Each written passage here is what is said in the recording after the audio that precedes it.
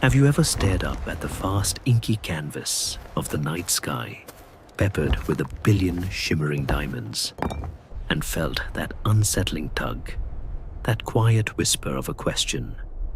What else is out there? Or more intriguingly, what was out there? We live in a world steeped in known history, a grand tapestry woven with threads of archaeological finds, ancient texts, and scientific consensus. Yet beneath this familiar surface, there pulses a current of strange facts and mysteries that defy easy explanation, anomalies that hint at forgotten epochs and civilizations far more advanced than our current textbooks dare to admit.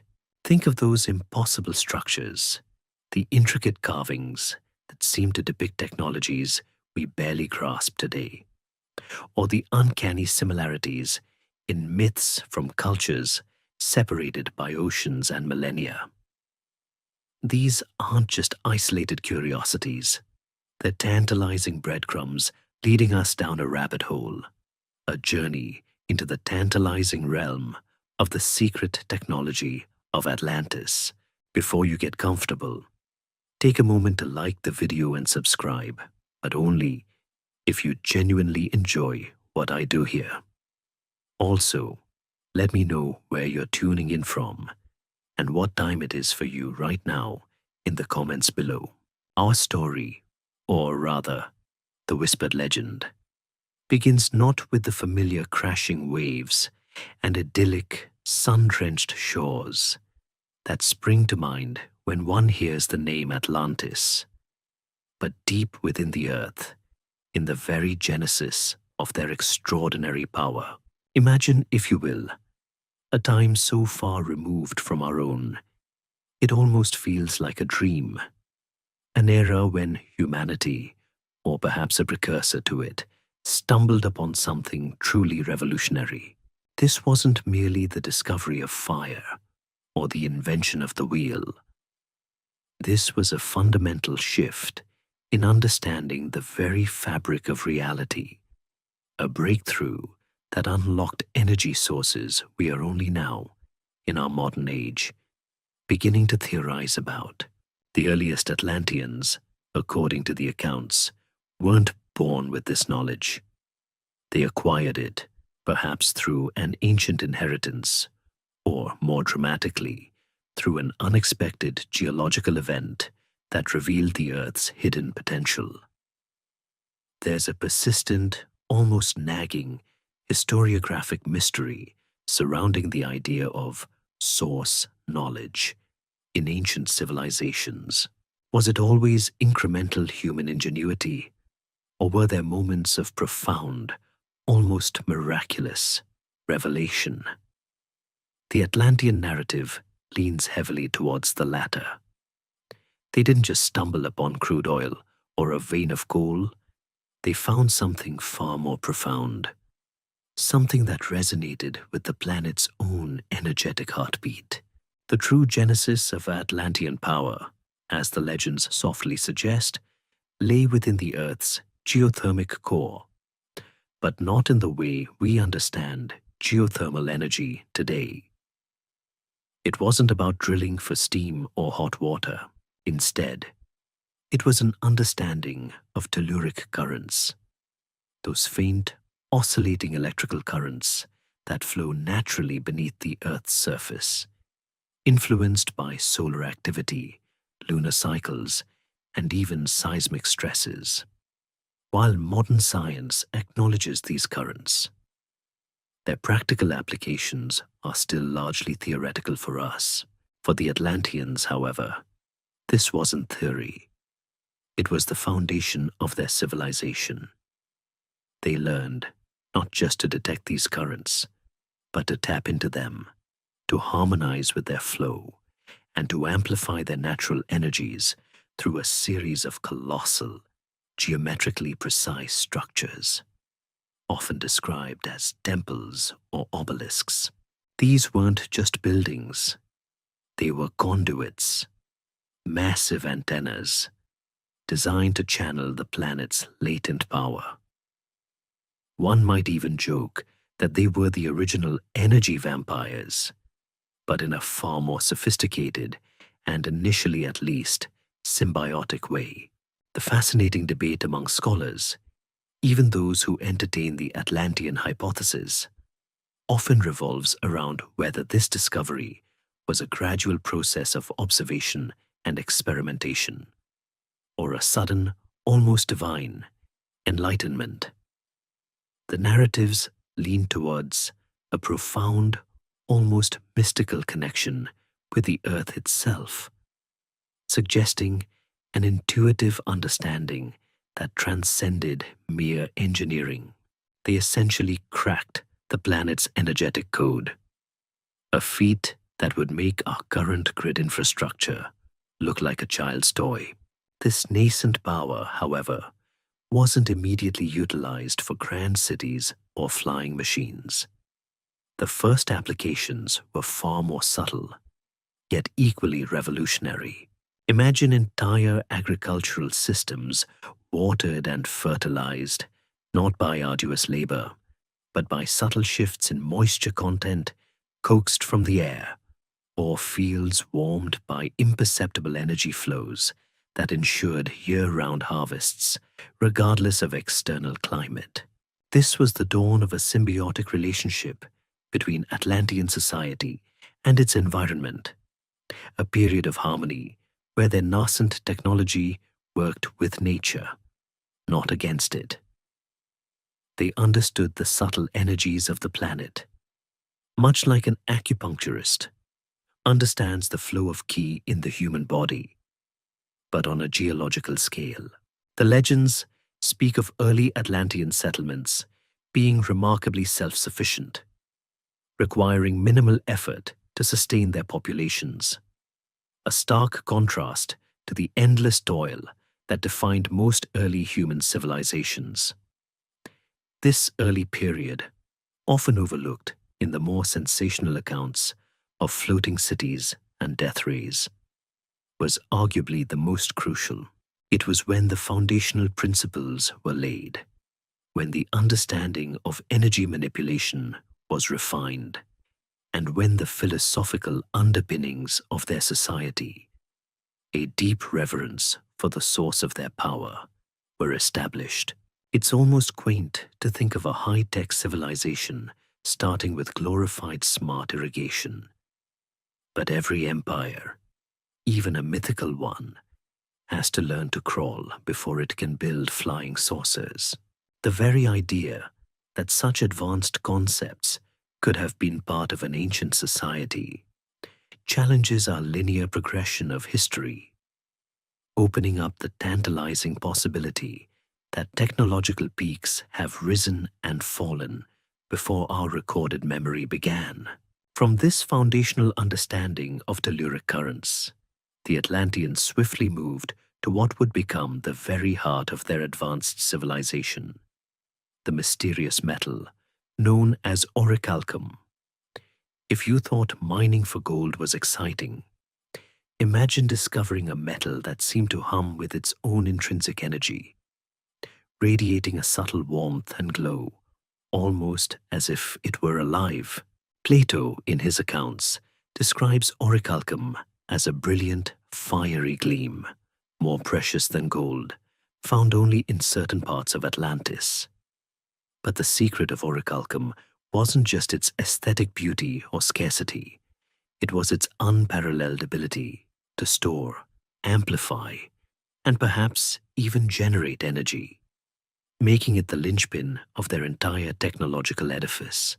This wasn't just a conductor like copper.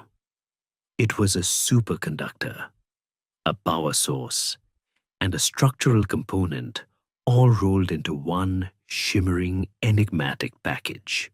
It makes you wonder if our own periodic table is missing a few key players, doesn't it? The scholarly debate, of course, isn't about if orichalcum existed, but what it might have been. Some suggest a natural alloy, others a synthetically created metamaterial far beyond our current capabilities. The properties of orichalcum went far beyond simple energy conduction. Legends speak of it having levitational properties when properly charged, allowing colossal blocks of stone to be moved with ease, and later forming the basis for their aerial vehicles. Imagine construction sites where massive prefabricated sections simply floated into place, guided by precision energy fields generated by orichalcum resonators. This wasn't brute force. It was elegant, almost ethereal engineering. The metal also appeared to possess bioresonant qualities, influencing living organisms in beneficial ways, contributing to the health and longevity often attributed to the Atlanteans. Think of it as a natural ambient energy field that promoted well-being, like a high-tech spa day for your entire civilization. It's a concept that even modern quantum physics is just beginning to explore. The subtle interplay between energy fields and biological systems. And unlike your smartphone, which usually needs a charger, orichalcum seemed to draw its power from the ambient planetary energies. A truly self-sustaining system. The discovery and subsequent mastery of orichalcum led to a profound transformation of Atlantean society. No longer bound by the limitations of conventional materials or energy sources, their architects and engineers could dream on an unimaginable scale. Cities were not merely built, they were orchestrated, rising from the earth with precision and grace, powered by the very stones of their foundations. This era saw the construction of those fabled crystalline structures that acted as the antennae and amplifiers for the orichalcum-based power grid, mentioned in many Atlantean legends. These weren't just decorative. They were functional components, carefully tuned to resonate with the orichalcum and the telluric currents. The mystery here is how they achieved such precise control over material properties and energy frequencies without the kind of sophisticated instrumentation we rely on today. Was it a deeper intuitive understanding, or simply a lost science? Consider the practicalities. With orichalcum, the concept of scarcity for energy would have been virtually non-existent. Every home, every public building, every device could potentially draw upon this ubiquitous energy source. This freedom from energy concerns would have allowed their society to focus its resources on other pursuits, such as philosophy, art, and scientific exploration. It paints a picture of a civilization free from the constant struggle for resources, a true utopia by some definitions. Of course, as history, even speculative history, often shows, even utopias can harbor unseen flaws. While it eliminated one form of scarcity, it undoubtedly created another, the ultimate scarcity of knowledge and control over this incredible power. The individuals or groups who understood and controlled the orichalcum technology would have wielded immense influence, shaping the destiny of their entire civilization. One can almost hear the political debates, even among enlightened Atlanteans. Who gets the really shiny orichalcum doohickey? The true mastery of orichalcum, however, lay not just in its raw power, but in the Atlanteans' understanding of how to tune and manipulate its resonant frequencies. Different applications required different energetic signatures, and they developed intricate methods, perhaps involving sound, light, or even thought, to calibrate the orichalcum for specific tasks. This is where the line between technology and something akin to magic begins to blur. For us, a machine does one thing reliably.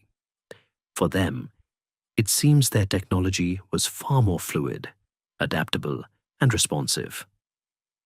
This advanced level of control suggests a profound scientific understanding that went beyond mere mechanics, delving into the very quantum nature of matter and energy. It's almost enough to make you feel a little inadequate about your latest smartphone upgrade, isn't it? The lingering question for us is whether such a material could ever exist, or if it remains firmly in the realm of pure fantasy, a wistful longing for a simpler, yet more powerful, way of life. The very idea of it challenges our understanding of material science, with the discovery and manipulation of orichalcum as their foundational energy source. The Atlanteans quickly scaled up their ambitions, moving beyond simple self-sufficiency to establish a sprawling and incredibly advanced infrastructure. This led directly to the development of the crystal grid network, a truly awe-inspiring feat of engineering and esoteric science that distributed and amplified energy across their vast dominion. Imagine not just power lines, but massive, naturally occurring or carefully cultivated crystals, strategically placed across the Atlantean landmass, each humming with a unique frequency, acting as both receiver and transmitter. These weren't decorative garden ornaments. They were the very backbone of their civilization, pulsing with the lifeblood of orichalcum-generated energy. It makes our modern electrical grids, with all their ugly poles and tangled wires, look like something out of the Stone Age, doesn't it? The true mystery here lies in the Atlanteans' understanding of crystalline structures at a level that far surpasses our own, particularly their ability to precisely cut, align, and program these crystals to resonate with specific energy frequencies. These crystals, often described as colossal and multifaceted, were more than just passive conduits. They were active components in a vast interconnected system, constantly receiving, refining, and broadcasting energy. Think of them as giant organic supercomputers, each performing complex energy calculations and directing flows with incredible precision. Some legends even suggest that these crystals had a certain degree of sentience or responsiveness, attuned to the collective consciousness of the Atlantean people. While that might sound like something out of a science fiction novel, the very idea of materials reacting to subtle energetic inputs is a concept gaining traction in cutting-edge physics today. The network wasn't just about raw power. It was about harmonized energy distribution, ensuring that every part of Atlantis received exactly the right kind of energy for its specific needs. Whether it was powering a levitating transport system, illuminating a subterranean city, or subtly influencing agricultural growth. The intricate placement of these crystals also suggests a profound understanding of planetary ley lines and Earth's natural energetic pathways. The Atlanteans likely didn't just plop these crystals down anywhere. They positioned them at nodal points where telluric currents converged or diverged, maximizing their efficiency and ensuring a stable, robust network. This blend of geological knowledge and advanced crystal science allowed them to create a virtually limitless and self-sustaining power grid that required minimal maintenance. It's a concept that still fascinates proponents of ancient mysteries. The idea that ancient peoples possessed an understanding of Earth's energy grid that we have largely forgotten or dismissed. Mainstream geological science today, while not recognizing ley lines in the mystical sense, certainly studies geothermal hotspots and fault lines, which are areas of significant geological activity and energy. The Atlantean crystal grid suggests an exploitation of these phenomena on a grand, almost artistic scale. One fascinating aspect of the crystal grid network, often overlooked, is its potential role in environmental regulation. If Atlanteans could manipulate energy on such a scale, it's plausible they used the grid to stabilize local climates, purify water sources, or even neutralize seismic activity. Imagine a world where natural disasters were rare occurrences, mitigated by a proactive, energy-based planetary defense system. This vision of harmonious coexistence with nature, powered by advanced technology, stands in stark contrast to our current environmental challenges. It implies a stewardship of the planet that went far beyond mere conservation, moving into active technological co-creation with natural forces. And to think we're still arguing about whether to recycle plastic bottles. The sheer scale and complexity of this network, if it truly existed, presents an enormous scholarly debate. How could such an advanced system be built without extensive archaeological evidence?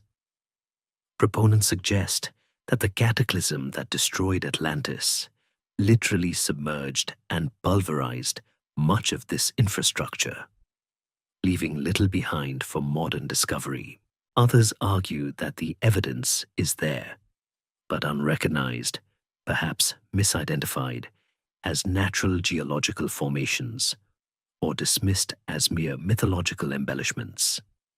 Regardless, the concept of a crystal grid network highlights the Atlanteans' profound grasp of resonance and vibrational physics, not just as theoretical constructs, but as practical tools for shaping their world.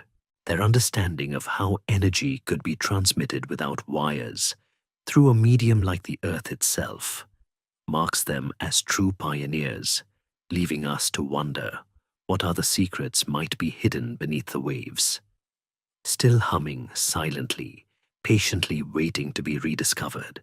With a virtually limitless and universally distributed energy source, thanks to the crystal grid network and the incredible properties of orichalcum, the Atlanteans turned their genius towards mastering the skies. This ushered in the era of aerial vehicles and levitation, a technological marvel that allowed their civilization to quite literally soar above the conventional constraints of gravity. Imagine a world where personal transport wasn't confined to roads or rails, but involved sleek, silent craft gliding effortlessly through the air, without the roar of engines or the exhaust of combustion. These weren't crude hot air balloons or noisy biplanes. These were sophisticated machines that seemed to defy physics as we understand it, powered by the very same fundamental energy that sustained their cities.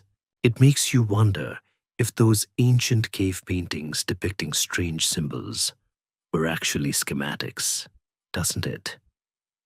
The core mystery surrounding Atlantean flight is how they achieved true anti-gravity, not just aerodynamic lift.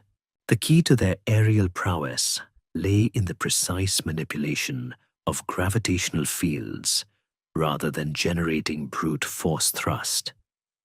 Through carefully calibrated orichalcum resonators and specialized crystalline structures embedded within their vehicles, they could seemingly neutralize or even reverse the effects of gravity on a localized scale. Think of it less like an airplane pushing against the air, and more like a submarine adjusting its buoyancy in water. This allowed for silent, smooth, and incredibly efficient flight, consuming minimal energy once the initial levitation was achieved. Early prototypes might have been ponderous, perhaps large ceremonial platforms designed to lift massive loads for construction, gradually evolving into the more nimble and elegant craft depicted in some esoteric texts. One might even joke that their parking garages were more like vertical docking stations, which probably made parallel parking an entirely new kind of nightmare. These aerial vehicles varied greatly in size and function, from small personal conveyances capable of zipping individuals across the landscape to immense skyships that served as long-distance transports or even mobile city sections. Imagine a grand procession of these silent leviathans, shimmering subtly with the internal glow of their orichalcum cores, moving against the backdrop of a cloudless Atlantean sky. Such vehicles wouldn't just transport people. They would have been used for rapid deployment of resources, environmental monitoring, or perhaps even global exploration far beyond the confines of their immediate archipelago. The mainstream historical fact that often clashes with such narratives is the perceived technological linearity of human development. We generally believe complex flight came much, much later. Yet, if Atlanteans mastered localized gravity manipulation, it fundamentally shifts our understanding of what was possible in antiquity. The concept of levitation wasn't limited to their vehicles. It was integrated into their daily lives and infrastructure. Massive building blocks, perhaps even entire prefabricated sections of structures, could be effortlessly floated into place during construction, explaining how they might have erected monumental architecture with seemingly primitive tools. Water could be drawn from distant sources and levitated through aqueducts in the air, or heavy agricultural machinery could glide over fields without compacting the soil.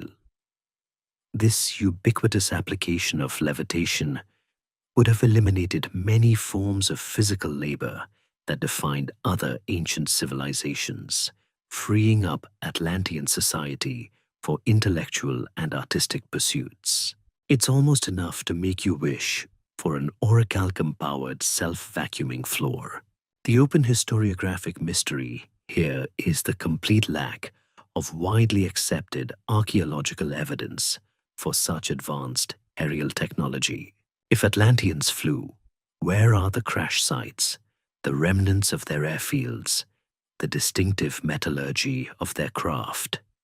The prevailing theory among those who support the Atlantean narrative is that the cataclysmic end of their civilization, a sudden and violent sinking, would have buried or obliterated most such evidence beneath kilometers of ocean and sediment.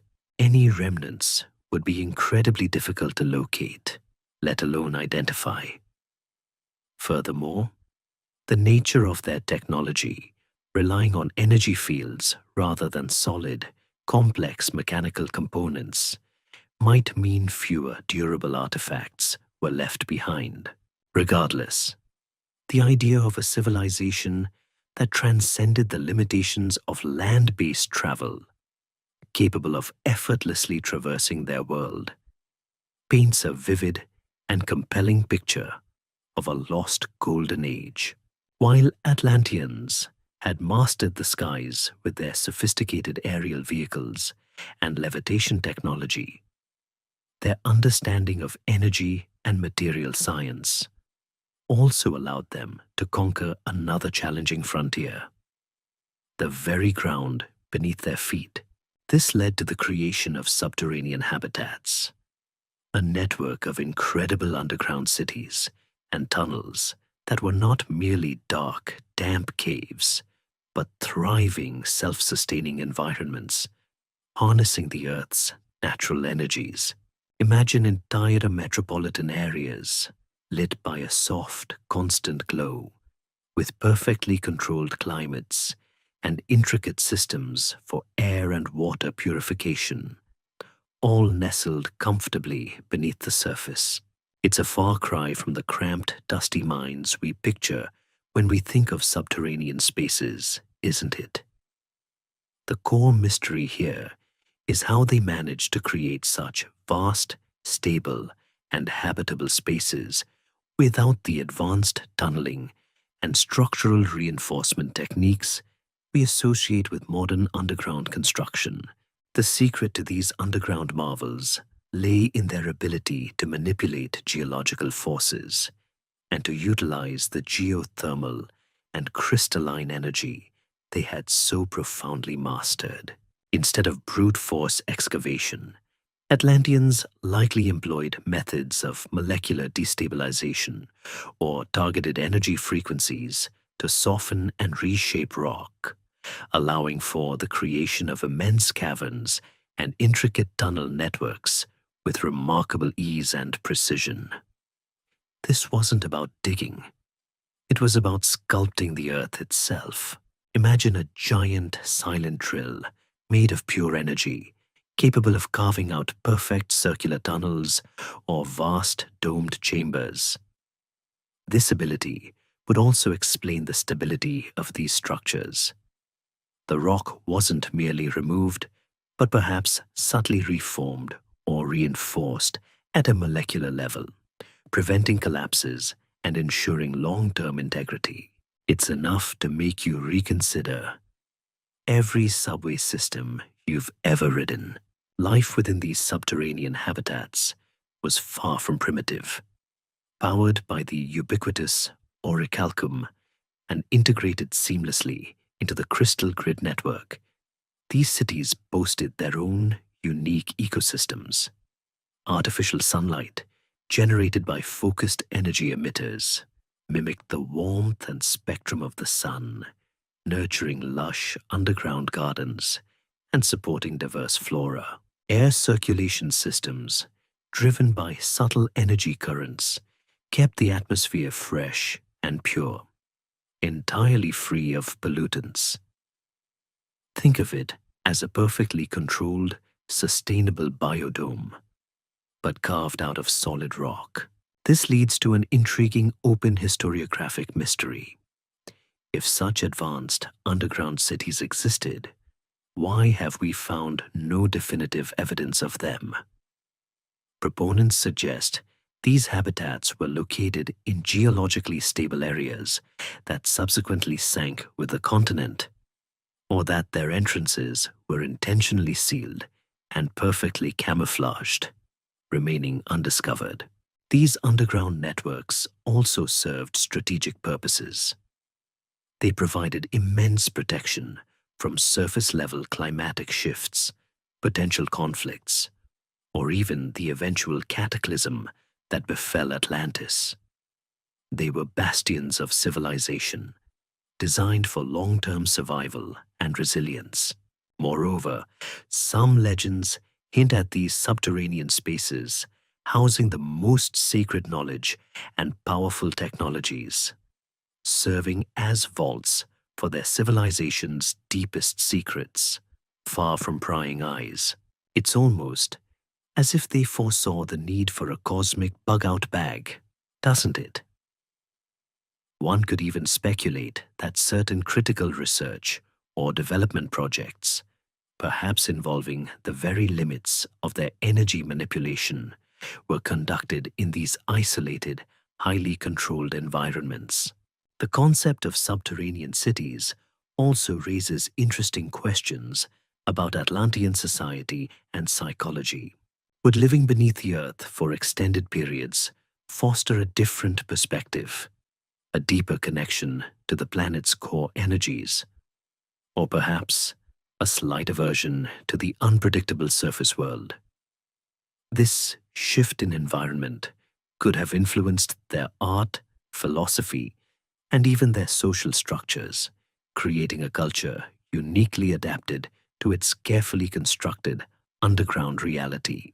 While the idea of a lost, advanced civilization existing beneath our feet might seem like pure fantasy, the persistence of such tales across diverse cultures, from the hollow earth theories to stories of Agatha, suggests a deeper resonance with the human imagination, a whisper of a possibility that our world holds more secrets than we dare to imagine.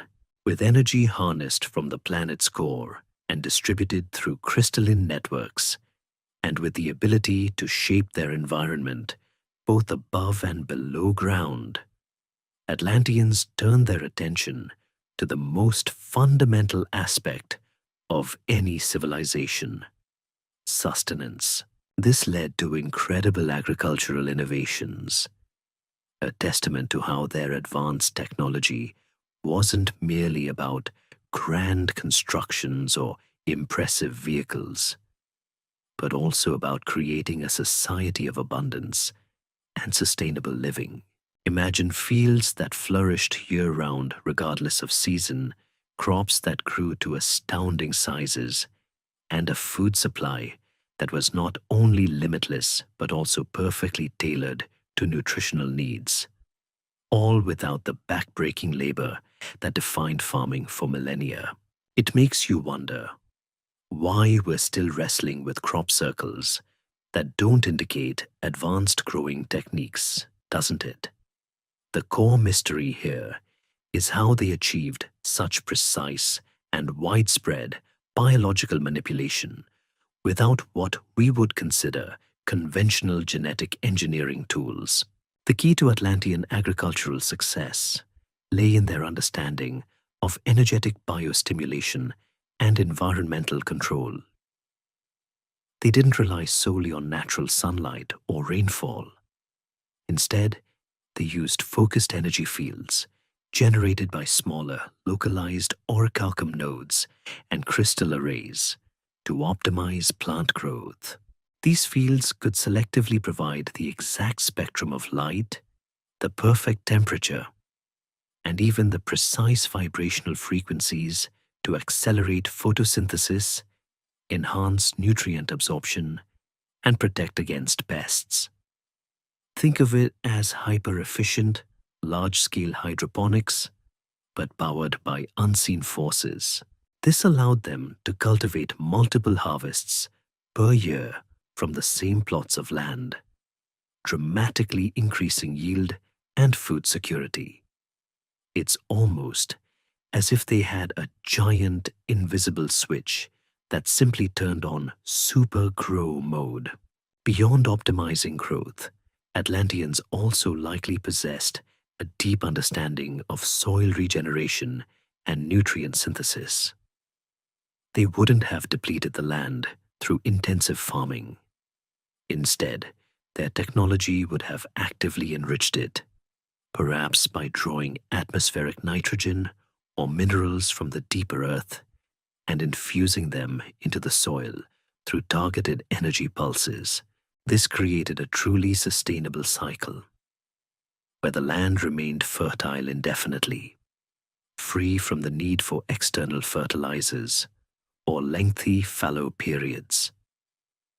This is a concept that modern agriculture, with its reliance on chemical inputs and monoculture, still struggles with.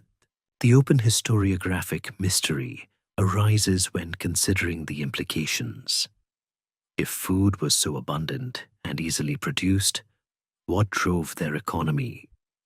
How did work and value manifest in a society where basic needs were met with such technological grace? Furthermore, their agricultural innovations extended to controlling microclimates. Even on the surface, where weather could be unpredictable, Atlanteans could use localized energy fields to shield crops from harsh winds, intense storms, or even sudden frosts. This ensured a stable and predictable harvest, removing one of the greatest uncertainties that has plagued human civilizations throughout history. It paints a picture of a pastoral paradise, where the concerns of famine and scarcity were entirely alien concepts, allowing the population to focus on intellectual and spiritual development rather than endless toil. And for anyone who's ever lost a garden, to an unexpected hailstorm. This sounds like pure bliss. This sophisticated approach to agriculture would have had profound societal impacts. With food security guaranteed, the vast majority of the population would have been freed from agricultural labor, allowing them to specialize in other fields: arts, sciences, governance, and spiritual pursuits. It fosters the image of a leisured, enlightened society, rich not in material wealth as we understand it, but in knowledge and well-being.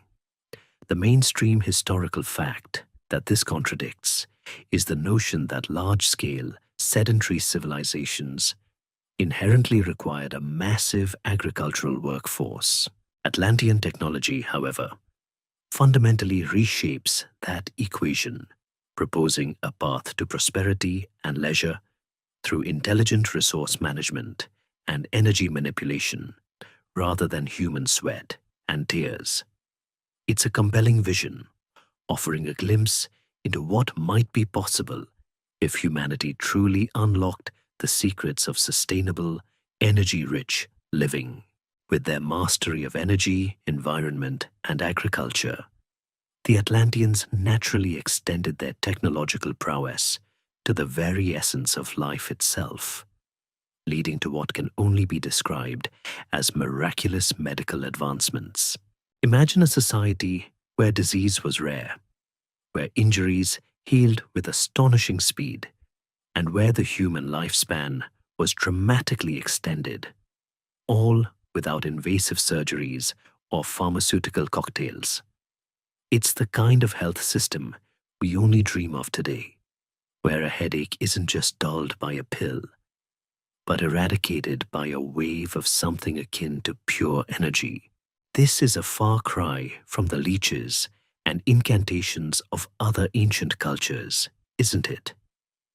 The central mystery here lies in the mechanisms of their healing. How did they achieve such profound biological regeneration and immunity? The core of Atlantean medical technology appears to have revolved around focused energy or vibrational frequencies. Utilizing the same principles of resonance they applied to their power grid and levitation. Instead of chemical compounds, they likely used precise energetic emissions, perhaps from handheld orichalcum devices or larger crystalline healing chambers, to restore cellular health, stimulate tissue regeneration, and eliminate pathogens. Think of it as tuning an out-of-tune instrument, but the instrument is a human body. These energies could potentially dissolve blockages, rebalance energetic pathways, and correct cellular damage at a fundamental level, preventing illness before it even manifested, or reversing its effects with incredible speed. It's almost as if they had a biological reset button.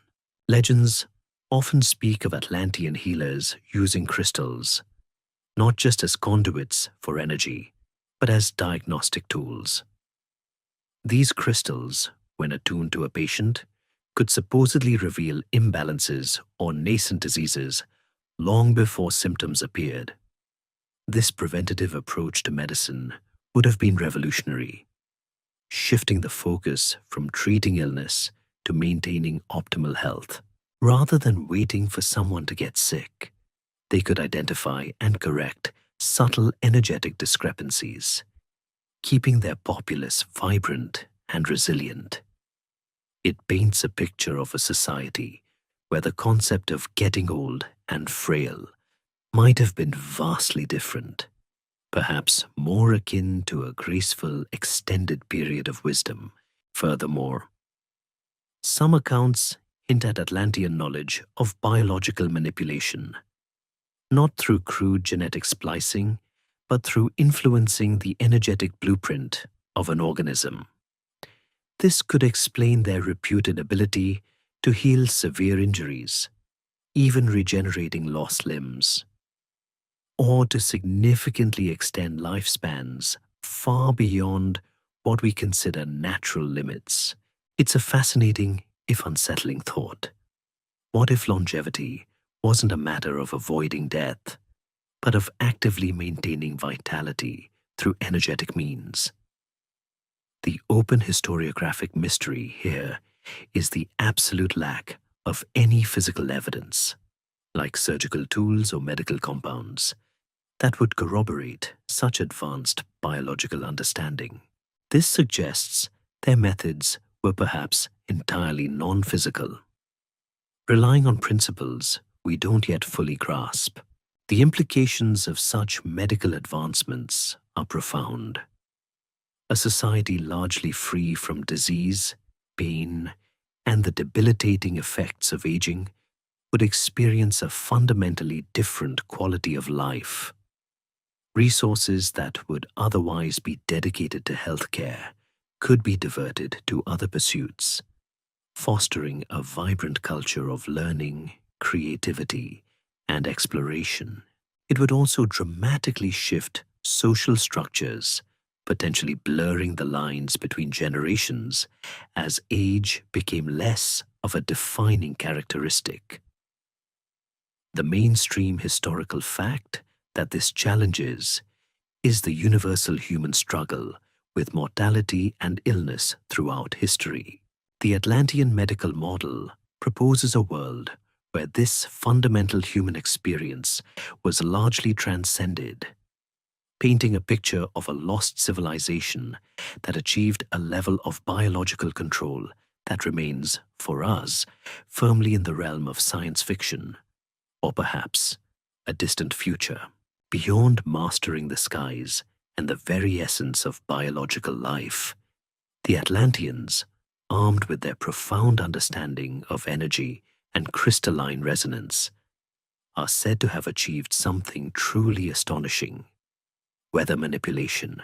Imagine a civilization that could call forth gentle rains for their crops, dissipate violent storms before they reached their shores, or even temper harsh climates to create idyllic conditions wherever they chose. It's the ultimate dream of any farmer or city planner, isn't it? No more worrying about droughts or hurricanes, just a perfectly calibrated atmosphere, on demand. This isn't just about predicting the weather, it's about controlling it. The core mystery here is the scale and precision with which they could influence such massive, complex atmospheric systems.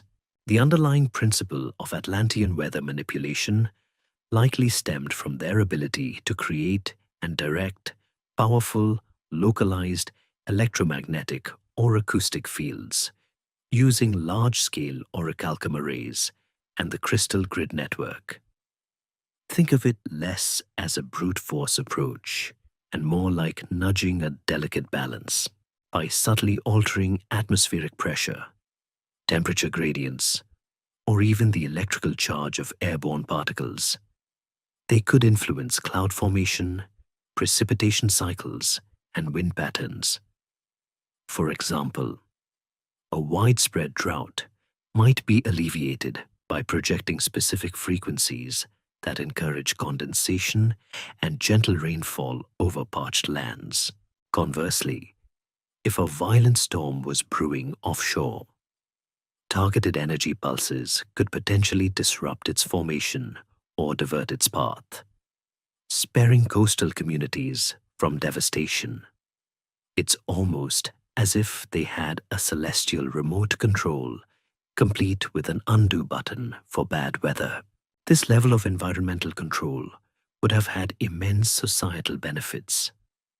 With predictable and favorable weather, agricultural yields would be maximized, natural disasters minimized, and overall quality of life significantly enhanced. It also implies a remarkable degree of global awareness and coordination, as weather systems often transcend local boundaries.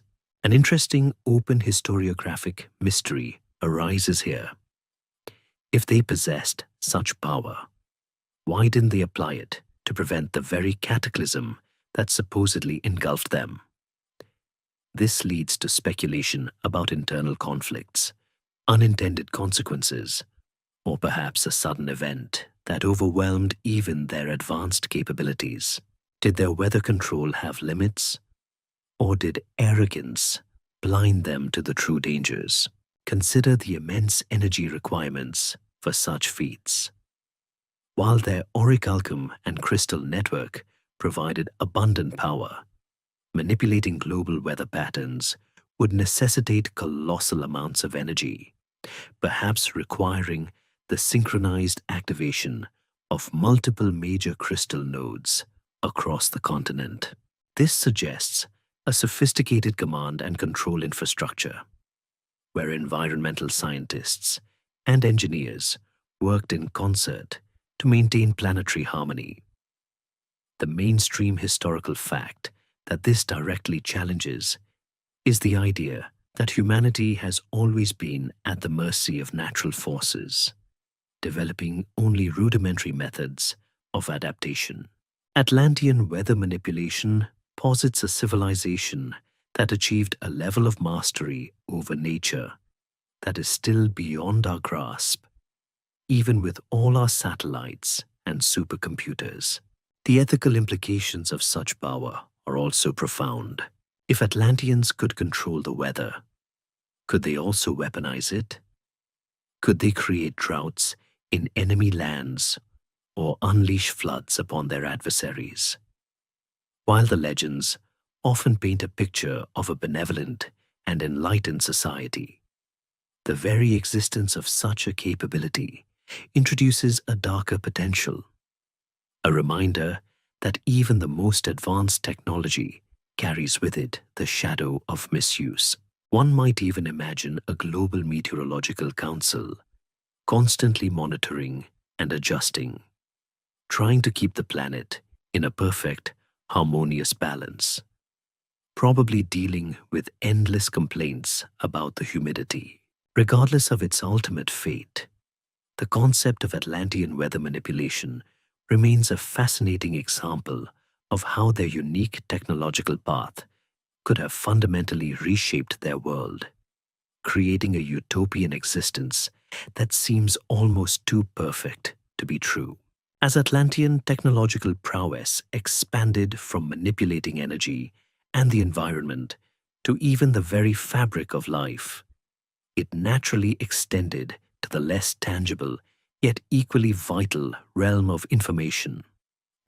This ushered in an age of sophisticated communication and data storage, allowing for instant global connectivity and the preservation of vast reservoirs of knowledge. Imagine not just talking to someone across the ocean as if they were in the next room, but doing so without wires, satellites, or even the internet as we know it, simply through the resonant power of crystals and orichalcum. This wasn't just about sending a message. It was about the instantaneous sharing of consciousness and information. It makes your latest broadband speed seem a bit quaint, doesn't it? The core mystery here is the mechanism by which they achieved such instantaneous and seemingly limitless data transfer and storage, perhaps tapping into principles we are only just beginning to grasp through quantum entanglement. The backbone of Atlantean communication was likely an extension of their ubiquitous crystal grid network. Individual communication devices, perhaps small, handheld crystalline objects, or even built-in architectural features, would have been finely tuned to resonate with specific frequencies transmitted through the larger grid. This allowed for instantaneous, long-distance communication without any discernible lag, regardless of a geographical distance. Think of it as a planet-wide, crystal-powered Wi-Fi network, but infinitely more robust and secure. This wasn't just voice communication. It probably encompassed holographic projections, real-time sensory data sharing, and perhaps even forms of telepathic resonance, where ideas and emotions could be conveyed directly. One could imagine a parent being able to check in on their child from across the continent, or a scholar instantly accessing information from any archive, anywhere. It's enough to make you long for a world without buffering. Beyond simple communication, the Atlanteans also developed unparalleled methods of data storage and knowledge preservation. Their vast libraries were not filled with brittle scrolls or delicate papyri, but with crystalline memory banks capable of holding immense quantities of information in a compact and seemingly indestructible format. These crystal libraries might have stored not just written texts, but sensory experiences, philosophical debates, scientific discoveries, and even the collective wisdom of their ancestors, accessible through direct neural interface or holographic projection. This concept aligns with some theories about Akashic records, a supposed energetic library of all universal events, thoughts, and emotions. The mainstream historical fact that this challenges is the slow, arduous process of knowledge accumulation and dissemination throughout most of human history, reliant on perishable materials and limited communication channels. The preservation of knowledge on this scale would have fostered an incredibly advanced society, capable of building upon past discoveries without fear of loss or decay. Imagine generations of scientists picking up exactly where their predecessors left off, accelerating the pace of innovation exponentially. This continuous flow of information would have contributed to their long lifespans and enlightened perspectives, as wisdom was not merely passed down, but instantaneously shared and absorbed. This leads to an intriguing open historiographic mystery. If they had such perfect data storage, and if remnants of their civilization truly survived the cataclysm, why has none of this incredible knowledge been definitively recovered or deciphered? Was it simply lost to the depths, or is it hidden in plain sight, waiting for us to develop the consciousness or technology capable of accessing it? Furthermore, the Atlanteans' communication technology likely extended beyond their own species. Some legends hint at their ability to communicate with animals, plants, and even the earth itself through an understanding of universal energetic languages. While this verges into the realm of the mystical, it reflects their profound connection to the natural world, facilitated by their technological prowess. Whether through direct biological interface or by tuning into the subtle vibrations of living systems, this would have granted them an unprecedented ecological awareness and stewardship. The notion of a shared planetary consciousness, accessed through technology, remains a powerful and tantalizing concept, suggesting that their communication systems were not just tools, but pathways to a deeper universal understanding. Having explored the Atlantean mastery of energy, the environment, personal transport, and global communication, we now arrive at the very epicenter of their technological prowess, the Grand Central Power Core. This wasn't merely a power station. It was the beating heart of Atlantis, a colossal complex described in whispers and fragmented texts as a shimmering, pulsating edifice, radiating a steady, powerful hum that permeated the entire continent. Imagine a machine so immense and so intricate that it seemed to breathe, drawing energy from the very essence of the planet and distributing it with unimaginable efficiency. It's the kind of singular technological achievement that would define an entire civilization, isn't it? The central mystery surrounding this core is not just its existence, but the sheer scale of energy it could generate and control, seemingly from nothing more than the Earth's natural resonance and the enigmatic orichalcum. At the conceptual heart of this immense power source lay a truly colossal concentration of orichalcum, perhaps in its purest, most refined form, intricately interwoven with a lattice of precisely cut and aligned crystals. This core wasn't simply a static battery. It was a dynamic, resonant engine, constantly cycling and amplifying the telluric currents that flowed beneath Atlantis. Think of it as an immense living organism, drawing sustenance from the earth and exhaling pure, usable energy across the continent. Early accounts suggest this core was housed within a vast circular chamber, often depicted as being directly beneath the main capital city, or even integrated into its very foundations, its presence a constant, comforting thrum beneath the feet of every Atlantean.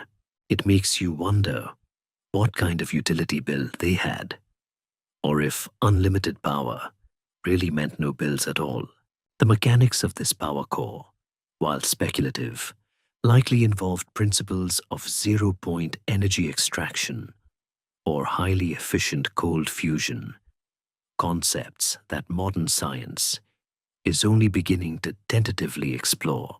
Instead of burning fuel or splitting atoms in a chaotic process, the Atlanteans might have understood how to tap into the latent energy present in the very fabric of space-time, or how to coax atoms into fusion without extreme heat and pressure. The orichalcum, in this context, wouldn't just be a conductor, but a catalyst, capable of initiating and sustaining these reactions with perfect control. This level of energy generation would explain their seemingly limitless power supply for everything from levitating cities to weather control, making our current reliance on fossil fuels seem laughably primitive.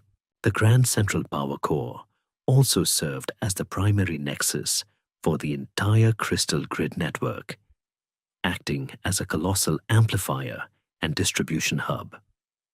All the smaller crystal nodes scattered across Atlantis would have been in constant energetic communication with this central core, ensuring a balanced and stable power flow across the entire continent. This highly integrated system meant that localized energy fluctuations could be instantly compensated for, guaranteeing an uninterrupted supply. The open historiographic mystery here is why such an incredible achievement, if it existed, left no more definitive traces. If the core was so massive and central, its destruction would have been catastrophic, potentially leaving a massive crater or geological anomaly. Could the ocean have simply swallowed it whole, leaving no discernible scar? Furthermore, the core was likely protected by layers of advanced shielding and security, not just against external threats, but perhaps also against the immense energies it contained. Legends sometimes speak of guardians or a priestly class dedicated to tending the core, implying a deep understanding of its power and the potential dangers of its misuse. This hints at the immense responsibility that came with such advanced technology, a constant need for careful management and respect for the forces they wielded. One might imagine regular maintenance crews, though perhaps their tools involved focused light and resonant tones rather than wrenches and grease. The mainstream historical fact that this fundamentally contradicts is the general assumption that ancient civilizations lacked the theoretical framework or practical means for large-scale energy generation beyond simple combustion or hydropower. The Atlantean power core suggests a technological leap that bypasses millennia of our own scientific progression, offering a tantalizing glimpse into a different kind of technological evolution. With an understanding of the grand central power core, the very engine of Atlantean civilization, we must now delve into a more nuanced, yet equally critical aspect of their advanced society: the ethical dilemmas of power. Any civilization possessing such immense technological capabilities, the ability to generate limitless energy, manipulate weather, extend life, and even defy gravity, inevitably confronts profound moral choices. Imagine the philosophical debates that must have raged in their crystalline halls. How should such power be used? Who should control it? What are the boundaries, if any, when one can literally reshape the world? It's the ultimate, with great power comes great responsibility scenario, isn't it? The central mystery here isn't if they faced these dilemmas, but how they ultimately resolved them, or perhaps failed to. Initially, the use of orichalcum and the crystal grid network seems to have been guided by principles of harmony and collective well-being. Their early agricultural innovations, the creation of abundant resources, and the development of benevolent medical advancements all point towards a society that used its technological might for the betterment of all. This suggests a strong ethical framework, perhaps rooted in a deep reverence for the earth and the source of their power. They seem to grasp that their existence was intertwined with the planet, not simply dominant over it. This period might have been the true golden age of Atlantis, where technological progress was perfectly balanced with moral wisdom. However, as power grew, so too did its potential for misuse. The ability to manipulate weather, for example, could be used to alleviate drought or to create devastating storms. Aerial vehicles could transport goods or armies. Long lifespans could lead to wisdom or to stagnation and an entrenched elite. This leads to an intriguing open historiographic mystery. Did the very advancements that elevated Atlantis also sow the seeds of its destruction? Many legends hint at a shift in Atlantean character, a move away from their initial benevolence towards arrogance and conquest. Was this a natural byproduct of unchecked power, a kind of technological hubris? Or was it the result of internal factions vying for control over these godlike capabilities? Consider the inherent tension between progress and control. As their technology became more complex and powerful, the knowledge required to wield it likely became more specialized and concentrated. This would inevitably lead to a hierarchy of knowledge, where a select few understood the intricacies of the grand central power core or the nuances of weather manipulation. This concentration of power, even if initially benevolent, carries the inherent risk of corruption. A common mainstream historical fact across human civilizations is that power, regardless of its source, tends to corrupt. The Atlantean narrative suggests they were not immune to this universal truth, despite their seemingly enlightened state. The ethical dilemmas also extended to their interactions with other, less technologically advanced civilizations. If Atlanteans possessed flying machines and energy weapons, how did they interact with neighboring lands? Did they share their knowledge, or did they exert dominance? Some myths depict Atlantis as a benevolent global teacher, while others portray them as an imperialistic power, seeking to subjugate others through their superior might. This conflicting portrayal highlights the enduring debate about the nature of advanced civilizations and their moral compass. It's the classic sci-fi trope. Do you give the caveman a nuclear reactor or just a really good spear? Ultimately, the story of Atlantis, whether fact or fiction, serves as a powerful cautionary tale about the ethical dilemmas of power. It suggests that technological advancement, no matter how extraordinary, is not enough to guarantee a civilization's survival or its moral integrity.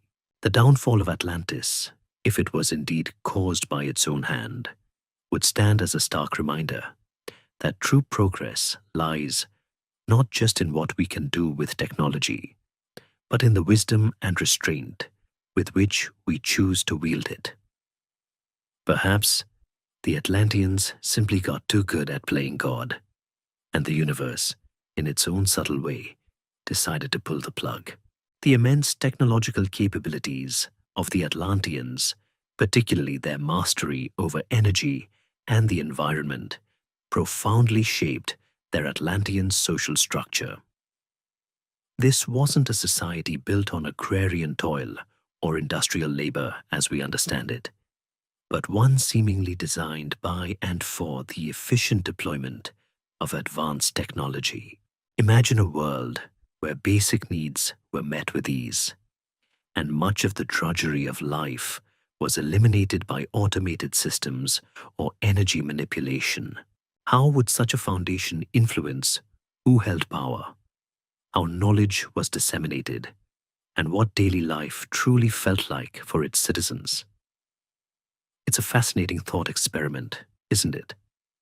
The central mystery here is the precise nature of this society. Was it an enlightened technocracy, a benevolent aristocracy, or something else entirely?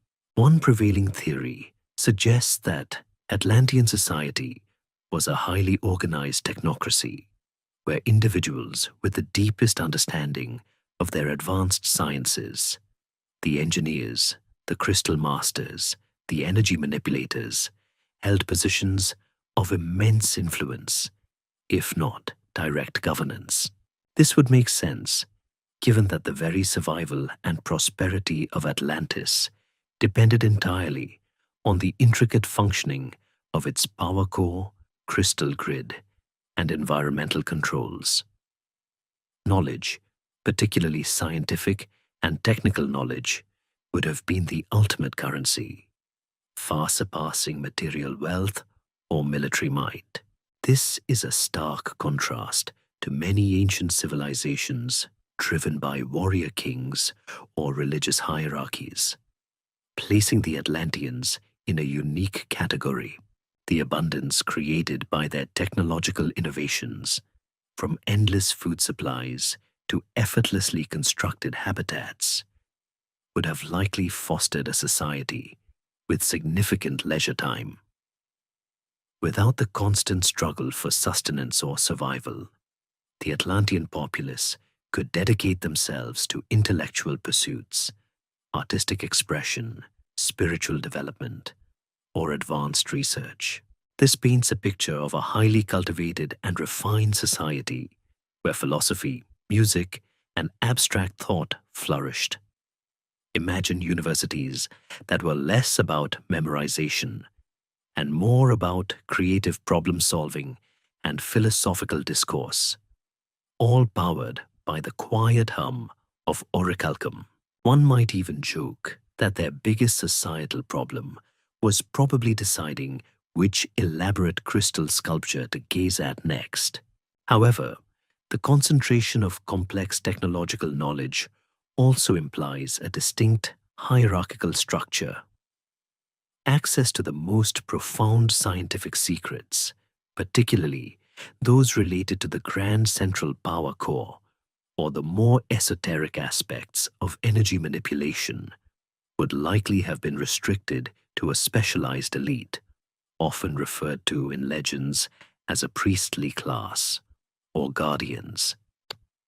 These individuals would not just be engineers, they would be philosophers, ethicists, and perhaps even spiritual leaders, entrusted with the immense responsibility of wielding godlike power. This leads to an intriguing open historiographic mystery. Did this concentration of power ultimately lead to stagnation, corruption, or a disconnect from the broader populace? The legends vary, sometimes depicting a benevolent stewardship, other times hinting at growing arrogance and a thirst for even greater control. Furthermore, the very nature of their advanced technology might have eliminated many conventional forms of labor. What did the average Atlantean do all day? Perhaps their societal roles were based on talent and inclination rather than necessity, with everyone contributing to the collective good in intellectual or creative capacities. Or perhaps, as in many advanced societies, there were still roles for service, maintenance, or specialized crafts, albeit ones made easier and more efficient by technology. The mainstream historical fact that this contradicts is the historical reliance on large labor forces for major infrastructural projects and food production. Atlantean society suggests a post-scarcity model where human effort was largely redirected from survival to advancement. This would have fundamentally reshaped family structures, education, and the very concept of individual purpose. Ultimately, the Atlantean social structure, shaped so intimately by its secret technology, offers a fascinating glimpse into what a truly advanced society might look like. It presents a world of potential abundance, leisure, and intellectual flourishing, but also hints at the inherent dangers of concentrated power and the potential for a society to become overly reliant on its technological crutches. The echoes of these societal questions resonate even today as we grapple with the increasing automation of our own world.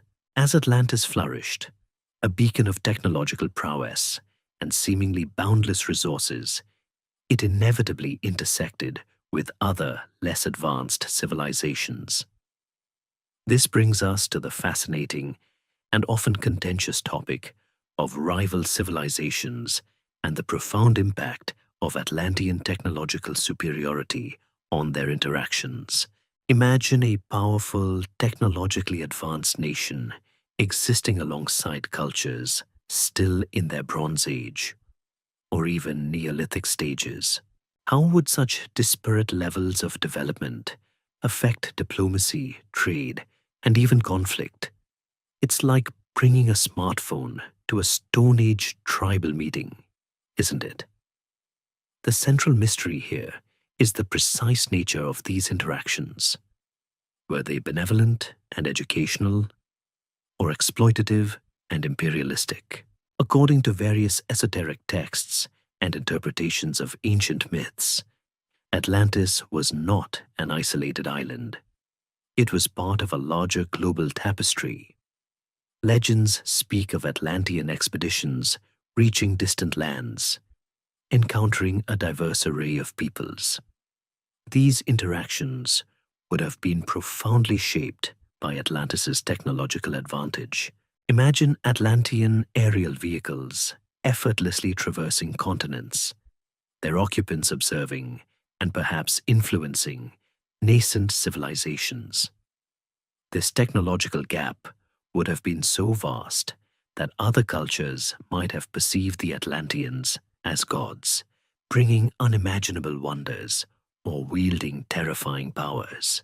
The mainstream historical fact that this challenges is the gradual, often isolated, development of major human civilizations, with significant technological leaps occurring independently or through slow diffusion. The nature of these interactions is a subject of intense debate among proponents of the Atlantean theory.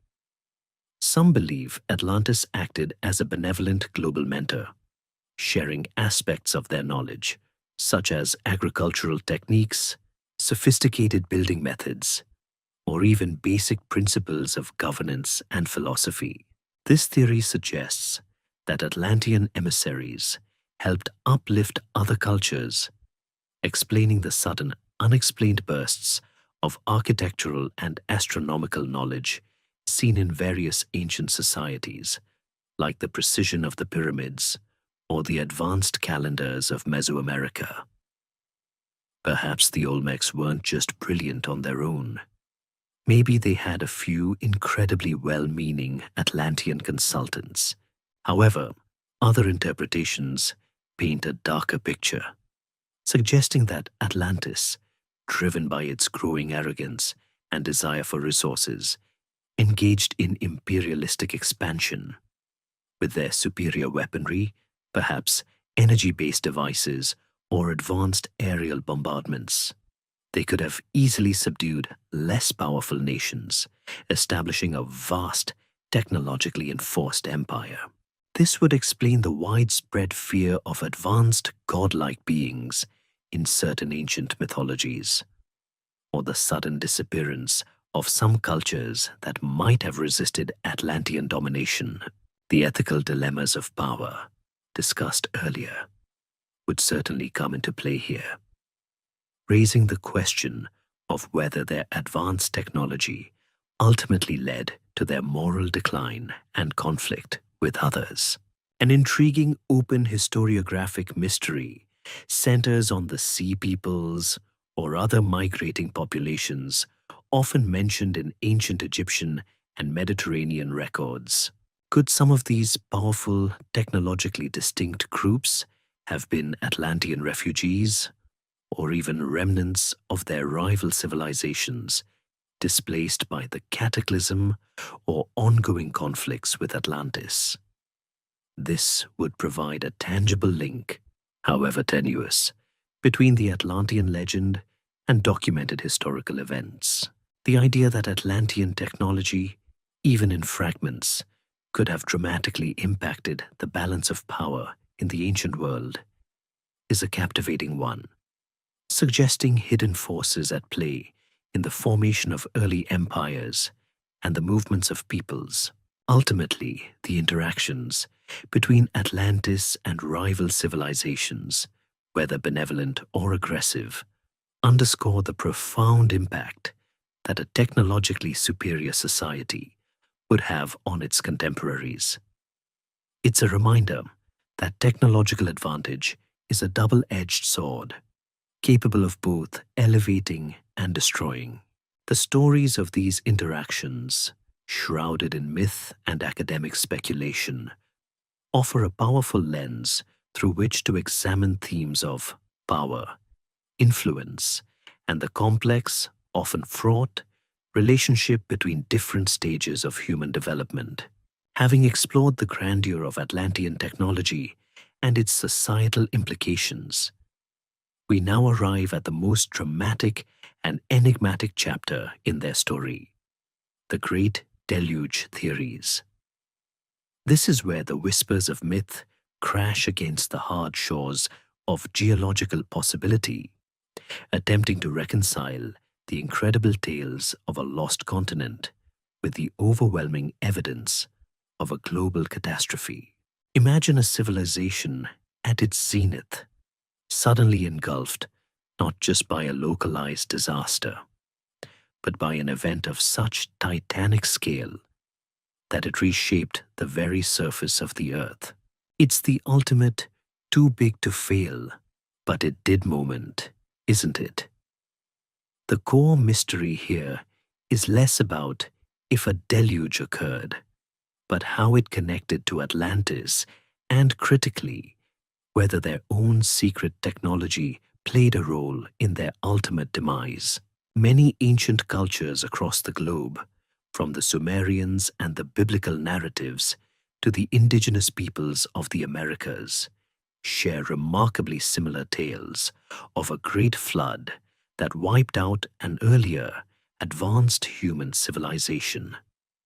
This mainstream historical fact of pervasive flood myths lends a certain weight to the Atlantean narrative, suggesting a shared, traumatic memory across humanity.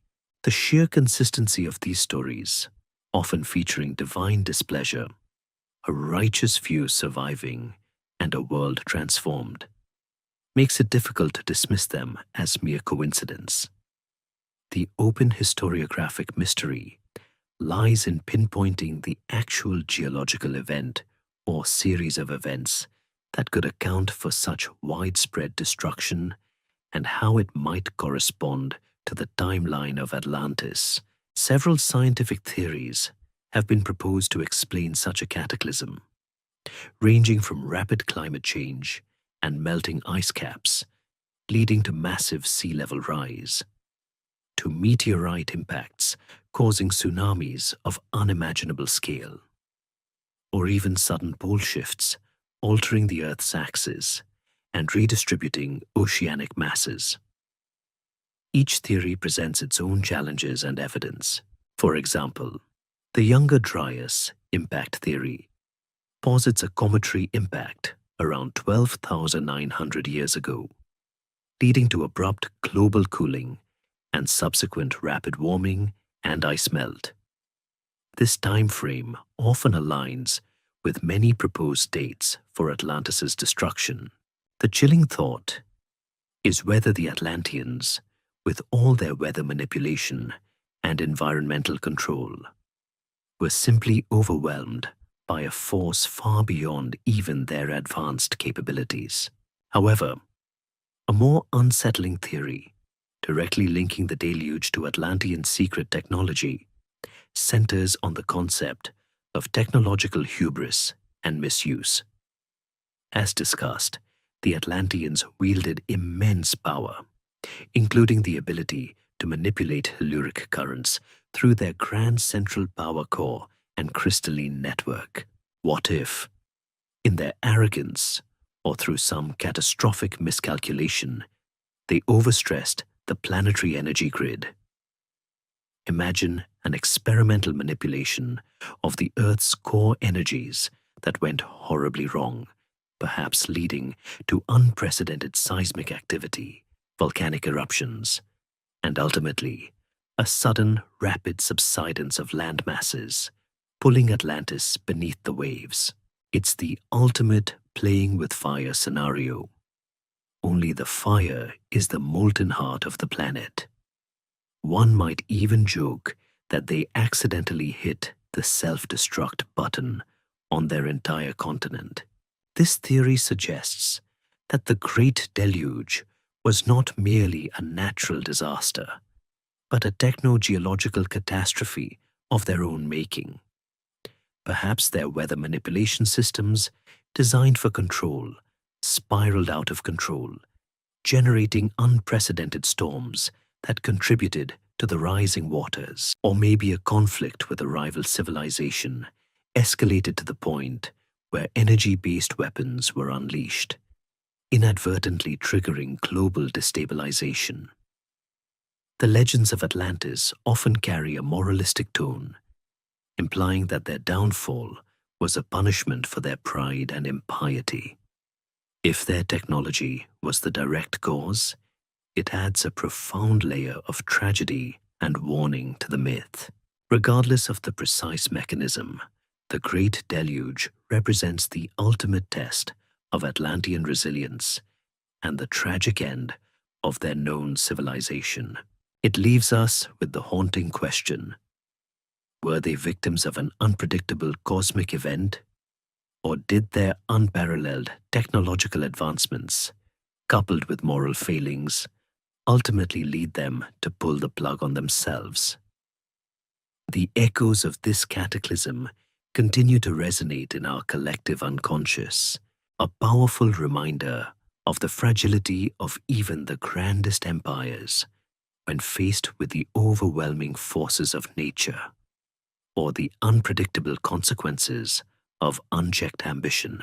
If the Atlanteans possessed such immense power, capable of manipulating weather and even the Earth's core energies, it's inevitable to consider the more destructive applications of their secret technology. This brings us to the chilling topic of the weaponry of Atlantis.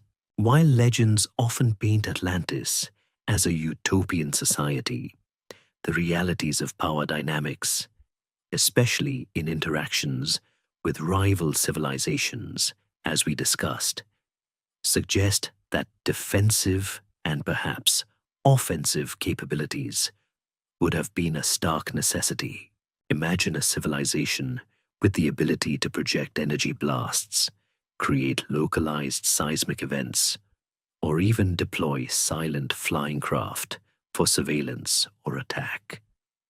It's like bringing a laser cannon to a sword fight, isn't it?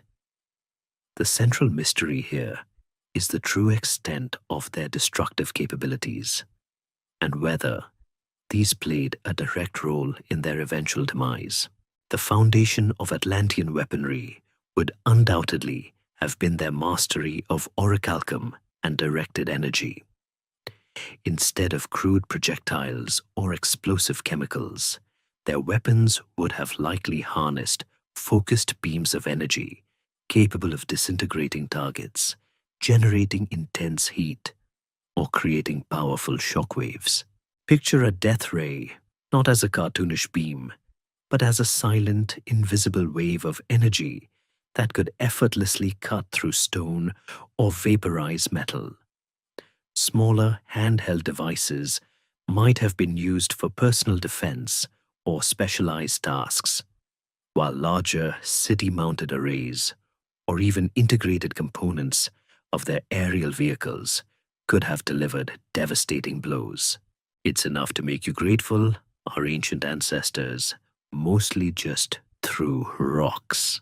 Beyond direct energy projection, the Atlanteans might have developed weaponry based on acoustic resonance or vibrational frequencies.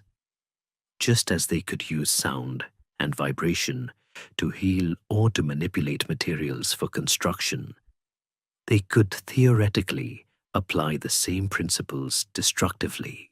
Imagine a resonant frequency capable of destabilizing an enemy structure, causing it to crumble to dust, or even inducing debilitating effects on living organisms from a distance.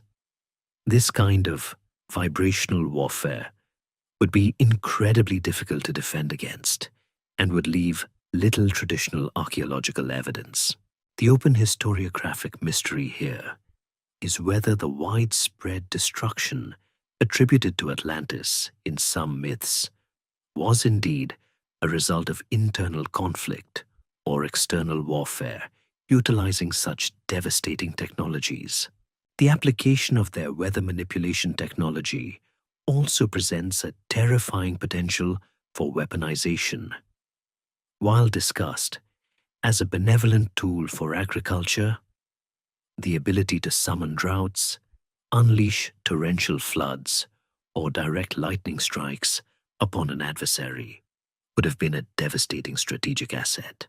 This would blur the lines between natural disaster and deliberate attack, making it difficult for opponents to even understand what was happening to them. This adds another layer to the Great Deluge theories, raising the possibility that the final cataclysm was exacerbated or even triggered by the unintended consequences of weaponized environmental control. Furthermore, their aerial vehicles wouldn't just be for transport. They could serve as stealthy reconnaissance platforms or rapid deployment systems for these energy weapons. Imagine silent, hovering craft delivering precision strikes or acting as mobile command centers, directing an invisible barrage of destructive energy. The mainstream historical fact that this contradicts is the notion that ancient warfare was primarily characterized by close-quarters combat, siege engines, and relatively primitive projectiles. Atlantean weaponry suggests a form of warfare that aligns more with our modern concepts of precision strikes and WMDs than with ancient battlefields. The very existence of such powerful weaponry presents a profound ethical question. Did the Atlanteans, despite their supposed enlightenment, succumb to the same destructive impulses that have plagued humanity throughout history? The legends often speak of a gradual moral decay, a descent into materialism and conquest. Perhaps the development and deployment of these advanced weapons were a symptom of that decline, ultimately leading to a conflict, either internal or external, that spiraled out of control and contributed to their self-inflicted demise. The sheer destructive potential of their secret technology is a stark reminder that even the most brilliant innovations can be twisted to the darkest ends. If the Atlanteans truly possessed such incredible secret technology, leading to societal change and potentially devastating weaponry, then it stands to reason that there might have been the warning signs of their impending doom. Civilizations, even advanced ones, rarely vanish without some precursor, some tremor of instability or prophetic whisper. Imagine a highly intelligent society, capable of predicting geological shifts and environmental patterns, yet seemingly unable to avert its own catastrophic end. What might those omens have been? Was it ecological degradation, societal unrest, or perhaps even prophetic visions that went unheeded? It's the ultimate "we told you so" moment. If only someone had listened, isn't it? The central mystery here is discerning what specific warnings, if any, manifested and why. Despite their advanced knowledge, the Atlanteans failed to respond effectively. One prominent theory suggests that the earliest warning signs were environmental imbalances, subtle at first, then escalating. Despite their ability to manipulate weather, perhaps their massive energy demands or certain technological experiments began to subtly destabilize the planetary equilibrium. Increased seismic activity, unusual weather phenomena that their technology struggled to mitigate, or even unexplained shifts in ocean currents could have been early indicators. The crystal grid network, though powerful, might have put an unforeseen strain on the Earth's natural energies, leading to unforeseen consequences. This is a mainstream historical fact for many collapsing civilizations. Over-exploitation of resources or environmental mismanagement often precedes decline. For the Atlanteans, this might have been a more insidious, technologically induced environmental feedback loop. Beyond environmental indicators, there might have been significant societal unrest or moral decay. As discussed in the ethical dilemmas section, the concentration of power, the potential for materialism, and perhaps even the dehumanizing effects of excessive automation could have led to internal strife. Legends sometimes speak of a division within Atlantean society, a benevolent faction upholding ancient wisdom versus a more materialistic, power-hungry group. This internal conflict could have manifested as social inequality, political instability, or a gradual erosion of their initial ethical principles. A civilization fractured from within might be too preoccupied with internal struggles to adequately address external threats or subtle warning signs, much like trying to navigate a ship through a storm while the crew is in a mutiny. Prophetic visions or spiritual warnings also feature prominently in various accounts. Many ancient myths speak of seers or oracles who foresaw the downfall of powerful cities or empires. For the Atlanteans, with their advanced understanding of consciousness and potentially heightened intuitive abilities, these warnings might have been more frequent and vivid. Perhaps certain individuals or a specific priestly order received clear messages of impending doom, either through dreams, meditative states, or even direct communication with the planetary intelligence they claim to understand. The open historiographic mystery lies in why these warnings, if they were indeed given, were ultimately ignored or dismissed. Was it arrogance, disbelief, or simply the inertia of a powerful civilization that believed itself invincible? Furthermore, there could have been technological malfunctions or unintended consequences that served as direct warnings. Imagine minor system failures in the Grand Central Power Core, inexplicable disruptions in the crystal grid network, or even a brief loss of levitation in their aerial vehicles. These wouldn't be mere glitches. They would be terrifying indicators that their foundational technology, the very bedrock of their civilization, was becoming unstable. Perhaps, the more they pushed the boundaries of energy manipulation, the more volatile their systems became, leading to a series of escalating incidents that foreshadowed the ultimate collapse. It's like your car making a strange knocking sound. But the car is an entire continent. The story of the warning signs of Atlantis, though largely speculative, offers a powerful lesson. It suggests that even the most advanced technology cannot shield a civilization from the consequences of its actions, whether those are environmental neglect, moral failings, or simply pushing the boundaries of existence too far.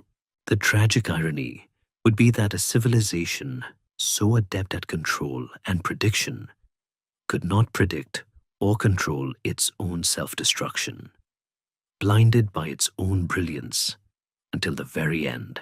Beyond the grand theories of energy, flight, and societal structure, the very tangible evidence of Atlantean genius, if it existed, would be found in their monumental constructions.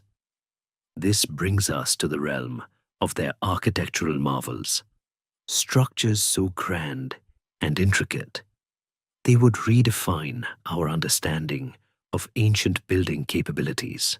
Imagine cities built with perfectly interlocking stones, colossal temples that seem to defy gravity, and underwater complexes shimmering with an ethereal light, all erected with a precision that makes our modern methods seem clumsy. It's like comparing a child's Lego castle to a skyscraper built by invisible forces, isn't it? The central mystery here is how they achieved such incredible scale and precision without the heavy machinery and advanced techniques we consider indispensable today. The key to Atlantean architectural prowess undoubtedly lay in their mastery of levitation and energy manipulation, skills directly derived from their understanding of orichalcum and the crystal grid network. Instead of quarrying massive stones and painstakingly hauling them into place, they could simply float colossal blocks of material, guiding them with silent, unseen forces. This allowed them to work with materials of immense size and weight that would be impossible for conventional ancient civilizations to manage, explaining the legends of Cyclopean architecture found in various parts of the world, often attributed to giants or gods. Imagine a construction site where multi-ton slabs of granite hovered into their perfectly aligned positions, clicking into place with effortless grace. It would certainly make building a shed seem like a monumental task by comparison.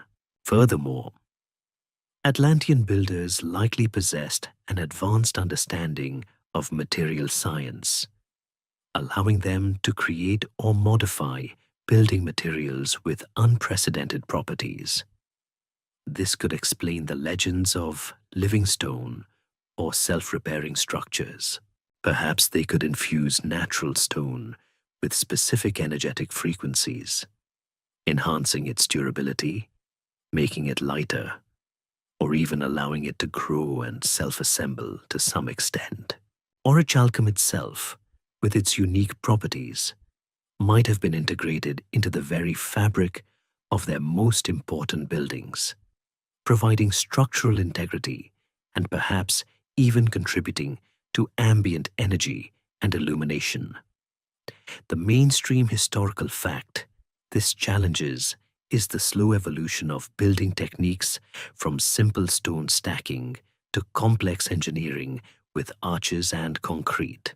Atlantean architecture suggests a fundamental shortcut, a complete paradigm shift in construction. The scale of their architecture is consistently emphasized in the myths.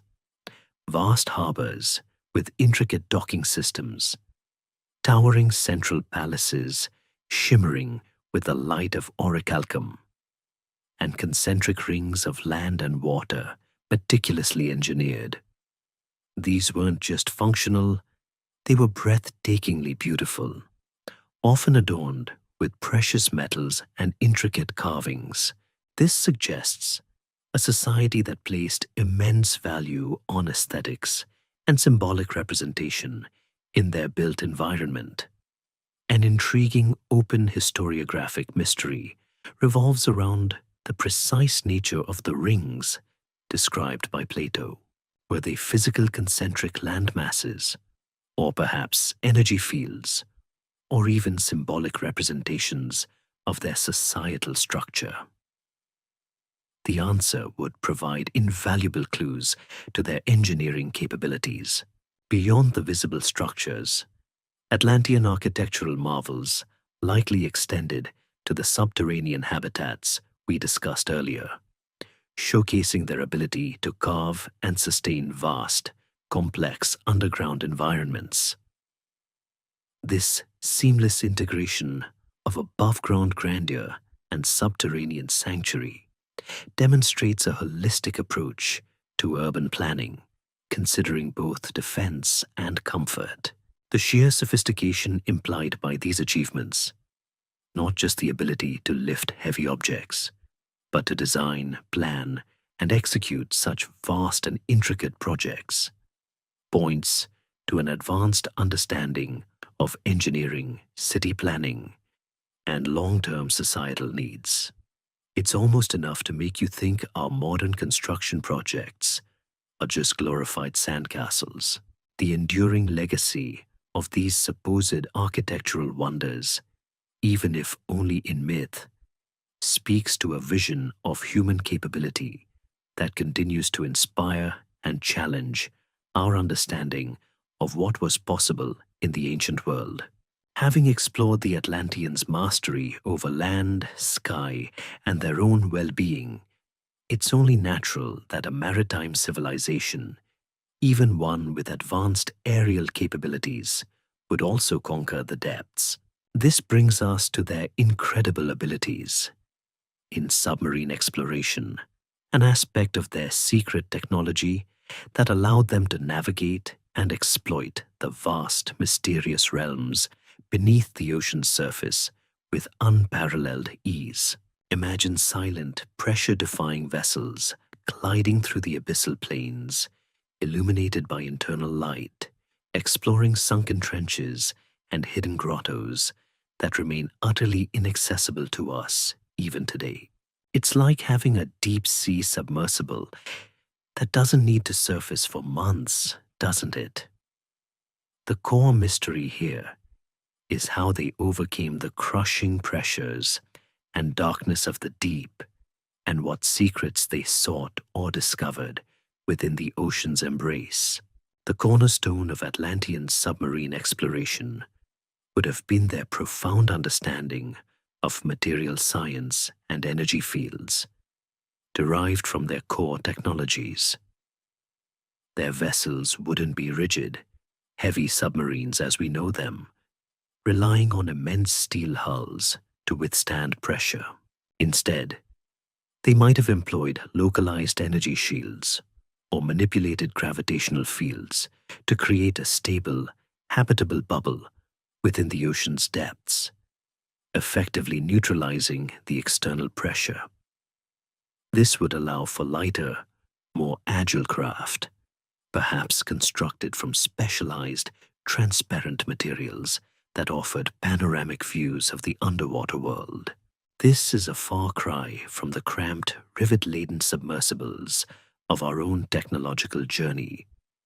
One can almost picture them, gliding past bioluminescent creatures, completely unfazed by the immense environment.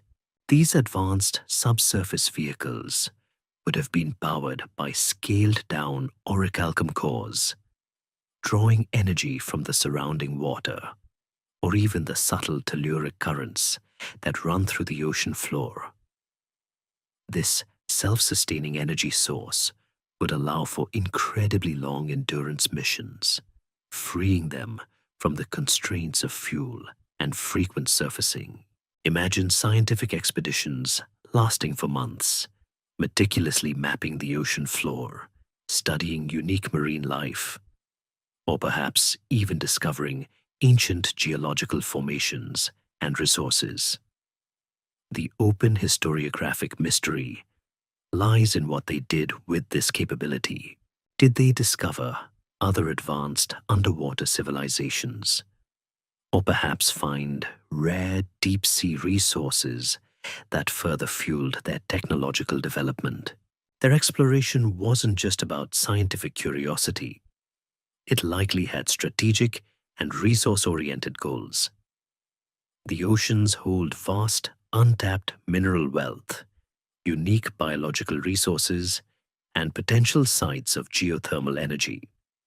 Atlanteans, with their advanced mining and energy extraction techniques, could have accessed these deep-sea riches, further enhancing their already abundant resources.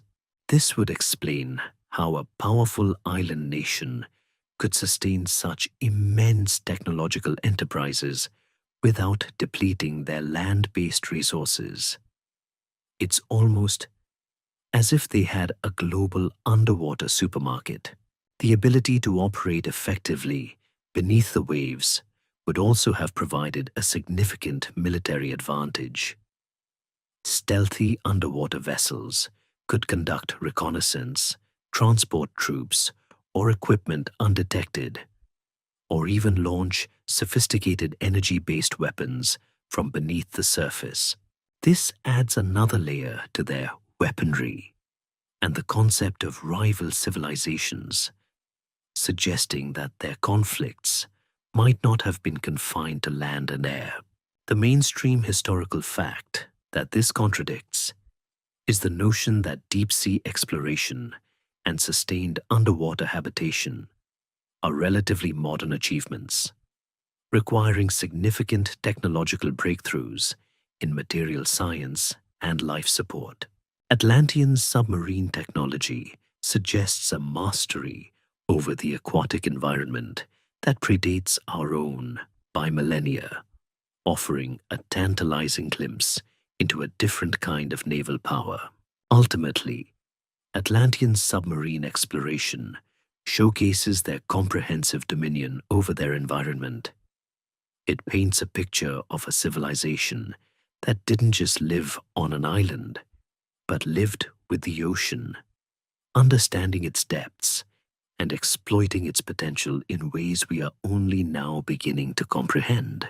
The silent, powerful gliders navigating the abyssal darkness remain a potent symbol of their lost brilliance, a testament to what might lie hidden beneath the vast, unexplored waters of our own world. With their mastery extending from the very heart of the earth to the deepest oceans, it's a small yet profound leap to consider the Atlanteans' potential command over life itself. This brings us to the fascinating and perhaps unsettling realm of genetic engineering and life extension. Imagine a society not only capable of curing diseases and regenerating limbs, but of influencing the very blueprint of life. perhaps even extending their own lifespans dramatically or enhancing their innate capabilities. It's the ultimate designer human concept, isn't it? The central mystery here is the extent to which they manipulated biological forms and the ethical framework that guided such extraordinary power.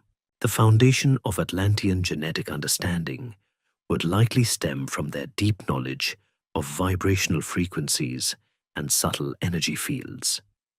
Instead of direct manipulation of DNA strands with molecular tools, as we envision modern genetic engineering, Atlanteans might have influenced genetic expression and cellular processes through targeted energetic emissions. Imagine an energy field capable of correcting genetic predispositions to disease or optimizing cellular regeneration to slow down the aging process. This is less about cutting and pasting genes and more about harmonizing the energetic blueprint of life itself, ensuring perfect cellular function and replication.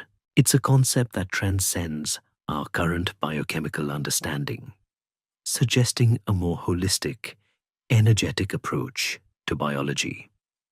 One might even joke that they had the world's most sophisticated, good vibes only machine for your DNA. This profound understanding of biological energies would directly lead to remarkable life extension. If cells could be continuously rejuvenated and damage perpetually repaired, the natural aging process could be significantly slowed, perhaps allowing Atlanteans to live for centuries in full vitality. This isn't just about prolonging existence, but about extending a period of peak intellectual and physical capacity, allowing for the accumulation of vast knowledge and wisdom across multiple generations within a single lifetime. This would fundamentally reshape their society, as individuals would have unparalleled opportunities for learning, specialization, and contribution. The mainstream historical fact this challenges is the universal human experience of a relatively fixed and often short lifespan, a biological constraint that has shaped human history.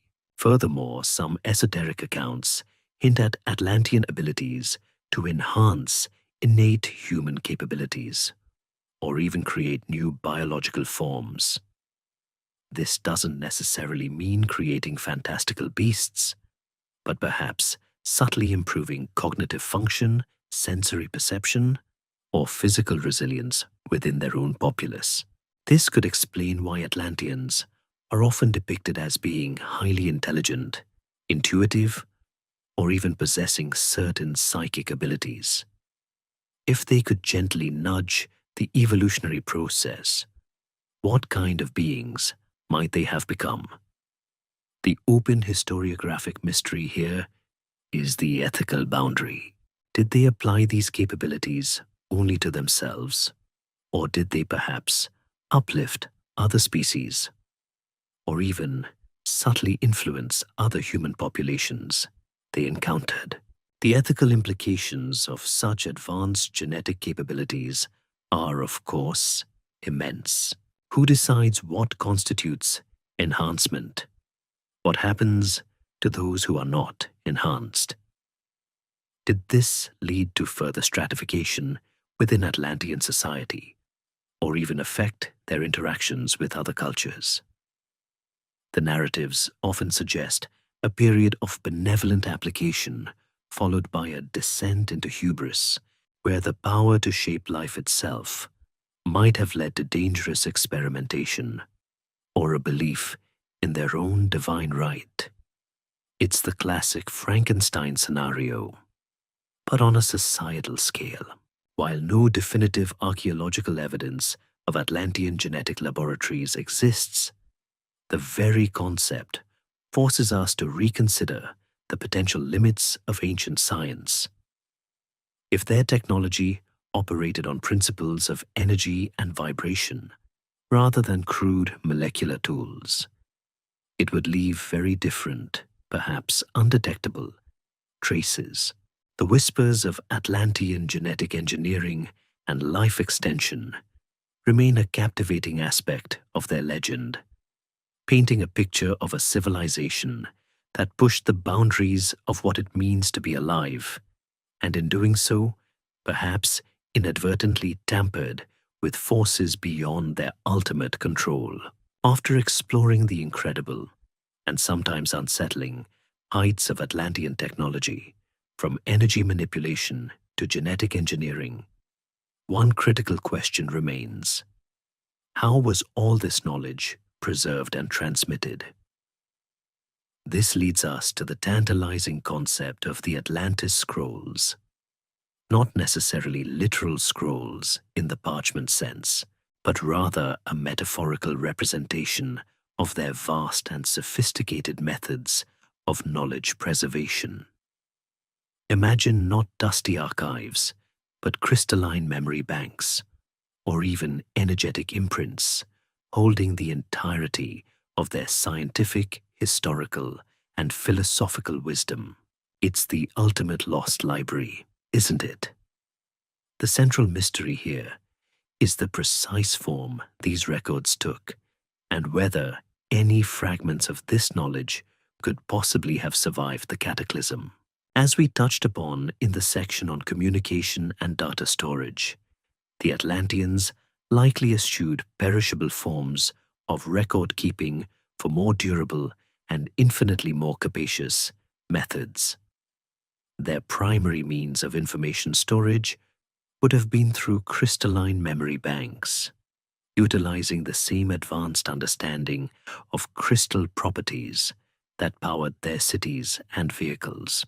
These crystals, perhaps specially grown or energetically infused, could have stored vast amounts of data in a non-physical resonant form. Imagine a single, perfectly cut crystal holding the equivalent of all the world's current digital libraries, accessible not through a keyboard, but perhaps through direct neural interface or holographic projection. It makes our terabyte hard drives look like abacuses. These scrolls, or crystalline records, would have contained the entire compendium of Atlantean knowledge, intricate schematics for their orichalcum devices, detailed maps of their crystal grid network, philosophical treatises on the ethics of power, medical protocols for regeneration, and perhaps even historical accounts of their interactions with other civilizations. Such a system would ensure that knowledge was not easily lost or corrupted, allowing for continuous scientific and intellectual progression across millennia. This is a mainstream historical fact that often plagues human civilization: the fragility of knowledge due to wars, natural disasters, or simply the decay of materials. The Atlanteans, if these legends are true, overcame this fundamental limitation. The preservation of this knowledge would have been paramount, particularly for a society that understood the cyclical nature of planetary events and the potential for cataclysm. It's plausible that redundant copies of these crystalline archives were distributed across various subterranean habitats, or even secreted away in hidden locations globally, designed to survive even the most devastating of events. This leads to an intriguing open historiographic mystery. If such knowledge caches existed, could they still be hidden, waiting to be rediscovered by a humanity technologically and spiritually mature enough to comprehend them? This is the driving force behind many modern searches for lost Atlantean artifacts, not for gold, but for wisdom. Furthermore, the Atlantis scrolls might not have been purely technological. Given their emphasis on spiritual development and their connection to the Earth's energies, these records could have contained profound insights into consciousness, universal laws, and the very nature of reality.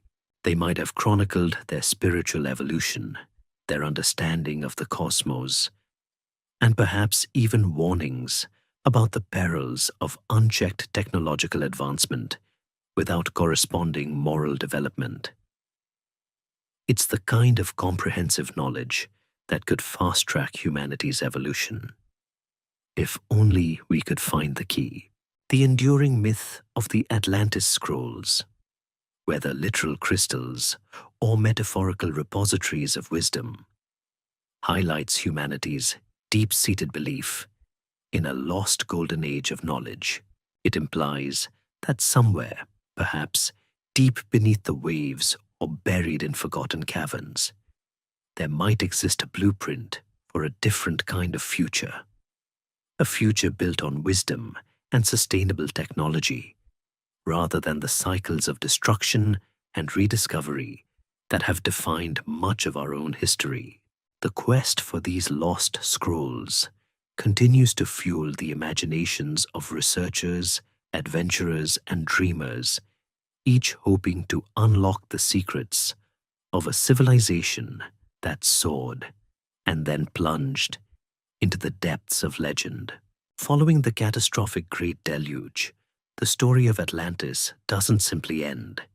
It reverberates through time, leaving tantalizing post-cataclysmic echoes that suggest its profound influence on later emerging civilizations. Imagine a world reeling from a global catastrophe, with pockets of survivors from a highly advanced society finding themselves among struggling primitive cultures. How would fragments of their unparalleled technology or deeply ingrained knowledge trickle down, inspiring legends and perhaps accelerating the development of post-Diluvian humanity? It's like discovering a broken supercomputer and trying to piece together its secrets with only a few scattered circuit boards, isn't it? The central mystery here is the extent to which Atlantean knowledge, even unknowingly, shaped the trajectory of subsequent human history. One of the most persistent echoes is the widespread appearance of advanced architectural and astronomical knowledge in seemingly disparate ancient cultures that emerged millennia after the supposed fall of Atlantis. Think of the precise stone masonry of the Incas, the impossible pyramids of Egypt, or the sophisticated astronomical alignments found in sites like Stonehenge. These structures often display a level of engineering, mathematical understanding, and celestial observation that appears to leapfrog the conventional timeline of human development. Could Atlantean survivors, perhaps small groups of engineers, scientists, or priests, have seeded these nascent cultures with fragments of their forgotten wisdom? This is a mainstream historical fact that often perplexes archaeologists. The sudden emergence of highly complex skills in certain ancient societies without clear evolutionary precursors. The influence wouldn't necessarily be direct instruction. It could have been through myth and legend, where the stories of Atlantean power and advanced technology were passed down, inspiring later generations to strive for what they perceived as divine capabilities. Imagine tales of flying machines sparking dreams of flight, or stories of limitless energy encouraging experiments with crystals and natural forces. These narratives, distorted and embellished over millennia, could have become the foundation for religious beliefs, magical practices, or even early scientific inquiries. It's almost as if the Atlantean myth itself was a kind of genetic code, carrying latent instructions for future progress. Furthermore, there's the intriguing possibility of lost technologies being rediscovered or reinterpreted. Perhaps certain Atlantean artifacts, like small orichalcum devices or fragments of crystalline memory banks, survived the deluge and were later stumbled upon by developing civilizations. These artifacts, though perhaps no longer fully functional, could have served as profound inspiration, sparking new lines of inquiry or leading to the development of rudimentary versions of Atlantean technology based on observation rather than deep understanding. An open historiographic mystery centers on the unexplained artifacts found in various archaeological digs that seem out of place for their supposed time period. Metallic spheres, intricate lenses, or unidentifiable mechanisms. Could these be the scattered remnants of Atlantean influence? The very concept of a golden age, or a paradise lost, in numerous ancient myths, also serves as a potent echo of Atlantis. These stories often speak of a time when gods or godlike beings walked the earth, possessing immense power and living in harmony. While these could be purely allegorical, their widespread prevalence suggests a collective memory of a highly advanced, pre-cataclysmic civilization. It's the kind of wistful longing for a past that was grander, more enlightened, and technologically superior. It makes you wonder if our own dreams of a utopian future are simply echoes of a forgotten past. Ultimately, the post-cataclysmic echoes of Atlantis serve as a powerful testament to the enduring impact of a truly advanced civilization, even in its supposed destruction. They suggest that knowledge, once attained, is rarely entirely lost, but rather transforms, adapts, and influences in myriad ways, shaping the very course of human destiny, long after its original source has vanished beneath the waves of time and legend.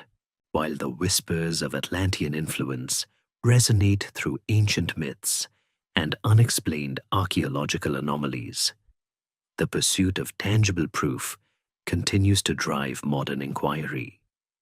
This brings us to the exciting and often controversial topic of hidden remnants, the ongoing search for physical evidence of Atlantean technology and civilization that might have survived the Great Deluge. Imagine researchers using advanced sonar and submersible technology, not just to map the ocean floor, but to peer through layers of sediment and uncover the lost cities and technological marvels of a forgotten world. It's like searching for a needle in a haystack, only the haystack is an entire ocean, and the needle is made of orichalcum, isn't it? The central mystery here is where, precisely, these remnants might lie, and what methods are being employed to find them. The most obvious, yet most challenging, place to search for Atlantean remnants is, of course, beneath the ocean. If Atlantis truly sank, then its cities and advanced infrastructure would lie kilometers beneath the waves, potentially buried under millennia of accumulated sediment.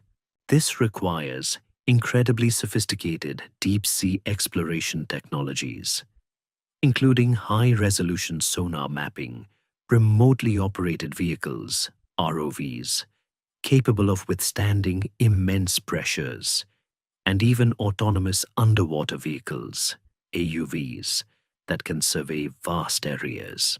Sites like the Bimini Road, a puzzling underwater rock formation off the coast of Bimini in the Bahamas, have fueled speculation, though mainstream archaeology attributes it to natural causes. Still, the persistence of such theories highlights the longing for concrete evidence. Beyond the ocean floor, other theories propose that Atlantean remnants might exist in geologically stable areas that were once connected to the continent, or in regions that experienced less drastic subsidence. This could include parts of the Mediterranean the Atlantic mid-ocean ridge, or even certain Caribbean islands. The idea is that not all of Atlantis would have sunk evenly, leaving some higher elevations or particularly robust structures intact, albeit submerged or partially buried. This approach involves studying ancient coastlines, analyzing seismic data for unusual subsurface anomalies, and even re-examining existing archaeological sites for clues that might have been overlooked or misinterpreted. It's like searching for a lost sock, only the sock is a technologically advanced civilization. Another intriguing avenue of search involves unexplained ancient artifacts found globally that defy conventional archaeological explanations. These include the Antikythera mechanism, an astonishingly complex astronomical calculator from ancient Greece, or the Baghdad battery, which some believe was an early electrical device. While these are usually attributed to independent human ingenuity, proponents of Atlantean influence suggest they could be localized rediscoveries or attempts to replicate a lost Atlantean principle. The mainstream historical fact these discoveries often highlight is the occasional leap of advanced knowledge that appears almost out of context in the archaeological record, hinting at forgotten skills or influences. The challenges in finding these hidden remnants are immense. The sheer scale of the ocean, the difficulty of operating at extreme depths, and the natural processes of erosion and sedimentation mean that any surviving structures would be deeply buried and difficult to distinguish from natural formations. Furthermore, the very nature of Atlantean technology, often described as energy-based rather than purely mechanical, might mean fewer durable, recognizable artifacts were left behind. An open historiographic mystery centers on the interpretation of existing underwater anomalies. Are we simply seeing natural rock formations, or are we failing to recognize the unique signature of an ancient, non-terrestrial, in our modern sense, technology? Ultimately, the quest for the hidden remnants of Atlantis represents humanity's enduring fascination with lost civilizations and our own potential. It's a pursuit that bridges science, archaeology, and pure imagination, driven by the tantalizing possibility that beneath the waves, or hidden in plain sight, lies the physical proof of a civilization that once soared and then tragically fell, carrying its secrets into the deep.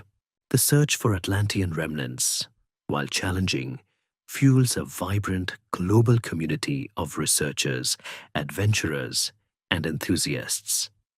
This brings us to the modern-day quest, detailing the contemporary efforts to decode the Atlantean mystery, blending cutting-edge science with dedicated exploration. Imagine teams of scientists employing advanced geophysical tools, historians re-examining ancient texts, and independent explorers diving into uncharted waters, all driven by the elusive promise of uncovering the greatest lost civilization. It's like a real-life treasure hunt, only the treasure is knowledge that could rewrite history, isn't it? The central mystery here is not if people are searching, but how their approaches are evolving and what tantalizing clues are emerging from these concerted efforts. Modern researchers are employing a diverse array of scientific methods in their pursuit.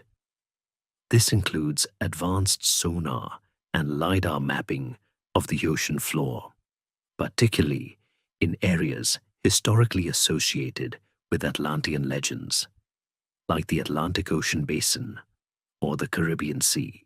These technologies can penetrate water and, to some extent, even shallow sediment, revealing unusual geological formations that might warrant further investigation. Geophysical surveys, using techniques like seismic reflection, can provide detailed images of subsurface structures, potentially identifying artificial constructions beneath layers of rock and sediment. It's like giving the ocean an MRI, looking for anything that doesn't quite fit the natural geological pattern. One might even joke that they're hoping for a clear ping that spells "Welcome to Atlantis, Estures 12,000 BCE." Beyond direct underwater exploration, the modern quest involves an interdisciplinary approach to re-evaluating ancient texts and mythological narratives. Scholars are applying new linguistic tools, archaeological methodologies, and even computational analysis to old stories, searching for consistent patterns, common geographical markers, or technological descriptions that transcend mere fantasy. The goal is to separate the mythological embellishments from potential kernels of historical truth. For example, comparing the flood myths across dozens of cultures using statistical analysis to identify commonalities could point to a shared real-world event. This is a mainstream historical fact. The increasing academic interest in interdisciplinary studies to solve historical puzzles, often bridging folklore with hard science. Independent explorers and private research foundations also play a significant role, often with more freedom to pursue unconventional theories than academic institutions. These groups frequently utilize privately funded submersibles and remote sensing equipment, sometimes focusing on controversial sites like the aforementioned Bimini Road or other enigmatic underwater structures. While their findings often face skepticism from the mainstream, their persistence keeps the public conversation alive and sometimes uncovers new, intriguing data points that warrant further scientific scrutiny. It's like a global detective agency, with everyone looking for the same elusive culprit. An intriguing open historiographic mystery that permeates the modern quest is the tantalizing question of technological resonance. If Atlantean technology operated on principles of energy, vibration, or subtle physics, could there be residual energetic signatures still emanating from potential submerged sites? Modern physics is increasingly exploring concepts like quantum entanglement and zero-point energy. Could future technologies, perhaps based on these very principles, be the key to detecting what conventional tools cannot? It's a speculative but compelling thought. Perhaps we need to build Atlantean-like technology to find Atlantean technology. Ultimately, the modern-day quest for Atlantis is a testament to humanity's unyielding curiosity and its inherent desire to understand its own origins. It's a dynamic blend of rigorous scientific inquiry, speculative exploration, and the powerful pull of a legend that refuses to fade. Each sonar ping, each reread ancient text, each deep-sea dive adds another layer to this enduring mystery, keeping the dream of Atlantis alive and pushing the boundaries of what we believe possible. As we reflect on the potential wonders of Atlantis and the ongoing quest to uncover its secrets, a profound truth emerges from the depths of its mythical past: the lessons from Atlantis. This isn't merely a tale of a lost civilization. It's a powerful cautionary narrative, a mirror reflecting our own trajectory with advanced technology, and a timeless reminder of the delicate balance between progress and wisdom. Imagine a story passed down through millennia, not just for entertainment, but as a dire warning etched into the collective unconscious of humanity. It's the ultimate historical, don't try this at home message, isn't it? The central mystery here is whether humanity, in its relentless pursuit of technological advancement, will heed these ancient lessons or repeat the perceived mistakes of the Atlanteans. One of the most significant lessons is the perilous nature of unchecked technological hubris. The Atlanteans, with their mastery over energy, weather, and even life itself, might have grown arrogant, believing themselves invincible, perhaps even godlike. This belief could have led them to push the boundaries of their power beyond safe limits, or to ignore the subtle warning signs from the Earth itself. It's a poignant reminder that while technology can grant immense power, it does not automatically confer wisdom or responsibility. Our own modern world, grappling with the ethical implications of AI, genetic editing, and climate manipulation, faces strikingly similar dilemmas. It's almost as if Atlantis is whispering from the deep. Been there, done that, bought the disaster movie rights. Another crucial lesson is the importance of environmental stewardship and respecting planetary limits. If Atlantean technology, despite its sophistication, ultimately contributed to their downfall through overstressing telluric currents or inadvertently triggering geological instability, it serves as a stark warning about humanity's relationship with its home planet. We, too, are rapidly advancing technologies that significantly impact Earth's ecosystems, from resource extraction to atmospheric modification. The Atlantean narrative suggests that even the most advanced civilizations are not immune to the consequences of neglecting their environment. This aligns with mainstream scientific consensus on climate change and resource depletion. There are ecological tipping points, and disrespecting them comes with a price.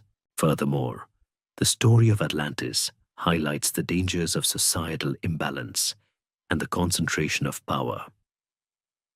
If access to their secret technology led to a rigid hierarchy, or if internal conflicts over its control fragmented their society, it demonstrates that even in a post-scarcity world, human nature's darker impulses can still manifest. A technologically advanced society that lacks moral fortitude or equitable distribution of power can be just as vulnerable, if not more so, than a less developed one. This is a recurring mainstream historical fact. Societies crumble not just from external threats, but from internal decay and injustice. The ethical dilemmas of power, which we discussed earlier, are perhaps the most enduring lesson. Atlantis, with its potential for both immense good, healing, abundance, enlightenment, and immense destruction, weaponry, environmental catastrophe, serves as a macrocosm of humanity's ongoing struggle with its own creations. The narrative compels us to constantly ask, what should we do with our power? Not just what can we do. It's a reminder that true progress isn't just about innovation, but about the moral framework that guides it. Ultimately, the lessons from Atlantis are not just historical curiosities. They are prescient warnings for our own technological age. They urge us to temper our ambition with humility, our innovation with responsibility, and our power with wisdom.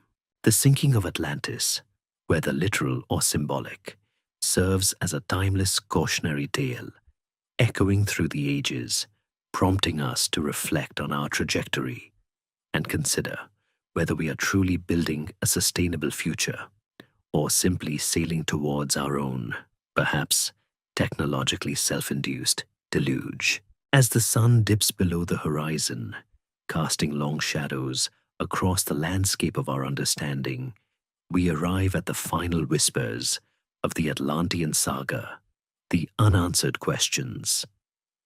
Despite the compelling theories, the tantalizing echoes, and the relentless modern quest, the story of Atlantis remains shrouded in an almost impenetrable veil of mystery. Imagine peering into a deep, dark well, knowing there's something incredible at the bottom, but unable to quite discern its form or true nature. It's a paradox of immense knowledge and profound ignorance, isn't it? The core mystery here is not what we know, but what we don't know, and how this enduring enigma continues to shape our imagination and inspire our future. Perhaps the most fundamental unanswered question is the simplest. Did Atlantis truly exist as a physical civilization with the advanced technology described? While the cumulative evidence from ancient myths, geological anomalies, and speculative science paints a compelling picture, irrefutable, widely accepted archaeological proof remains elusive. Was Plato's account a historical record, a philosophical allegory, or a blend of both?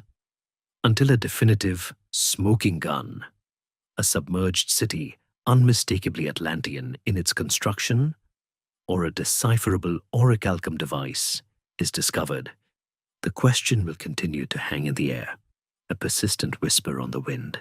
Even if Atlantis did exist, the precise mechanisms of its advanced technology remain largely theoretical. How did orichalcum truly work as an energy source? What were the exact principles behind their gravity manipulation or their crystalline data storage? While we can speculate about energy fields and resonance, the specific scientific formulas and engineering blueprints are lost to time.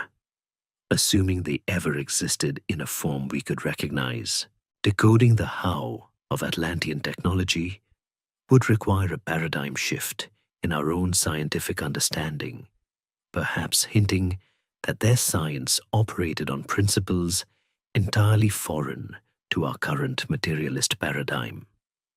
It's like trying to understand a supercomputer with only a wrench and a hammer. The true cause of its cataclysmic downfall also remains a profound enigma. Was it a natural disaster of unprecedented scale, an act of divine retribution, or a fatal flaw in their own technological ambition? The theories range from asteroid impacts and pole shifts to self-inflicted wounds from weaponized technology or a collapse of their energy grid. Each explanation carries its own weight, yet none fully satisfies the desire for a definitive answer. The precise sequence of events, and whether their warnings were ignored or simply insufficient, adds layers of tragic complexity to the tale. And what of the legacy of Atlantean knowledge? If survivors indeed seeded later civilizations with fragments of their wisdom, how much was passed on, and how much was distorted or misinterpreted? Are there hidden caches of Atlantean scrolls or technological artifacts still awaiting discovery, perhaps guarded by geological forces or ancient protective systems? This question fuels the ongoing modern quest, driven by the tantalizing possibility that a profound key to humanity's future might lie buried in its forgotten past.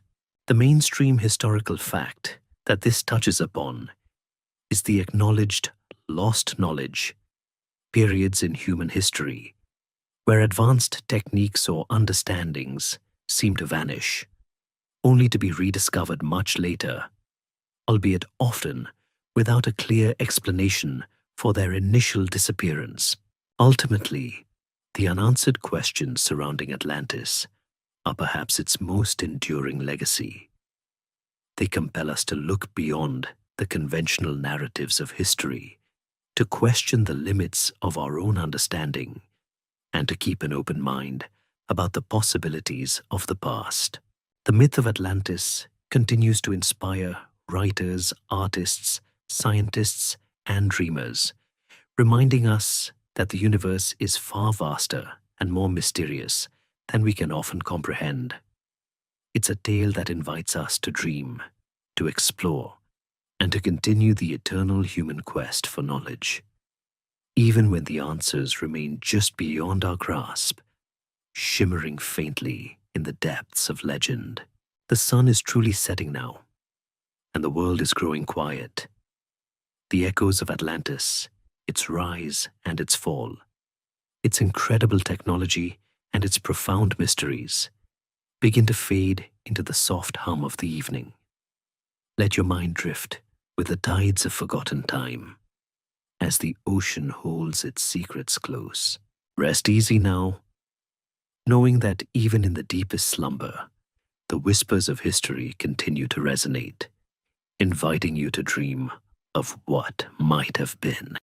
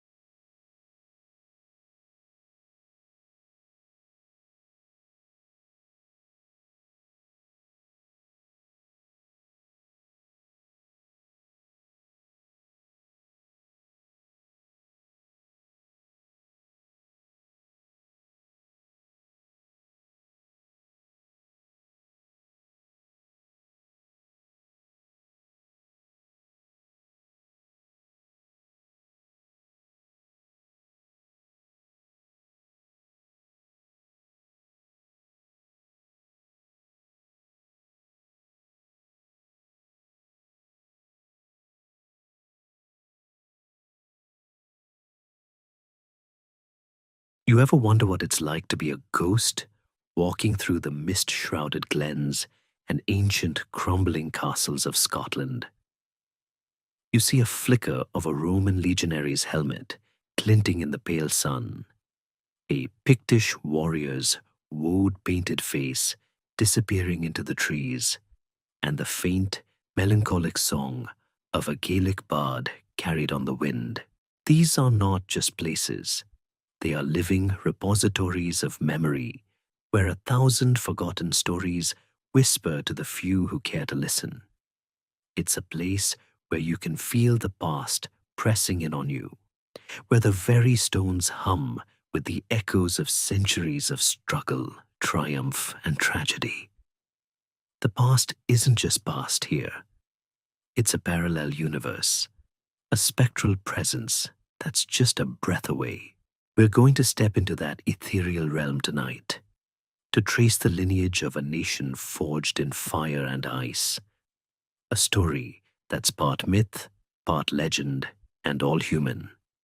But before you get comfortable, take a moment to like the video and subscribe, but only if you genuinely enjoy what I do here. And if you're feeling sleepy and want to share, let me know where you're listening from and what time it is for you right now. Now, let's drift back, way back, to a time before Scotland was even a name on a map.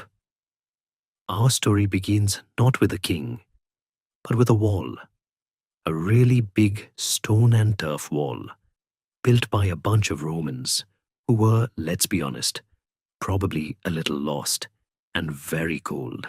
The Roman Empire, the mighty juggernaut of the ancient world, had conquered most of Britain, but it had a real problem with the people living north of what is now England. These tribes, whom the Romans collectively called the Caledonians, were just too much trouble. They were fierce, mobile, and utterly unwilling to be told what to do by a bunch of guys in sandals. So the Roman response, after several campaigns that were more trouble than they were worth, was to say, you know what? Fine.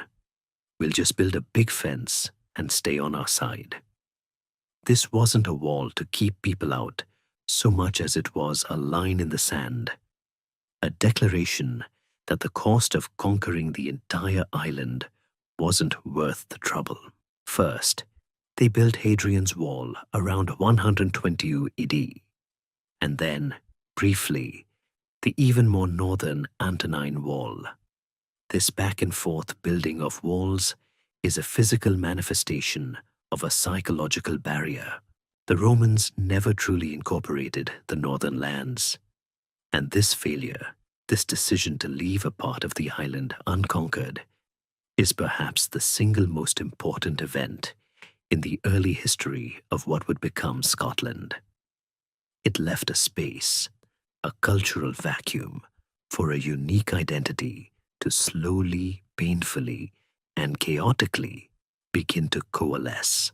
The peoples north of the walls were not a single unified group.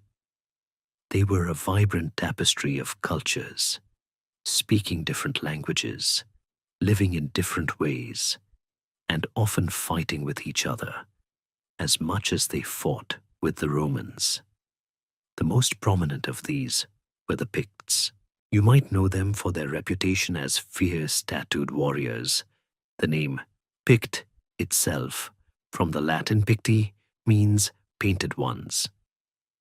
And while that's a cool image, it's a little simplistic. The Picts were a sophisticated society, builders of incredible stone monuments, creators of beautiful art, and rulers of a confederation of kingdoms that stretched across the northeast of Scotland. Their power and influence grew in the centuries after the Romans left, largely because they were the most organized and dominant force in the region. They were, in a sense, the first real contenders for a Scottish identity, though they wouldn't have called it that. At the same time, from across the Irish Sea, another group was making its mark. These were the Gaels, or Scots, from the kingdom of Dalriata, located in what is now western Scotland and Northern Ireland.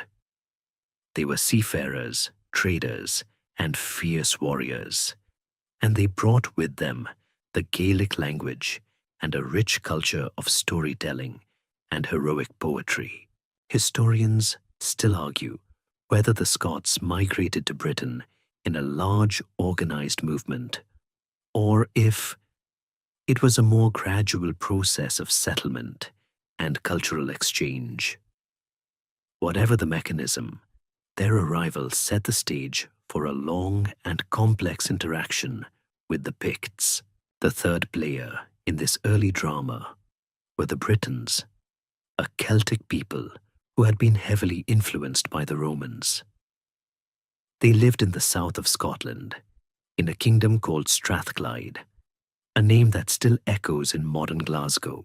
To the east, in what is now the Lothian region, a fourth group was settling in. The Angles, a Germanic people from what is now northern England, who brought with them the language that would eventually become Scots. These four groups, the Picts, the Scots, the Britons, and the Angles, were the raw ingredients in the chaotic crucible of early medieval Scotland. They fought, they intermarried, they made alliances, and they slowly began to merge. Imagine trying to make a cake with four wildly different types of flour, all with their own strong flavors. The result is either a delicious new concoction or a complete disaster.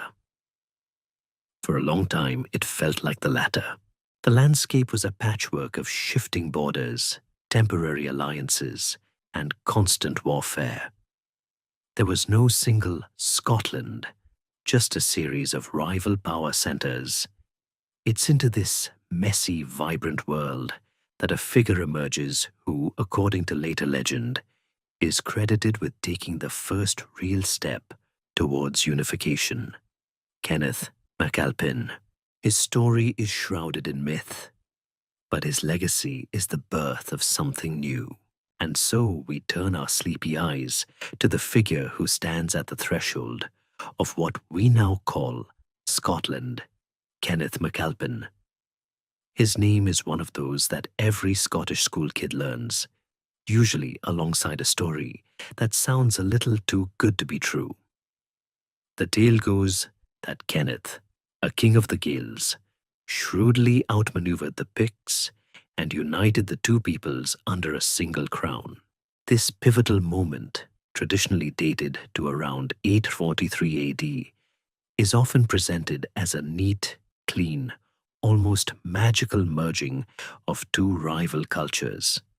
But history, as we know, is never quite so tidy. The reality is a lot messier and therefore a lot more interesting. Kenneth, whose full Gaelic name was Kinnaid Mac Ailpin, was likely a man who saw an opportunity in a time of great chaos and seized it with both hands. His story isn't one of a peaceful merger, but of a hostile takeover, and one that laid the foundations for a dynasty that would rule Scotland for centuries. The stage for Kenneth's rise was set by a devastating tragedy. For years, the Picts and Scots had been locked in a bloody back-and-forth struggle against each other, and the constant threat of Viking raids. The Vikings, those seafaring opportunists from Scandinavia, were not just passing through for a spot of plundering. They were here to stay, establishing settlements and carving out their own kingdoms on the Scottish islands and coasts. This external threat had a curious effect. It forced some of the warring factions to put aside their differences, or at least try to. But in the midst of this, a great disaster struck the Picts. It's known as the Massacre of the Picts, or the Treason of Scone, a mysterious event where the Pictish leadership was allegedly wiped out. One version of the story, told in later chronicles, claims that Kenneth MacAlpin invited the Pictish king and his nobles to a great banquet to broker a peace deal. After a night of feasting and drinking, when the Picts were drunk and their weapons had been taken away, Kenneth's men fell upon them and slaughtered them all. Now, this sounds a little like a scene from a Hollywood movie, and historians still argue whether this was a single dramatic event or a more gradual process of political maneuvering and conquest. Whatever the truth, the effect was the same. The Pictish leadership vanished, leaving a power vacuum that Kenneth was perfectly positioned to fill. With his Pictish rivals gone, Kenneth MacAlpin, a king of the Scots, became king of the Picts as well.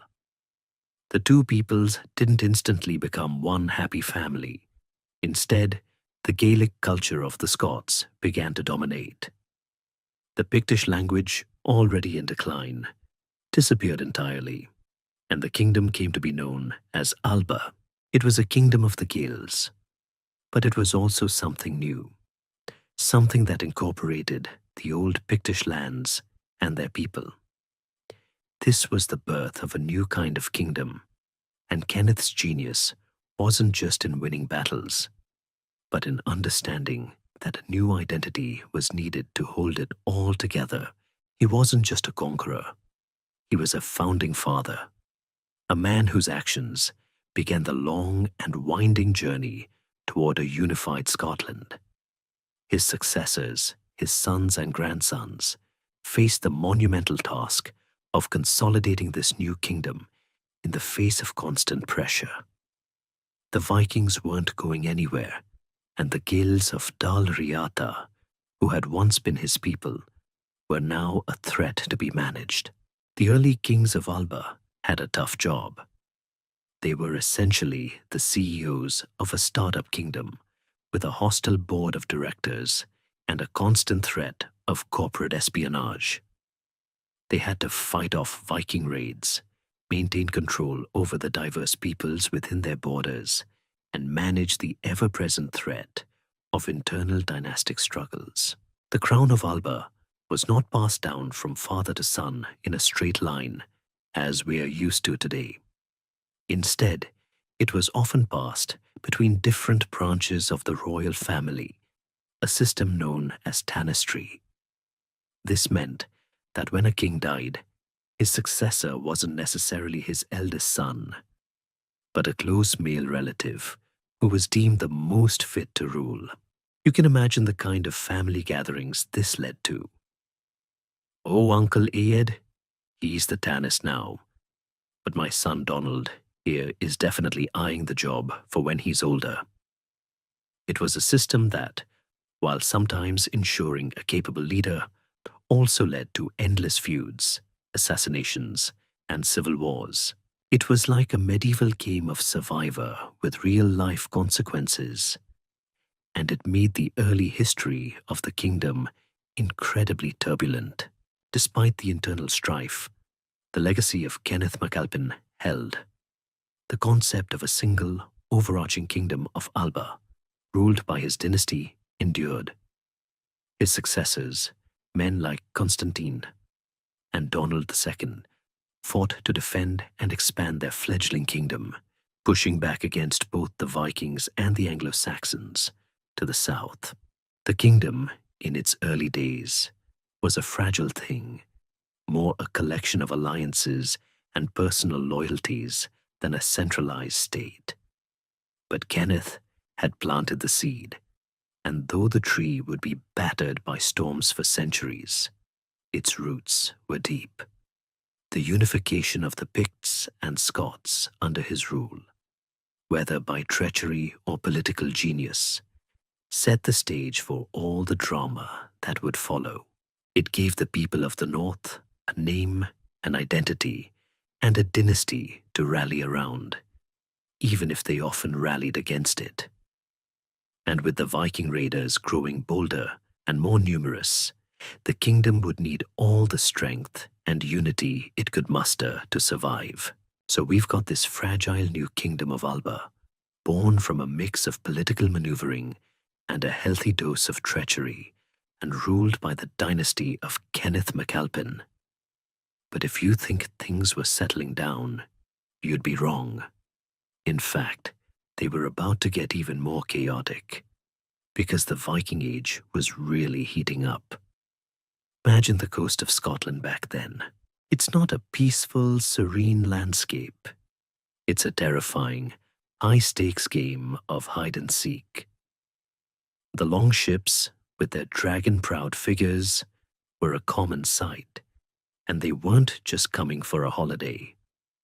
These were the Northerners, the Norsemen from Scandinavia, and their arrival marked a period of relentless raids, terror, and a constant fight for survival for the young kingdom.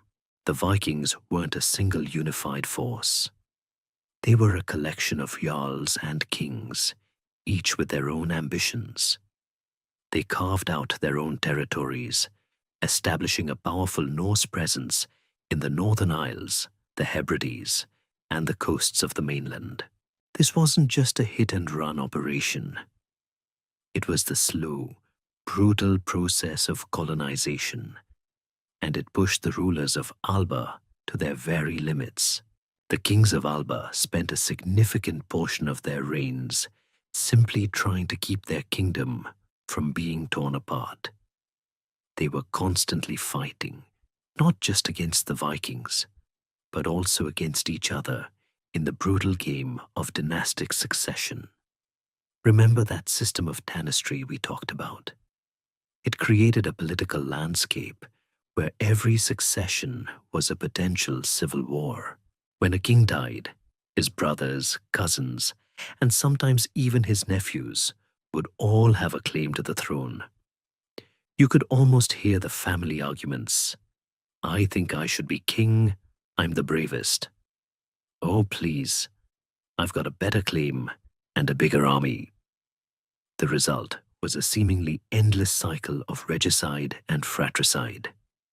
Take, for example, the period after Kenneth MacAlpin. His sons, Constantine I and Ayed, both ruled, but their reigns were short and bloody. Constantine I was killed fighting the Vikings, and Ayed was killed by one of his own men. It was a tough job, and the life expectancy of a medieval Scottish king was, shall we say, not great. One of the most dramatic stories from this period involves the reign of Donald II. He was a son of Constantine the Firm, and a king who spent his entire reign on the battlefield. He was a Viking fighting machine, defending his kingdom's borders with a fierce determination. But even he couldn't escape the family drama. He was succeeded by his cousin, Constantine II, in 900 AD. Constantine II's reign is a perfect example of the challenges facing Alba. He ruled for over 40 years, an eternity by the standards of the time, and he spent almost all of it in a state of high alert. He had to deal with the constant threat from the Norsemen in the north and a new, powerful enemy emerging to the south, the Anglo-Saxons, now united under a single crown in England. This period marks a major shift in the geopolitical landscape. The English kingdom was getting stronger, and its ambitions were growing. Constantine II's reign culminates in one of the most significant and brutal battles of the era, the Battle of Brunanburh in 937 AD. This wasn't just a local skirmish. It was a massive international conflict that involved armies from all over Britain and Ireland. On one side stood the Anglo-Saxon King of England, Aethelstan. On the other was a great coalition of forces, Constantine II of Alba, Owain of Strathclyde, and a Viking king named Olaf Guthfridsson from Dublin. This wasn't a fight for a few fields. It was a clash for the very soul of Britain.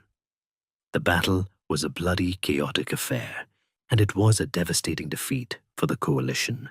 The Anglo-Saxons were victorious, and the Scottish forces, along with their allies, were routed. The chroniclers of the time wrote of the field being paved with corpses. It was a huge blow to the prestige and power of Alba, and it demonstrated that the kingdom was not yet strong enough to stand against the might of a unified England. However, the Battle of Brunanburh also tells us something important about the resilience of the kingdom of Alba. Despite the devastating loss, the kingdom didn't collapse. In fact, it endured. Constantin II, in a move that historians still debate, abdicated his throne and became a monk. Now, this is not something a king usually does, especially not after a major defeat. Was it a sign of utter despair and defeat? Or was it a canny political move, a way to ensure a peaceful succession to his kinsman, Malcolm I, and to remove himself from the messy world of power politics? Historians still argue whether his abdication was a sign of weakness or a calculated act of statecraft. But it did lead to a smooth transfer of power, and Malcolm I, his successor, would continue the fight, pushing back against the English and expanding his own power. So, while Brunanburh was a military catastrophe, it wasn't the end of the story. The kingdom of Alba, battered and bruised, survived, and it would continue its slow, painful, and often bloody journey toward becoming the nation we know today. The threat from the Norse and the English was a constant pressure, but it was also a forge, hammering the different peoples of the North into something tougher and more cohesive. The kingdom of Alba, having survived the brutal baptism of fire at Brunanburh and the constant threat of Viking longships, was beginning to find its feet. We are now moving into what historians sometimes call the Age of the High Kings, a period where the rulers of Alba started to consolidate their power and expand their borders. The old system of tanistry, while still causing no end of family feuds and assassinations, was slowly giving way to a more stable, albeit still very dangerous, form of succession. The kings of this era were a tough bunch, defined by their constant battles with internal rivals and external enemies. They were essentially the ultimate troubleshooters, constantly putting out political fires and trying to add a few more territories to their growing kingdom. One of the key figures of this period is Malcolm II, a monarch whose long reign from 1005 to 1034 marked a major turning point. Malcolm was a ruthless and ambitious king who was absolutely determined to secure his dynasty's future. He was, to put it mildly, not a guy you'd want to cross at a dinner party. He came to power by killing his predecessor, Kenneth III, in battle, and he didn't stop there. He spent his reign relentlessly expanding his influence, pushing the boundaries of the kingdom's south and west. His most significant achievement was the Battle of Carham in 1018, where he decisively defeated the Northumbrians, an English kingdom to the south. This victory secured the Scottish hold over the Lothian region, a territory that included the future site of Edinburgh. It was a massive strategic win, and it effectively established the River Tweed as the border between Scotland and England for centuries to come. This was a crucial step in the territorial evolution of the country. Malcolm II also worked to solidify his control over the kingdom's interior. He was the first king to call himself King of the Scots, a title that represented a shift in identity away from just the King of Alba. This wasn't just a change in wording, it was a statement of intent. He was laying the groundwork for a more unified, singular identity for the people of his kingdom. He was also a master of dynastic politics. He had no sons, which would have been a huge problem in the old system. But he cleverly arranged for his grandson Duncan to be his successor. Duncan, the same Duncan who would later become the victim in Shakespeare's Macbeth, was the son of Malcolm's daughter and the lay abbot of Dunkeld. This move bypassed the old system of dynasty and established a new, more direct form of hereditary succession. It was a clear power play, designed to make the crown of Scotland a family heirloom, not a prize to be won in a constant fight. And this brings us to Macbeth. Yes, that Macbeth. The real Macbeth was a far cry from the guilt-ridden, dagger-wielding villain of the play. The real Macbeth, whose full name was Macbethad mac Findlaich, was a respected and powerful ruler. He was the Mormaer of Moray, a powerful nobleman in the north, and he had his own legitimate claim to the throne through his wife, Cruach, who was herself a granddaughter of a previous king. So when he killed King Duncan once, in 1040, it wasn't a sudden, murderous act of ambition. It was a political assassination, a very normal part of the ruthless power struggles of the time. You could almost hear a medieval spin doctor at work. He wasn't a villain, he was just rearranging the furniture. Macbeth's reign, which lasted for 17 years, was actually a period of relative stability and prosperity. He was a strong, effective ruler who was able to maintain control over his kingdom and even made a pilgrimage to Rome, a sign of his power and wealth. So where does the Shakespearean version come from? Well, that's where things get interesting. The story of Macbeth as a tyrannical, power-hungry monster was largely a creation of later chroniclers, particularly those writing for the benefit of the new Anglo-Norman dynasty. A man named Andrew of Wyntoun, and later the historian Hector Boyce, embellished the story with fantastical details and painted Macbeth as a black-hearted usurper. Shakespeare, writing centuries later during the reign of James VI of Scotland, who was also James I of England, was eager to please his new monarch, James I was a descendant of the real Banquo, a character who, in reality, was just another rival nobleman with a lesser claim. By making Macbeth the villain and Banquo the noble, loyal figure, Shakespeare was essentially writing a royal fan fiction that justified James's own claim to the throne. It's a great play, but it's a pretty terrible historical source. The real story of Macbeth's fall is just as dramatic, but for different reasons.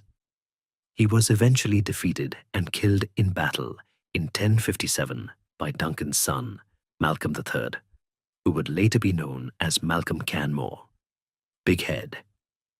Malcolm III, who had been living in exile in England with the support of his powerful kinsmen, returned with an army and reclaimed his father's throne. This event is a great mainstream historical fact because it's not just about two men fighting for a crown. It's about the clash of two different political traditions. Malcolm Canmore, who had grown up in England, was much more influenced by the Anglo-Saxon and Norman ideas of primogeniture, the idea that the eldest son inherits everything. His victory and his subsequent long reign would set the stage for a new kind of Scotland, one that was increasingly looking south for its political and cultural cues. With Malcolm III, or Malcolm Canmore as he was known, on the throne, we are about to witness a profound shift in the story of Scotland. Malcolm's victory over Macbeth wasn't just a change of king. It was the beginning of a cultural and political revolution. He had spent his formative years in exile in the court of Edward the Confessor in England, and as such, he was a king with one foot in the old world of Gaelic Alba and another in the new, more sophisticated world of Anglo-Saxon and Norman Europe.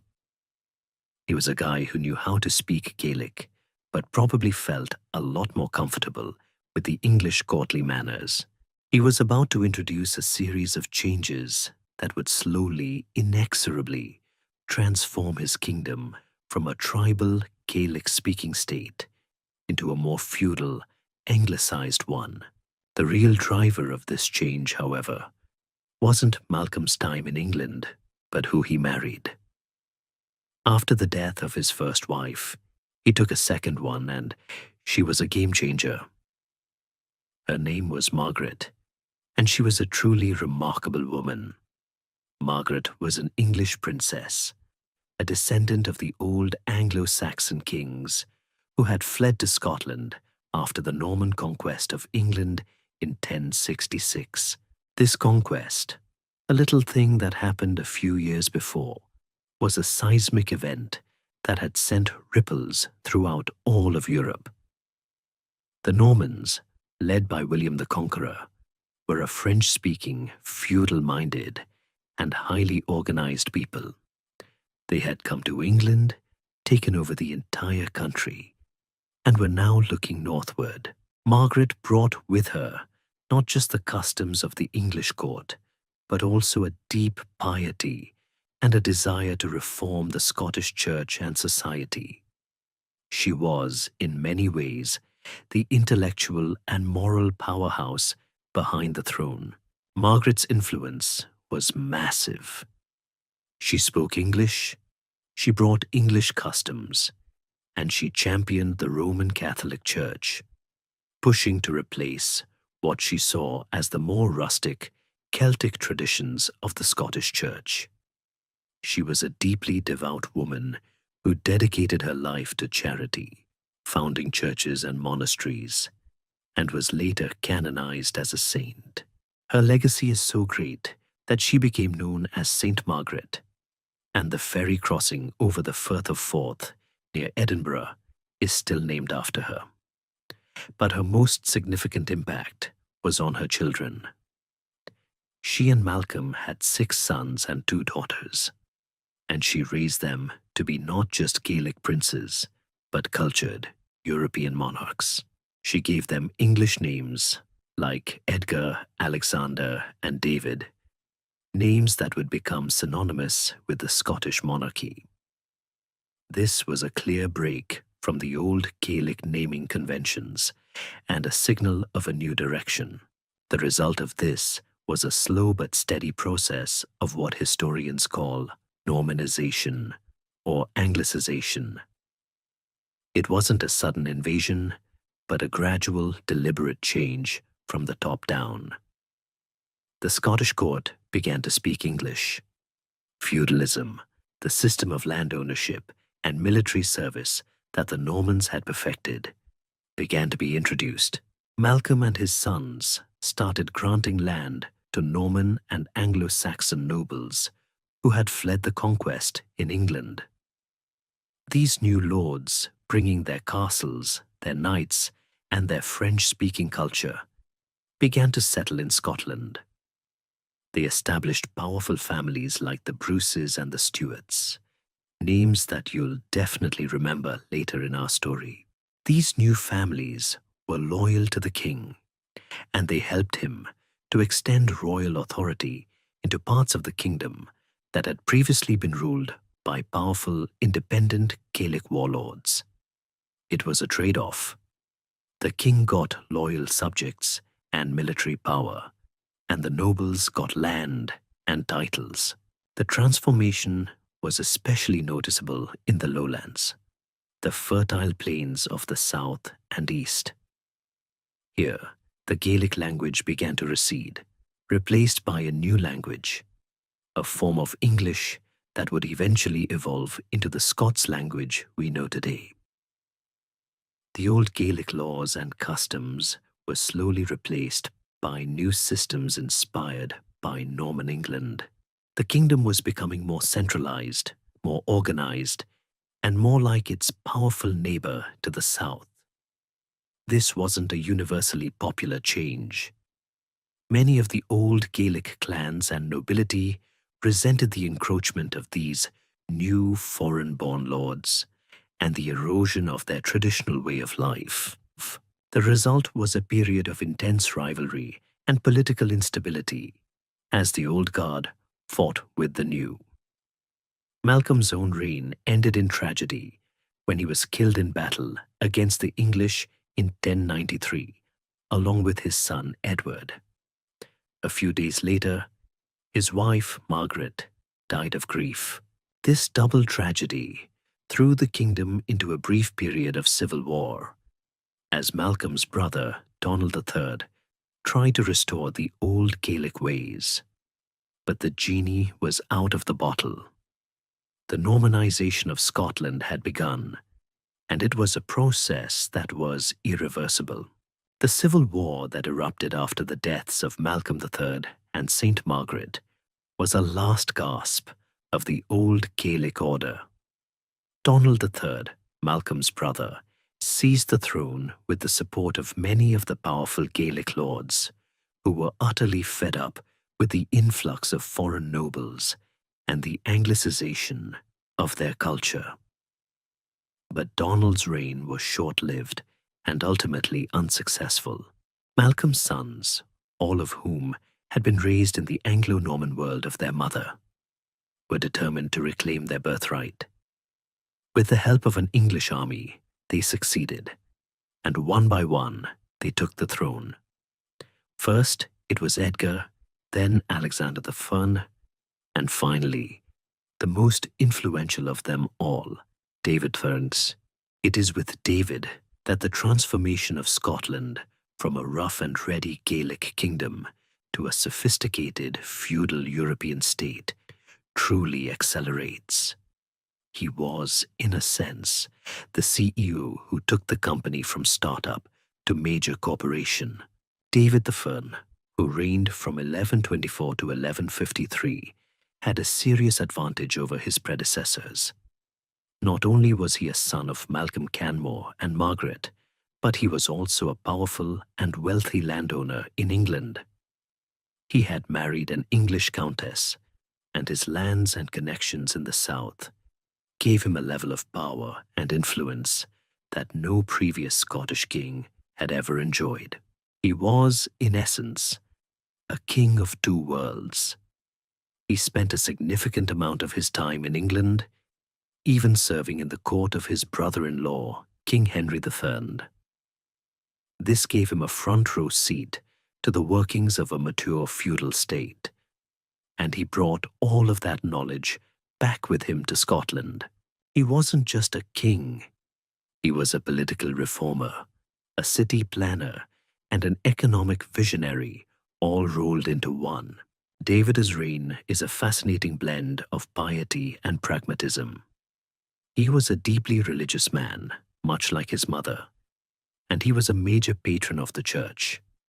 He founded or refounded many of Scotland's most famous monasteries, including Holyrood Abbey in Edinburgh, Melrose Abbey, and Kelso Abbey. These monasteries weren't just places for monks to pray. They were centers of learning, agriculture, and economic activity. They brought new farming techniques, new administrative skills, and they helped to spread Christianity and royal influence throughout the kingdom. The monks were like the medieval equivalent of management consultants, and David used them to help him build a more stable and prosperous kingdom.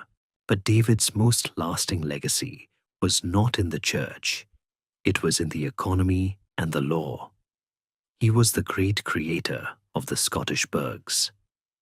A burgh was a new kind of town, often a walled settlement, that was granted special privileges by the king.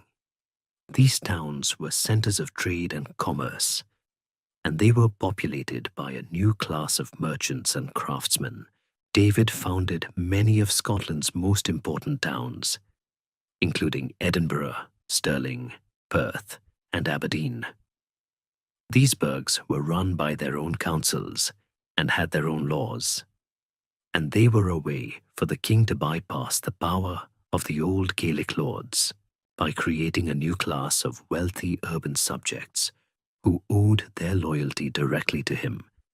David was able to slowly erode the power of the old tribal system.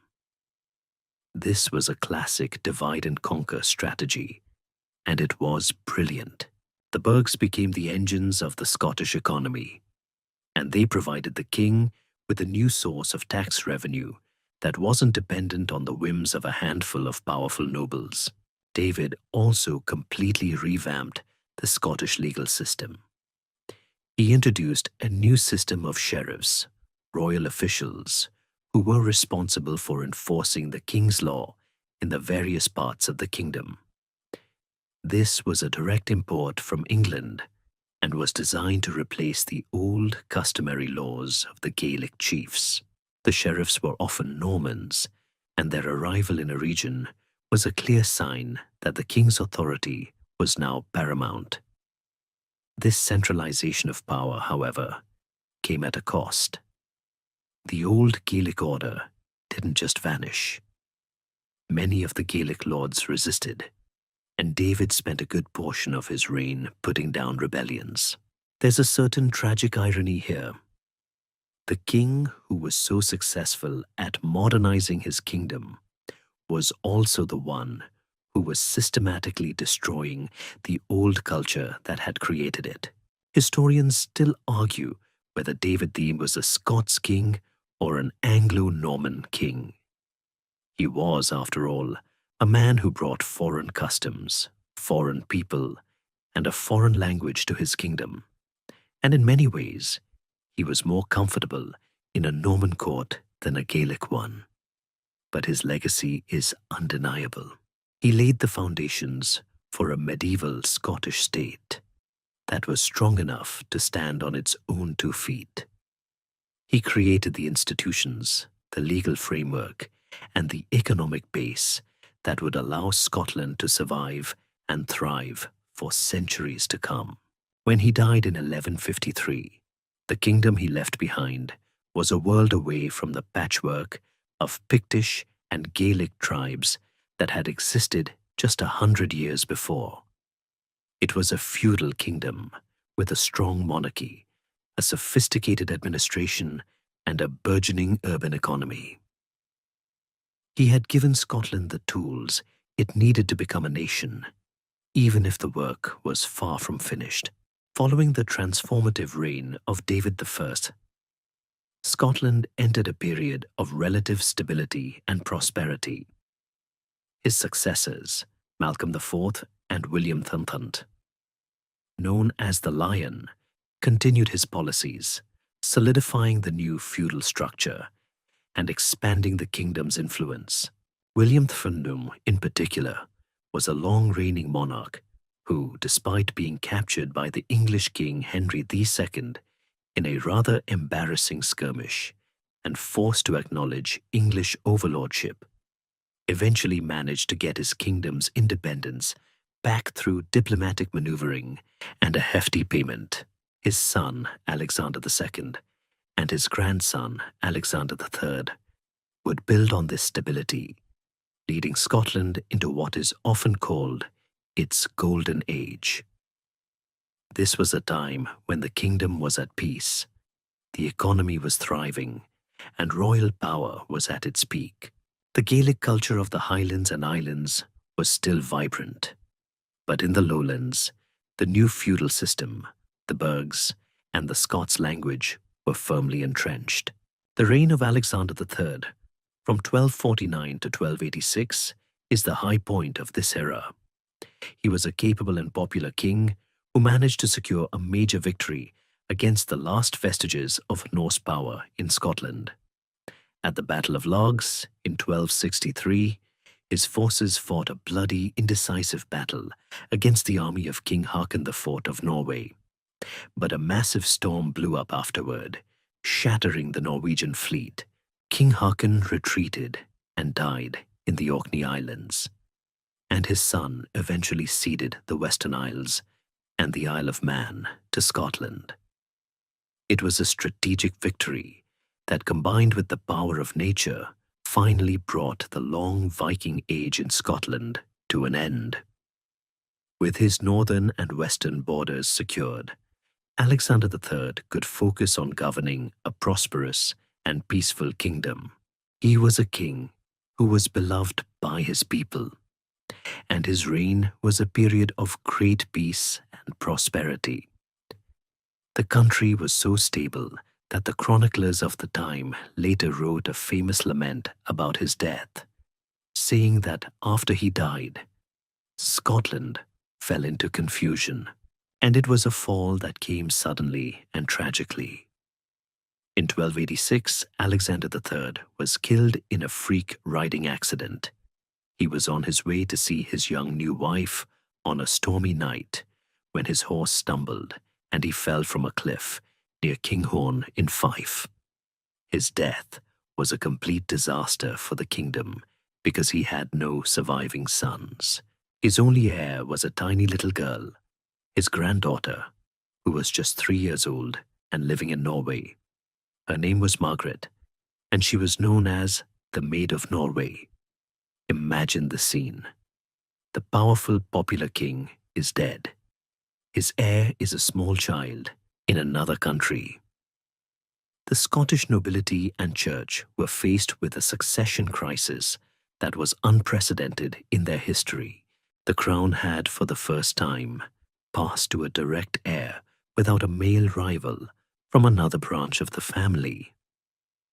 The problem was, she was a girl, she was a child, and she was a very long way away.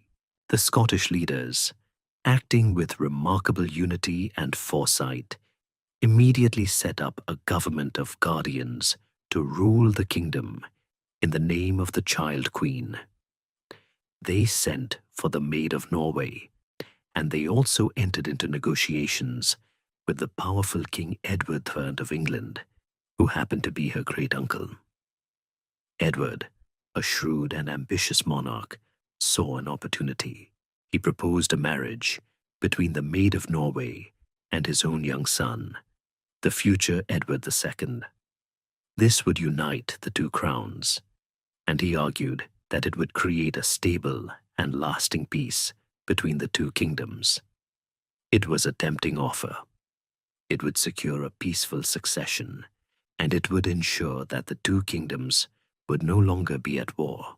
The Scottish guardians, with some trepidation, agreed. The agreement was formalized in the Treaty of Bergen in 1290, which carefully stipulated that Scotland would remain a separate and independent kingdom. It was a political masterstroke, a moment of hope for a lasting peace. But history, being the cruel mistress that she is, had other plans. The little queen, the Maid of Norway, set sail for Scotland in 1290, but she never made it.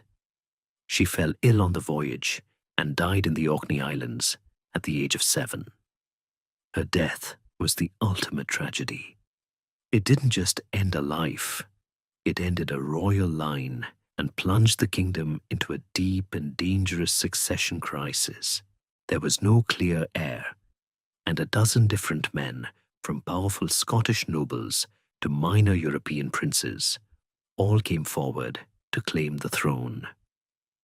This event, known as the Great Cause, was the most significant turning point in the history of medieval Scotland.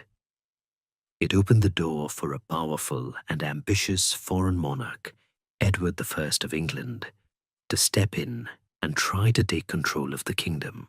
The Golden Age was over, and the era of endless war was about to begin.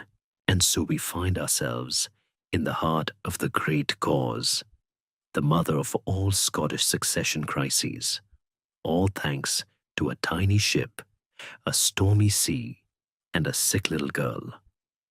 The death of the Maid of Norway was the political equivalent of a car crash in slow motion. With no clear heir to the throne, the Scottish nobility were staring into a constitutional abyss. More than a dozen claimants, all with some kind of genealogical link to the royal family, stepped forward to assert their right to the crown.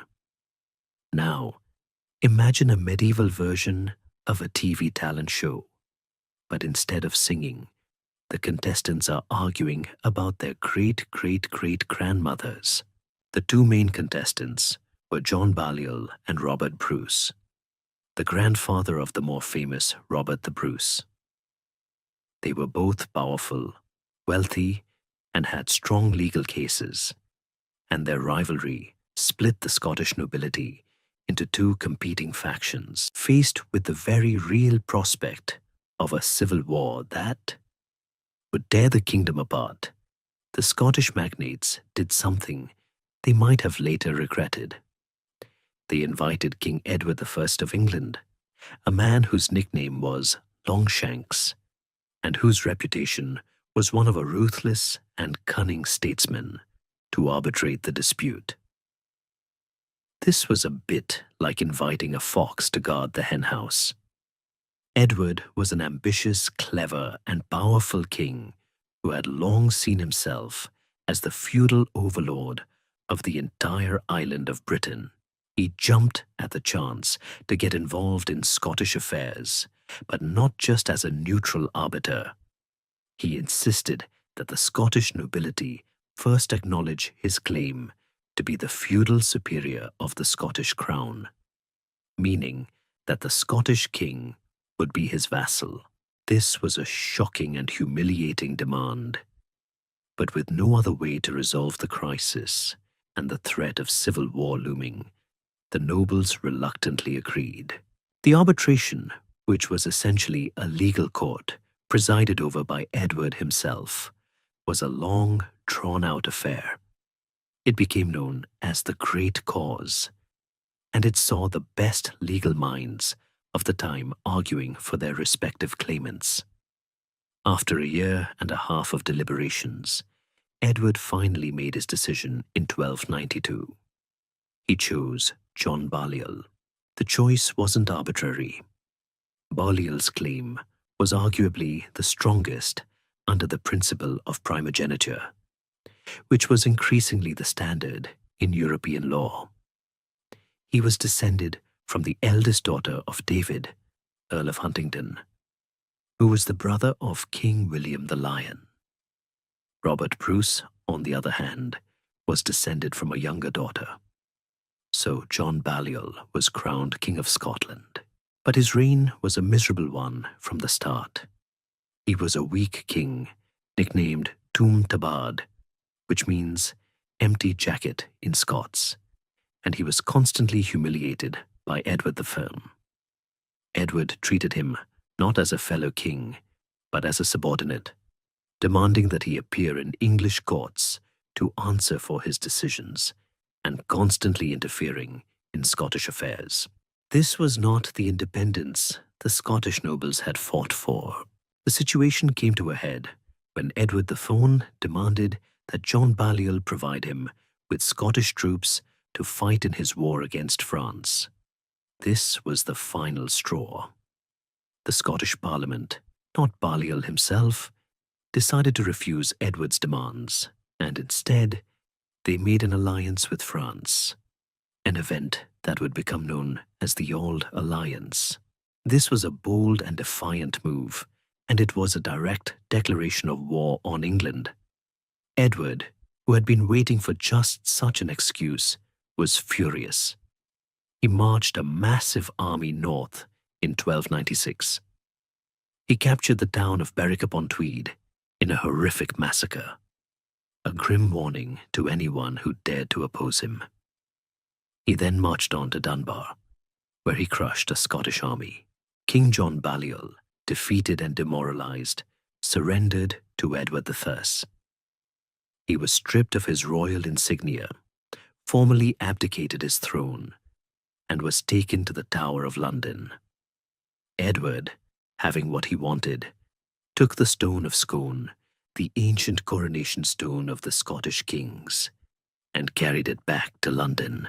This was a symbolic act of conquest, a way of saying that Scotland no longer had a king or a nation of its own.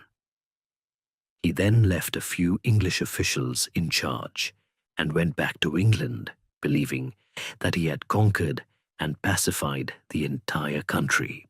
This period, from the abdication of John Balliol in 1296 until the coronation of Robert the Bruce in 1306, is known as the First Interregnum. The Kingdom of Scotland, for the first time in its history, had no king. It was ruled directly by the English king's appointed governors. Edward the Mun believed he had won, that Scotland was now just another English province.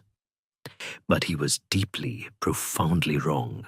By taking the Stone of Scone and humiliating the Scottish nobility, he had not just conquered a kingdom, he had created a fire in the heart of the Scottish people, a fire of resentment and a burning desire for revenge.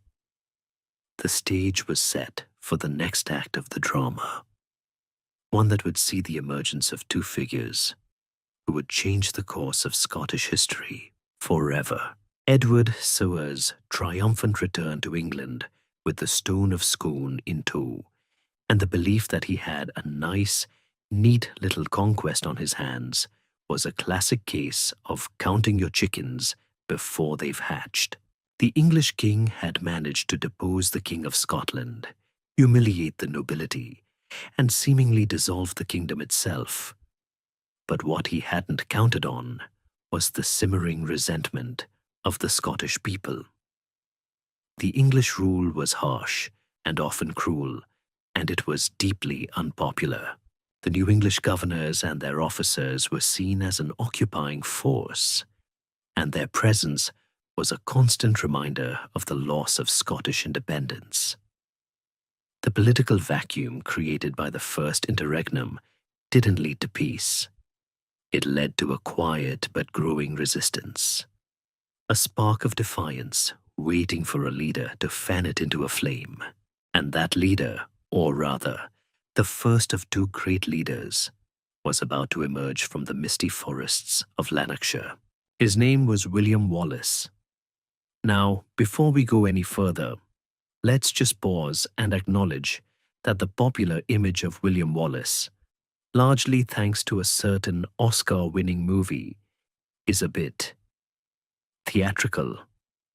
The blue face paint, the kilt in a period when they weren't worn, the dramatic speeches about freedom. It's great cinema, but it's not exactly what happened. The real William Wallace was a less flashy, but no less formidable figure. He was not a high-ranking nobleman, but rather a man of the gentry, the son of a knight. He was a man with a fierce reputation for being an anti-English firebrand, and he was a master of guerrilla warfare. His rise to prominence began not with a grand battle, but with a small act of defiance. In 1297, he killed the English sheriff of Lanark in a skirmish, an act that turned him from a local troublemaker into a national hero and a declared outlaw. This single act of rebellion was the first domino to fall. Wallace's reputation for military skill and his unwavering defiance quickly drew a following.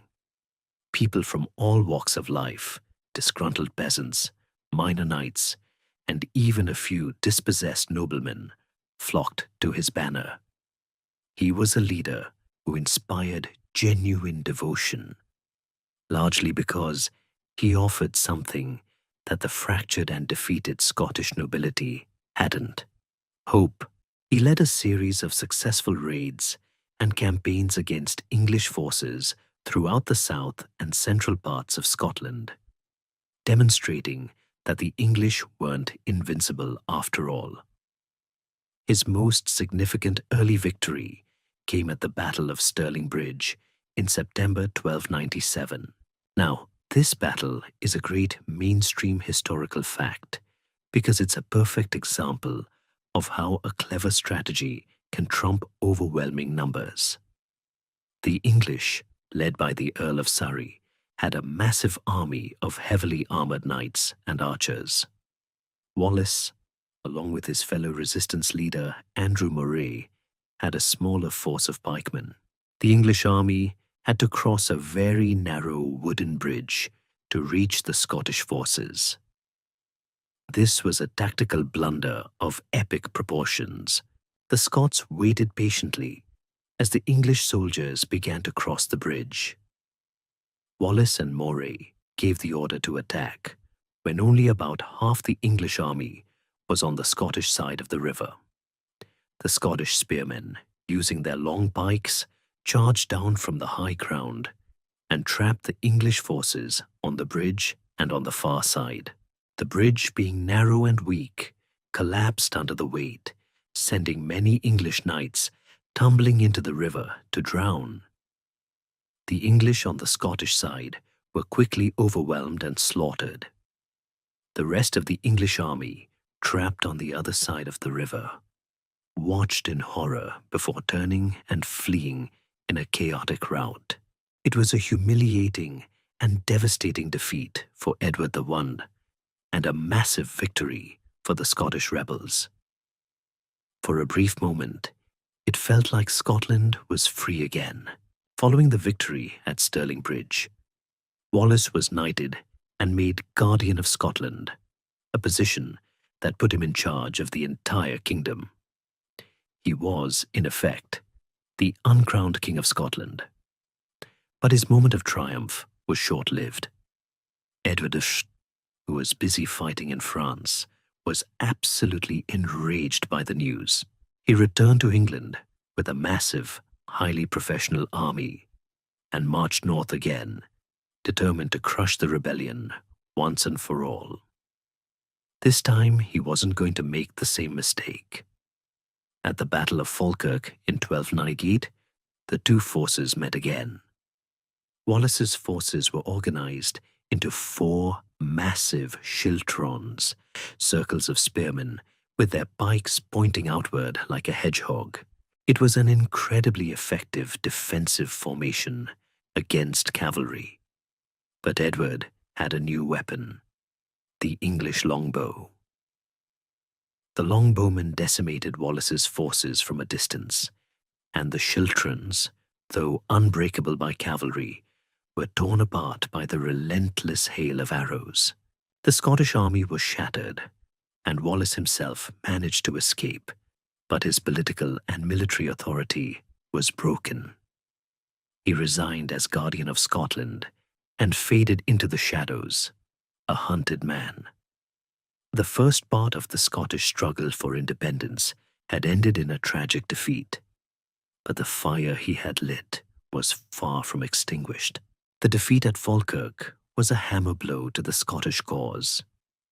William Wallace, the man who had briefly been the hope of a nation, was now a fugitive, his reputation tarnished by the devastating loss. He resigned as Guardian of Scotland and spent the next few years in a desperate, lonely struggle to keep the flame of resistance alive. He traveled to France, hoping to get military and diplomatic support from the French king. But this was a largely fruitless mission. The French, facing their own struggles with England, had little to offer. Wallace was a symbol, an inspiration, but he was no longer a kingmaker. The leadership of the Scottish resistance fell to a new pair of co-guardians, John Comyn, a powerful nobleman who was a rival of the Balliol family, and Robert the Bruce, the grandson of the original Robert Bruce, who had claimed the throne in the Great Cause.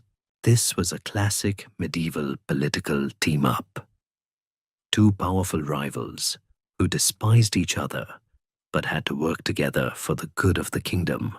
The rivalry between Comyn and Bruce was a deep, long-standing feud that went all the way back to their grandfather's claims to the throne. The Comyn family was the most powerful in Scotland, and they had a close connection to the deposed King John Balliol. The Bruces were a powerful family in their own right, with huge landholdings in both Scotland and England. The idea of them working together was, to put it mildly, not a recipe for a productive workplace. They constantly bickered, and their combined leadership was largely ineffective.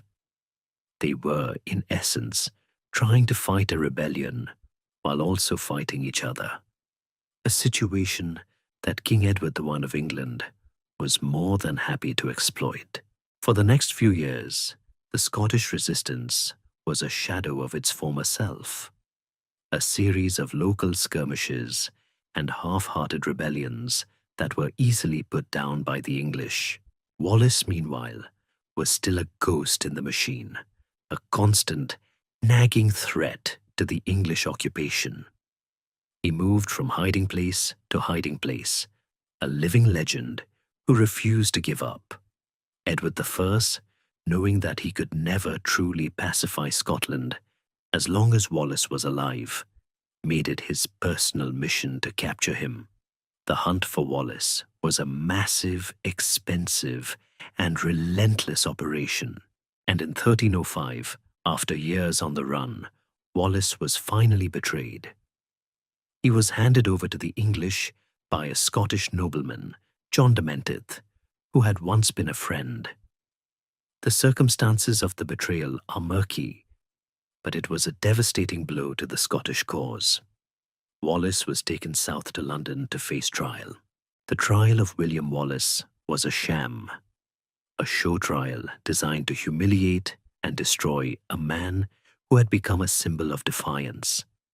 He was accused of treason against King Edward the Stoic. Wallace, with his legendary defiance still intact, famously argued that he could not be a traitor to Edward because he had never sworn allegiance to him. The court, of course, was not interested in legal arguments. He was found guilty and sentenced to death by the most brutal method the English could devise. He was to be hanged, drawn, and quartered. This was a punishment reserved for traitors, designed not just to kill, but to terrorize and desecrate the body of the condemned. On August 23rd, 1305, in London, William Wallace was dragged through the streets, hanged until he was near death, and then cut down. While still alive, his entrails were removed and burned before his eyes. He was then beheaded, and his body was cut into 4 parts. His head was placed on London Bridge, and his limbs were sent to be displayed in 4 different corners of Scotland: Newcastle, Berwick, Perth, and Aberdeen. It was a grotesque public display of power, a stark warning to anyone who dared to challenge the authority of Edward I. The English king believed that by dismembering the body of Wallace, he was also dismembering the Scottish rebellion. He was wrong. The death of William Wallace didn't crush the spirit of the Scottish people. It did the exact opposite. He became a martyr, a figure of heroic defiance, whose gruesome end only fueled the fire of Scottish nationalism. The English king had hoped to end the rebellion with a public execution. But what he had done was create a legendary hero whose story would be told and retold for centuries. His death became the very thing that the next great leader, Robert the Bruce, would use to rally a nation to his cause. The stage was set for a new struggle, with a new leader, and a final battle for the soul of Scotland. The brutal execution of William Wallace had a profound and unexpected effect. Instead of crushing the Scottish spirit, it galvanized it, transforming Wallace from a controversial figure into an undeniable martyr. The sight of his dismembered body parts being displayed across the kingdom was a grotesque reminder of the English occupation and a powerful symbol of what was at stake. While the common people mourned and grew more defiant, the Scottish nobility, for the most part, were still on the fence, many of them having sworn allegiance to Edward I.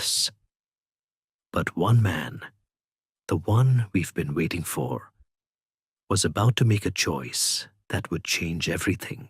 His name was Robert the Bruce, and his journey to becoming a king was one of the most complex, tragic, and utterly compelling stories in all of Scottish history. Robert the Bruce wasn't a freedom fighter in the mold of William Wallace. He was a high-ranking nobleman, a man of wealth and privilege who, for years, had been playing both sides. He had fought on the side of the English, and then on the side of the Scots, and then back again. He had a strong claim to the throne, but he was also a man who had to navigate the dangerous and treacherous waters of medieval politics. You could almost feel the weight of expectation on him, the whispers of his ancestors' claim to the crown. But his path to the throne was blocked by one very significant obstacle. His chief rival, John Comyn, also known as Red Comyn. Remember him? He was the co-guardian of Scotland after Wallace's defeat at Falkirk, a man from a powerful family who was deeply entrenched in the Balliol cause. The two men met in Dumfries in February 1306 to discuss a possible alliance. The exact details of what happened next are lost to history, but the result was shocking. In the Greyfriars Church, in front of the high altar, Robert the Bruce stabbed and killed John Comyn. It was an act of brutal, premeditated murder in a place of sanctuary. It was the equivalent of a modern-day CEO murdering a rival in the middle of a board meeting. It was not a political move. It was a desperate, bloody act of violence that left Bruce with no choice but to commit fully to his rebellion. By killing Comyn, he had not only eliminated his rival, but also made a whole host of powerful enemies in the Comyn family and their allies. He had gone from being a wavering nobleman to a wanted man, a fugitive on the run from both the English and a huge portion of the Scottish nobility. Now, with a dead rival on the floor and a price on his head, there was only one thing left to do.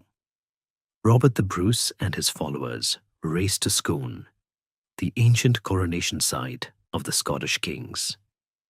In a hasty and somewhat desperate ceremony, a few short weeks after the murder, he was crowned King of Scots.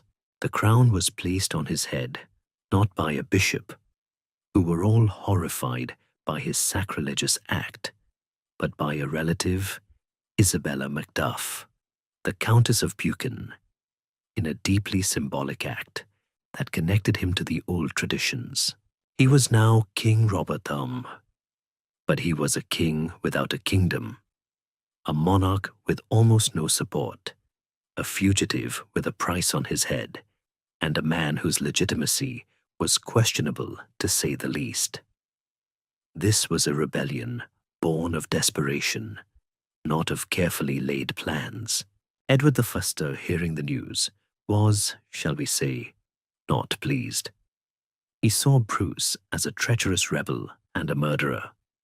He sent a powerful army north to crush the rebellion before it could even begin. Bruce's initial campaigns were a complete disaster. He was defeated in battle after battle, his forces were scattered, and his family were captured by the English and his own Scottish enemies. His wife, his sister, and his daughter were all taken prisoner and imprisoned in various English castles. His brothers, along with the captured rebels, were executed in the most brutal ways imaginable. The English king was making an example out of them. Bruce himself was a fugitive, hiding in the wilderness, living in caves, and barely escaping with his life. It was during this period of exile that the famous story of the spider and the web is said to have occurred. Bruce, disheartened and on the verge of giving up, watched a spider try and fail 6 times to spin a web. On the 7th try, it succeeded. Taking this as a sign from God, he redoubled his efforts. Historians still argue whether Bruce's initial rebellion Was a calculated move or a desperate act? Was he a cold-blooded opportunist or a patriot? The truth, as always, is probably somewhere in the middle. He was a man with a burning ambition to be king, but he was also a man who was deeply committed to the idea of a free Scotland. The brutal actions of Edward the Fern, the murder of Wallace, and the humiliation of the Scottish nobility had created a political climate where a man like Bruce, with all his flaws and all his baggage, could become a national hero. He had crossed a line, and now there was no going back. The struggle for the Scottish crown was no longer just a legal dispute. It was a full-blown war, and King Robert the Fern, against all the odds, was about to lead the Scottish people to a victory that seemed almost impossible. So we left Robert the Bruce as a king on the run, a monarch with no kingdom, hiding in caves and watching spiders for life lessons. His initial rebellion had been a spectacular failure. His family were prisoners, and his enemies, both Scottish and English, were convinced that he was a finished man. But this period of exile, this time of being a hunted outlaw, was perhaps the most important part of his journey. It was a time when he learned the harsh realities of guerrilla warfare, a time when he shed the trappings of his noble past and became a true leader of men. He learned to use the landscape of Scotland to his advantage, to fight small, mobile battles, and to strike at his enemies when they least expected it. He was no longer just a nobleman fighting for a crown. He was a revolutionary fighting for his life and the life of his kingdom. The turning point came with a series of small but significant victories. Bruce and his small band of followers began a systematic campaign to retake Scotland, one castle, one town, one skirmish at a time. This wasn't a war of grand battles and massive armies. It was a war of attrition, a war of small, patient victories. He attacked English garrisons in the middle of the night. He captured castles by trickery and stealth, and he used his intimate knowledge of the Scottish landscape to ambush and defeat much larger English forces. One of the most famous of these stories is the capture of Roxburgh Castle in 1314 by Sir James Douglas, one of Bruce's most loyal and skilled commanders. Douglas and his men, disguised as cows, stealthily approached the castle walls and then, using rope ladders, scaled them in a surprise night raid. It was a perfectly executed plan, and it was a great example of the kind of clever, asymmetric warfare that Bruce and his men were so good at. While Bruce was slowly but surely retaking his kingdom, a major change was happening in England. The formidable and ruthless Edward I, the man who had been the architect of the Scottish occupation and Bruce's personal enemy, died in 1307. His son, Edward II, a man who was, shall we say, a little less hands-on, succeeded him. Edward II was more interested in courtly politics and his favorites than in waging a relentless war in the cold, wet, and inhospitable north. He was not his father's son, and his lack of interest and military incompetence gave Bruce the breathing room he needed to consolidate his power. This change of monarch was a massive stroke of luck for the Scottish cause, a gift from the heavens that allowed the rebellion to grow from a spark into a flame. By 1314, Bruce had retaken most of Scotland, with only a few key castles remaining in English hands. The most important of these was Stirling Castle, a massive, strategically vital fortress that controlled the main route north into the Scottish Highlands. The English governor of the castle, Philip Mowbray, had agreed to a deal with Bruce's brother, Edward Bruce. If an English relief force didn't arrive by a certain date in June 1314, the castle would surrender. This was a massive gamble on Edward Bruce's part, because it forced the hand of the English king. Now Edward II had no choice but to march north with a massive army to relieve the castle, and in his mind, finally crush the Scottish rebellion once and for all. This deal, this strategic maneuver, set the stage for the most famous and decisive battle in Scottish history, the Battle of Bannockburn. The English army that marched north in the summer of 1314 was a massive, professional, and well-equipped force. It was one of the largest armies that an English king had ever assembled, with an estimated 20,000 men, including a huge contingent of heavily armored knights. Bruce, on the other hand, had a much smaller army, somewhere between 6,000 and 7,000 men. He knew that he couldn't win a head-on battle with the English. He had to choose the ground carefully, use the landscape to his advantage, and rely on the discipline and ferocity of his men. The place he chose was near the Bannockburn, a small winding stream near Stirling. It was a perfect piece of land for his purposes, a narrow boggy plain that was hemmed in by the stream and a forest, a landscape that would make the English cavalry useless and would force the English to fight on foot, on his terms. This was a classic Bruce move. He was the underdog, but he was going to fight on his own turf, on his own terms, and he was ready for the fight of his life. So we arrive at the fields of Bannockburn, a few miles south of Stirling, in June of 1314. The air is thick with the scent of summer grass and the tension of two massive armies facing each other down.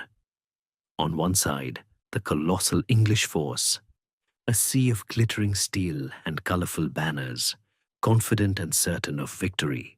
On the other, the much smaller, more ragged Scottish army, hardened by years of guerrilla warfare, but ready to make a stand for their kingdom. Robert the Bruce, the king who had been a fugitive, was about to lead his men in a battle that would either secure their freedom or see them all destroyed. This wasn't just a battle for a castle. It was a battle for the very soul of Scotland. Bruce had chosen the ground masterfully. The English army had to cross a small boggy stream called the Bannockburn, and then navigate a narrow marshy plain to reach the Scottish position. The Scottish forces were arranged in their schiltrons, those hedgehog-like formations of spearmen, waiting patiently on a rise of ground. The English army, led by the incompetent Edward II, made their first mistake almost immediately. They sent a detachment of knights to try and outflank the Scottish position, but they were met by a ferocious charge from Bruce's men, led by Sir Thomas Randolph. In a legendary moment of personal heroism, Robert the Bruce himself, while riding in front of his lines, was charged by an English knight, Sir Henry de Bohun. De Bohun, seeing a chance to end the war with one blow, lowered his lance and galloped towards the Scottish king. Bruce, with a magnificent display of horsemanship and courage, dodged the lance, stood up in his stirrups, and with a mighty swing of his battle-axe, split de Bohun's head open. It was a moment of pure, glorious bravado, and it sent a roar of defiance through the Scottish lines. The first day of the battle ended with the Scots having a clear psychological advantage. The next day, the main English army began its advance. The massive, heavily armored English cavalry, hampered by the narrow, muddy ground, struggled to get into a coherent formation. The English archers, their most lethal weapon, were also unable to deploy effectively in the tight spaces. This was exactly what Bruce had planned. The Scottish Schiltrons, with their pikes bristling, moved forward as a single terrifying unit. They were a wall of death, and the English cavalry, unable to use their superior numbers and speed, were forced to charge directly into them. It was a complete disaster for the English. The horses, terrified by the pikes, recoiled, and the knights, unable to maneuver, were either impaled or knocked from their saddles and trampled underfoot. The Scottish army, a mix of hardened veterans and passionate volunteers, fought with a desperate ferocity. They weren't just fighting for their king, they were fighting for their homes, their families, and their freedom. The battle descended into a chaotic, bloody melee. As the English lines began to waver, a new force appeared on the hilltops behind the Scottish army. The small folk, the camp followers, who had rushed forward with makeshift weapons and banners.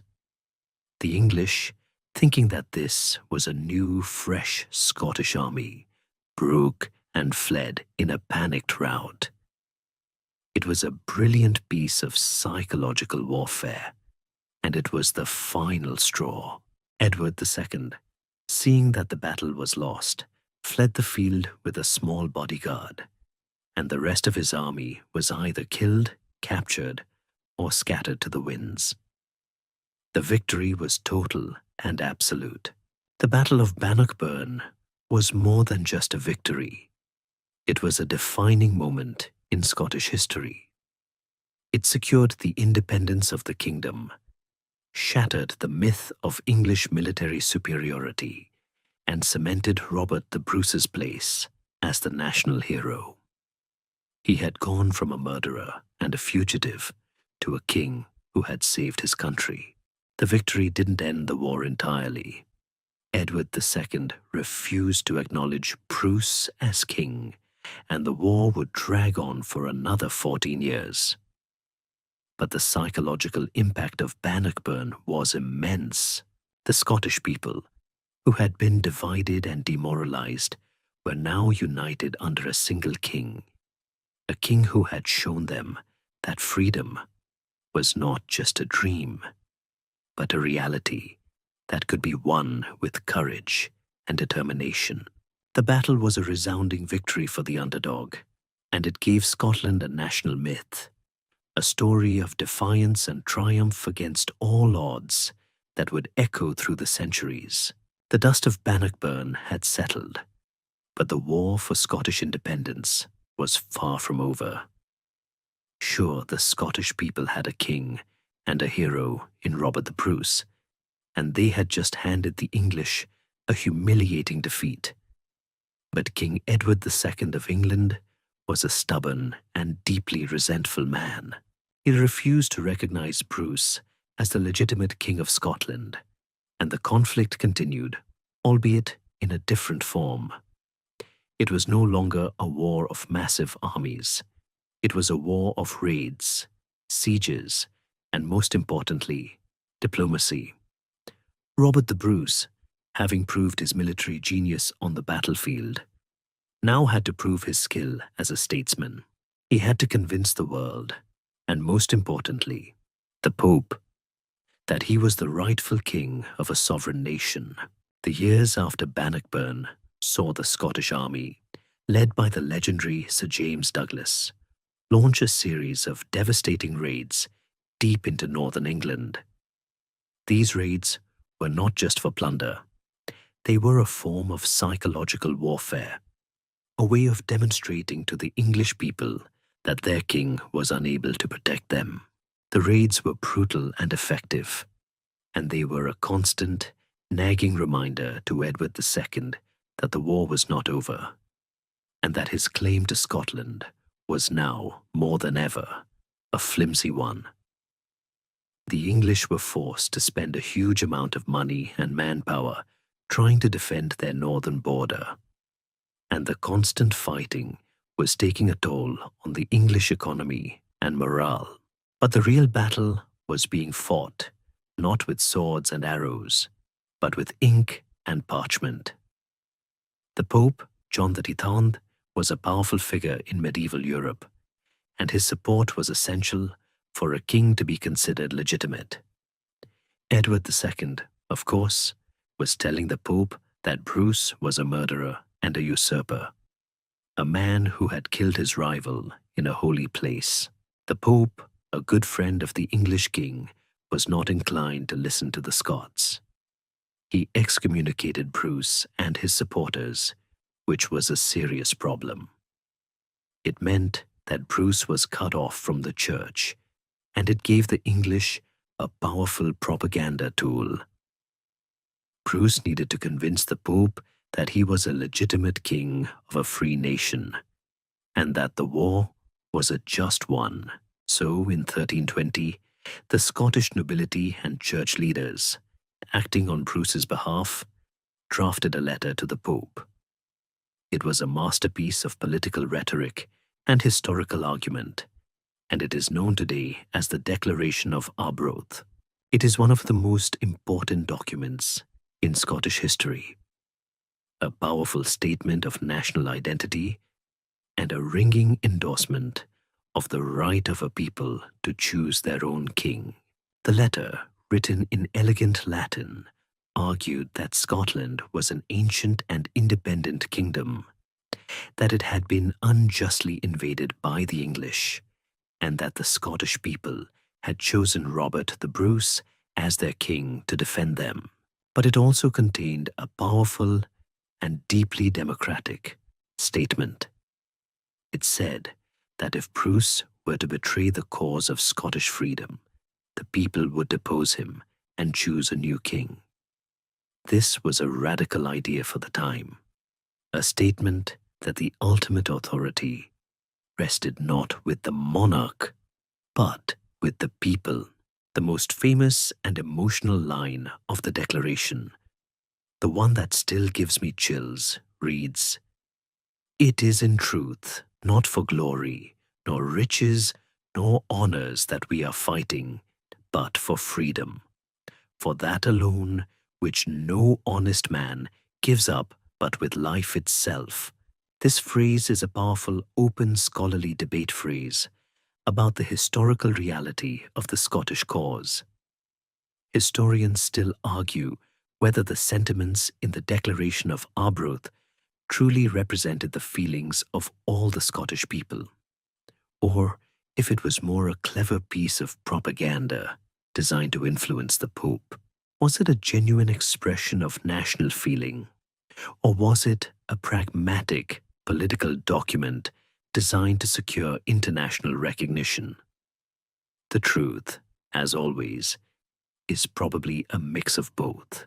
The Declaration of Arbroath was a huge diplomatic success. It had a profound effect on the Pope, who began to change his mind about Bruce. He started to put pressure on Edward II to make peace. And the English king, faced with a failing war and a growing rebellion in his own kingdom, was in no position to resist. The war would drag on for another few years, but the tide had turned. Edward II was eventually deposed and murdered by his own wife and son, and his young son, Edward III, was forced to make peace. The Treaty of Edinburgh-Northampton in 1328 finally recognized Robert the Bruce as the legitimate King of Scotland, and Scotland as a free and independent kingdom. The long, brutal, and bloody First War of Scottish independence was finally over. Robert the Bruce had won, and he had secured the future of his kingdom for generations to come. The Treaty of Edinburgh-Northampton in 1328 should have been the final glorious flourish on a story of triumph. Robert the Bruce was finally recognized as the undisputed King of Scots, and the kingdom's independence was secured. But history, as we've seen, rarely provides a clean, happy ending. The peace that was so hard won was also incredibly fragile. For one, the treaty was deeply unpopular with many in England, particularly with the powerful magnates who had lost land and prestige in Scotland. They felt that the treaty was a humiliation, a surrender to a group of rebels.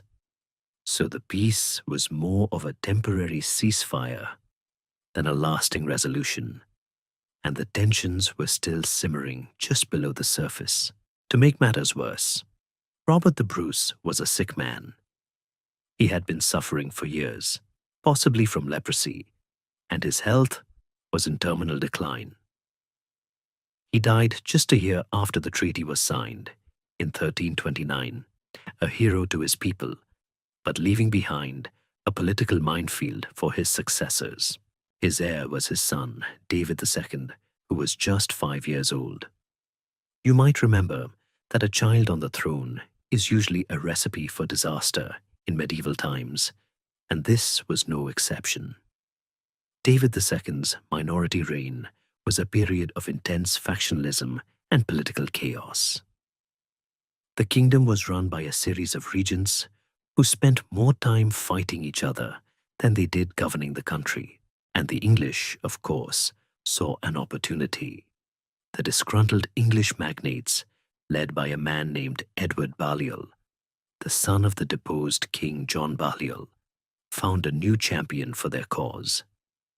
Edward Balliol, a man with a flimsy but legal claim to the throne, had been living in exile in England, and he now saw his chance to reclaim his father's crown. The English, led by the young King Edward III, who was a much more formidable monarch than his father, were more than happy to back him. This led to the Second War of Scottish Independence. It was a new kind of war, a mix of external invasion and internal civil war. Edward Balliol, with a small but well-equipped army of disinherited English and Scottish nobles, invaded Scotland in 1332. He won a decisive victory at the Battle of Dublin Moor, largely because the Scottish regents were fighting amongst themselves and were caught completely off guard. Balliol was crowned King of Scots, but his reign was incredibly short.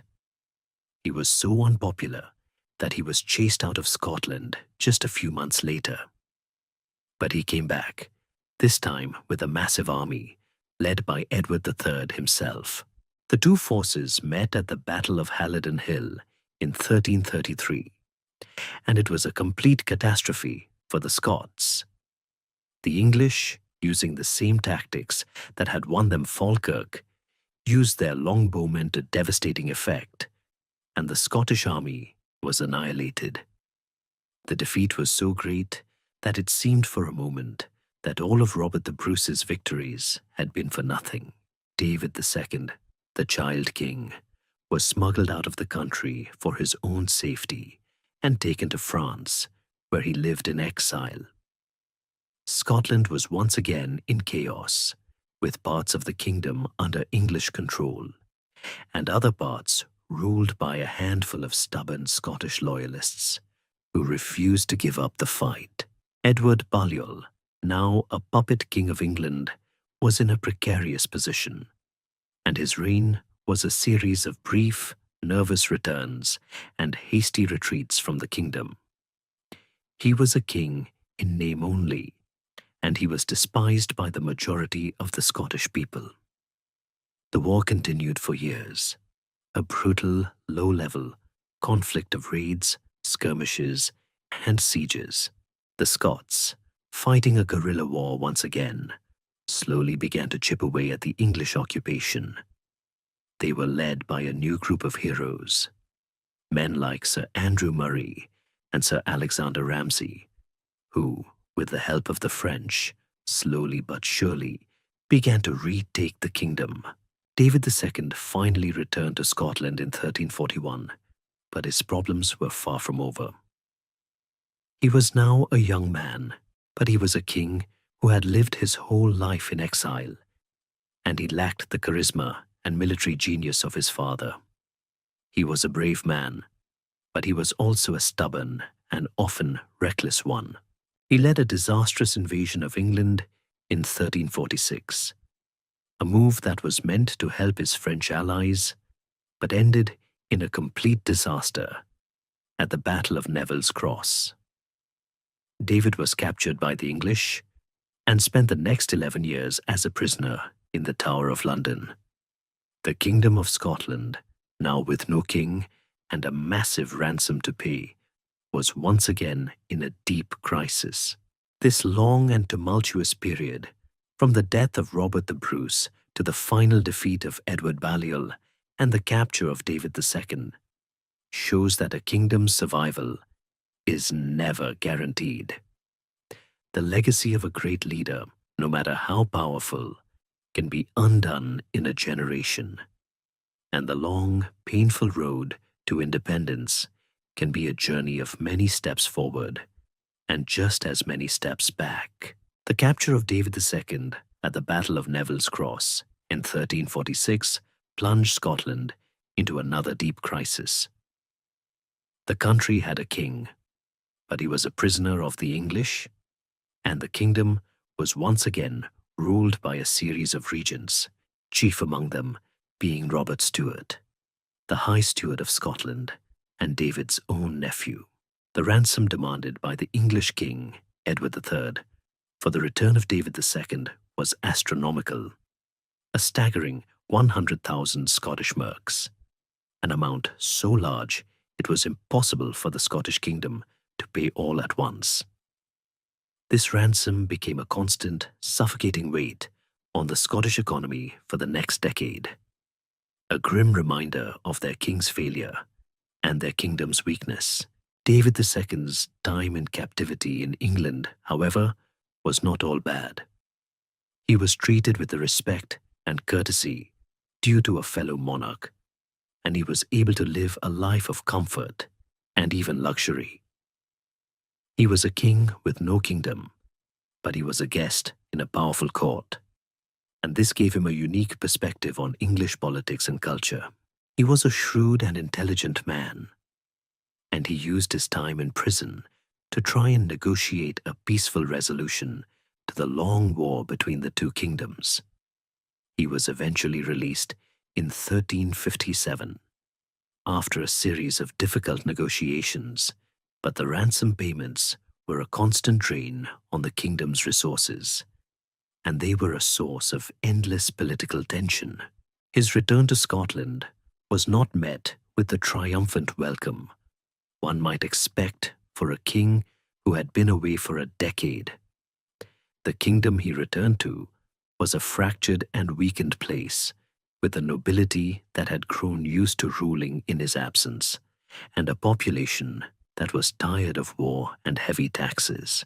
David II, a king who had spent his formative years in exile and his early adult life in captivity, was a man who was out of touch with his own people. He was also a king who was deeply indebted to the English, and he spent a significant portion of his reign trying to pay off his ransom, often at the expense of his own subjects. This led to a lot of friction between the king and his nobles, and it made his reign a controversial and often unpopular one. One of the most famous, and perhaps most scandalous, episodes of his reign involves his close relationship with the English royal family. In a move that shocked the Scottish nobility, David II, who had no children, proposed that an English prince, his nephew Lionel of Antwerp, should be his heir and succeed him on the Scottish throne. This was a direct betrayal of all that his father, Robert the Bruce, had fought and died for. It would have effectively made Scotland a satellite state of England, and it would have undone all of the hard-won independence. The Scottish Parliament, to their credit, rejected this proposal with a furious and unanimous voice. Historians still argue whether David II was a naive idealist who believed that a union with England would bring peace and prosperity, or if he was a cynical pragmatist who was simply trying to get out from under the crushing weight of his ransom.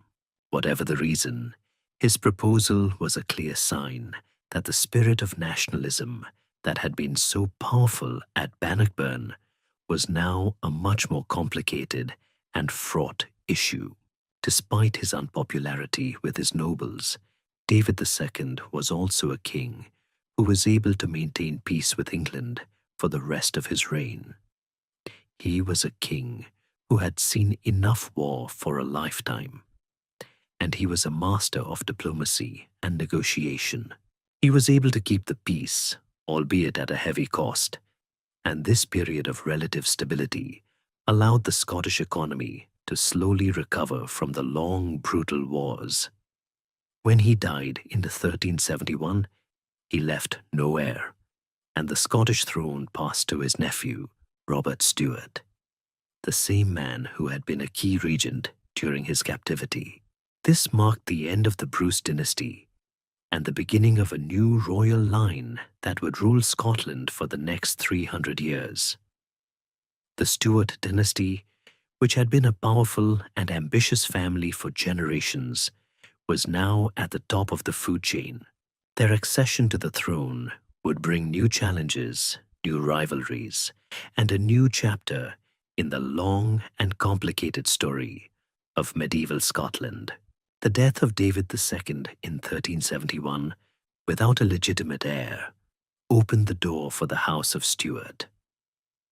The new king, Robert II, was a man who was already deeply familiar with the workings of the Scottish government, having served as a regent for much of David II's long reign and captivity. He was a grandson of Robert the Bruce, the son of Bruce's daughter Marjorie, and a direct descendant of the High Stewards of Scotland, the most powerful noble family in the kingdom. His accession marked the beginning of a new dynasty, one that would rule Scotland until the union of the crowns in 1603. It was a new chapter, but it was also one that would see Scotland continue its tumultuous dance with its southern neighbour and face new and very old internal divisions. Robert II was a very different king from his two great predecessors, Robert the Bruce and David II. He was an older man when he came to the throne, already in his 50s, and he was known more for his administrative abilities than for his military prowess. He was, in a sense, a safe pair of hands, a man who was more interested in managing the affairs of his kingdom than in waging grand wars. His reign was a period of relative peace with England, largely because both kingdoms were exhausted from the long wars and were more interested in internal politics. The English, in particular, were embroiled in the 100 Years' War with France, which meant they had little time or energy to devote to a full-scale invasion of Scotland. However, the peace with England didn't mean that Robert II's reign was a quiet one. The old rivalries between the powerful noble families, which had been put on the back burner during the Wars of Independence, began to flare up again. The Stuarts, now that they were on the throne, were suddenly the subject of a great deal of envy and resentment. The powerful lords of the Highlands and the Borders, who had always been a little suspicious of the central authority of the king, were particularly difficult to manage. Robert II, a king who was more of an administrator than a warrior, often struggled to impose his will on these powerful and independent-minded nobles. The most significant event of his reign, a mainstream historical fact that you can find in any book on medieval Scotland, was the Battle of Otterburn in 1388. This was not a grand war of nations, but a large-scale border skirmish, a classic example of the kind of endless feuding that characterized the relationship between England and Scotland. A Scottish army, led by the legendary James Douglas, raided deep into Northumberland.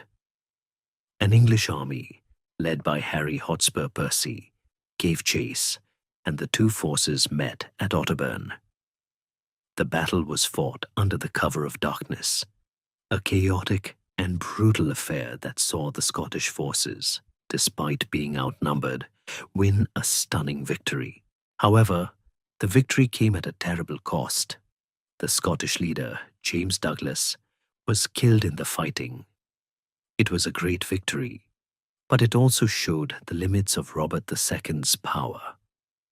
He was the king, but the war was being fought and won by his powerful noblemen, a fact that was not lost on anyone. Robert II was a king who ruled for 19 years, a long and relatively stable reign by the standards of the time. But he was a king who was more of a manager than a visionary.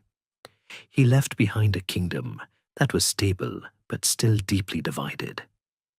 When he died in 1390, he was succeeded by his son, John Stuart, who, perhaps sensing the unpopularity of his name among the English, changed it to Robert III. The new king was a man who was, to put it mildly, not a natural-born leader. He was physically and mentally frail, and he was completely dominated by his powerful, ambitious brother, Robert, Duke of Albany. The reign of Robert III was a period of weak royal authority and growing noble power, and it set the stage for a period of even greater instability, the Stuart dynasty, which had started with a king who was more of an administrator than a warrior, was about to enter a period where the kings were either too weak or too young to rule, and the kingdom was run by powerful regents and competing factions. The dream of a united, powerful kingdom, which had been so close at Bannockburn, was once again fading into the mist. The reign of Robert III, a weak and ineffectual king who preferred to be known as John Stuart, but changed his name to Robert to avoid the connotations of the unpopular king John Balliol, was a period of near constant political strife and a slow erosion of royal authority. His reign from 1390 to 1406 was a masterclass in how not to run a kingdom. Robert III was physically disabled from a kick by a horse and was, by all accounts, a timid and indecisive man. He was completely overshadowed by his younger, more powerful, and politically ambitious brother, Robert Stuart, the Duke of Albany, who acted as the de facto ruler of the kingdom. This created a dangerous power dynamic. A king who was a figurehead and a regent who was a ruthless pragmatist. A perfect recipe for a fractured and unstable government. The Duke of Albany, a man who was deeply committed to his own self-interest, used his position as regent to enrich himself and his family, and to sideline anyone who might pose a threat to his power. He was a man who ruled with a firm hand, but his rule was not a popular one. He was, in a sense, a medieval power broker, a man who was more interested in building up his own network of allies and vassals than in governing the kingdom for the good of all. This led to a period of great instability with the powerful nobles of the kingdom, many of whom were also Stuarts, vying for power and influence. The Highlands, in particular, became a lawless and chaotic place, with the various clans fighting a series of small but bloody wars with each other. This was a classic case of the center not holding, and the kingdom, which had been so hard won, was slowly but surely beginning to unravel. One of the most famous and most tragic stories of this period is the fate of Robert III's eldest son, the Duke of Rothesay. Rothesay was a young, charismatic, but also deeply irresponsible prince. He was, to put it kindly, a bit of a party animal, a man who was more interested in wine, women, and song than in the serious business of politics. The Duke of Albany, seeing Rothesay as a direct threat to his power and a potential rival for the regency, had him imprisoned in Falkland Castle. The official reason was that he was wasting his time on useless pleasures, but everyone knew that it was a power play. Rothesay died in prison in 1402, and while the official cause was dysentery, it was widely believed that he had been starved to death on the orders of his uncle, the Duke of Albany. This was a horrific and deeply shocking act of political assassination, and it sent a chill through the entire kingdom. Robert III, a man who was too weak to stand up to his brother, was heartbroken by the death of his son. Fearing for the safety of his only remaining son, the young James, he made a desperate choice. In 1406, he sent the young prince to France for his safety. But the ship carrying the prince was captured by English pirates, and the young James was taken to the court of the English king, Henry IV, where he was held as a political prisoner. Robert III, upon hearing the news, reportedly died of grief. This was a truly tragic end for a king who had been, by all accounts, a well-meaning but ineffectual man. The Kingdom of Scotland now had a king, James the Thost, but he was a prisoner in a foreign country. And the Duke of Albany, the man who had been the architect of so much of the political chaos, was now the undisputed ruler of Scotland. The capture of James I and the rise of the Duke of Albany to the de facto rule of the kingdom is a great mainstream historical fact, because it shows just how fragile the royal authority was at this time. The king was a prisoner, but the kingdom was still being run, albeit poorly. The Duke of Albany, and later his son Murdoch, would rule Scotland for the next 18 years, a period known as the Albany Regency. It was a time of internal strife, weak royal authority, and a slow decline in the kingdom's power and prestige. The English, of course, were more than happy to have the Scottish king as a prisoner, as it gave them a powerful bargaining chip and a way to exert influence over their northern neighbour. The kingdom that had been forged in the crucible of war under Robert the Bruce was now under the stewardship of the Stuarts, a divided and weakened state. A kingdom in desperate need of a strong leader to put it back on a path of stability and greatness. With the king a prisoner in England and the Duke of Albany firmly in control, Scotland was entering a strange and unsettling period of its history. For the next 18 years, from 1406 to 1424, the kingdom was ruled by a man who was, by all accounts, a selfish and ambitious regent. The Duke of Albany, and after his death, his son Murdoch, held the reins of power, and they ruled not for the good of the kingdom, but for their own enrichment and aggrandizement. The country was in a state of deep political decay, with the central authority of the crown a distant memory, and the powerful noble families acting like independent kings in their own territories. The Highlands, in particular, were a lawless and chaotic place, a world away from the feudal lowlands.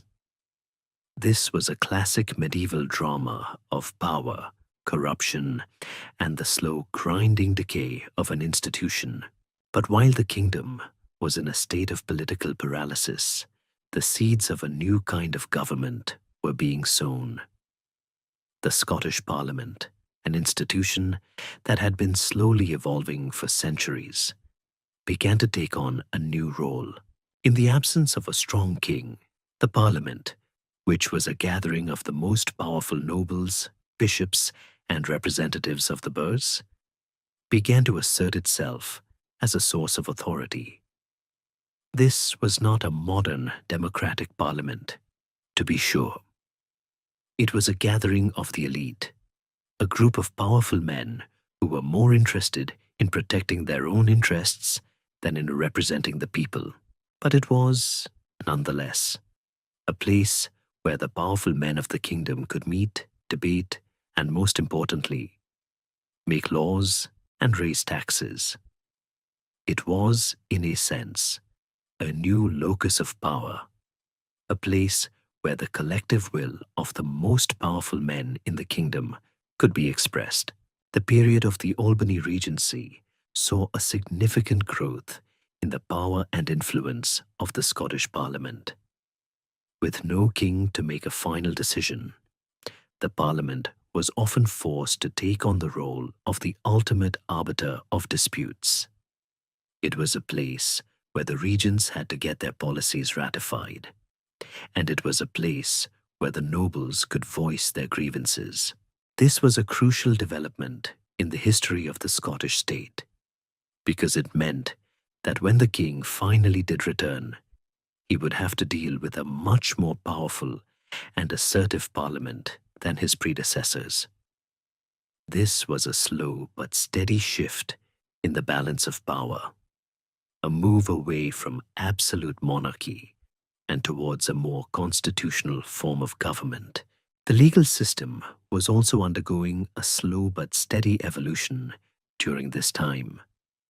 The old Gaelic laws and customs of the Highlands were slowly but surely being replaced by a more formal, Roman-inspired system of law.